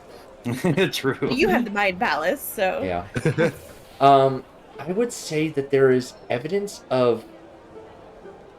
There's almost like a sooty residue on him. Like someone who's been near like an open fire. And there's small burns in his clothing, like it sparks and embers. Like almost like similar evidence of like someone who just like who spent a little bit of time in a blacksmithing forge. Hmm. oh, Toad, are you seeing what I'm seeing? yes. Did you notice all these little bitty burn marks in his clothing? You may not have because you. Oh, yeah, no, I totally did. Do you think that's from like a smithy? Is there a smithy in town that we should? Well, what's weird is that he works out in the fields, right? I mean, Yes, I agree, but maybe he obtained his injuries in another location. when you went over to Vogie's place, was she dealing with machinery and stuff over there? Not necessarily heavy machinery, and you didn't see any evidence of like a blacksmithing forge. At least where you guys were. I didn't really see any evidence of a blacksmithing forge where I was. Well, now we got another thing on the checklist to go and find. Yeah. That's one of the stupidest isms of D&D. DM tells player something, player, I didn't see insert words of DM here. Yeah. Well, I don't know. Should we go search for the blacksmith? Yeah, well, we could do that, and we can also try and find Notor here. Or at least maybe ask around where Notor's office is, or his home. Someone will surely tell us. People are pretty helpful around here. Damn it, we should have asked Gimvir. Fuck. Hmm. He really likes cats. He would have told you. He's just a chill What? guy. I think Could have so. told you anything. He's just a chill guy. He kind of low-key doesn't give a fuck. He It's weird. really does not care. Because I was in the palm of his hand, but I felt like he was in the palm of my hand. Metaphorically, yeah. Ah, You know, it Alright. almost sounded like he sounded tired of saying no fighting. You know, maybe he's just kind of out of it. But blacksmithy, I would love to see a blacksmith. Well, Oh, yeah, you can get like a giant sword. Imagine the swords. All right. Toad and... Oh, split up again? Do another party split here? We got Toad and Val go look for the blacksmith. And I'll take and I will go in and look for Notor. All right. Perfect. yeah. Okay. And I think this will be the last major thing that we do of the night. I'm pretty tired. Yeah. Gotcha. Okay. I mean, we can cut it off here if you want to. Yeah. We can You always come know, back to this yeah, one. I think this is probably a good pausing point. Mhm. We can game plan this when we come back. So, okay. Yeah, I Yeah. think this is a good stopping point. I'm gonna go ahead and end the recording now.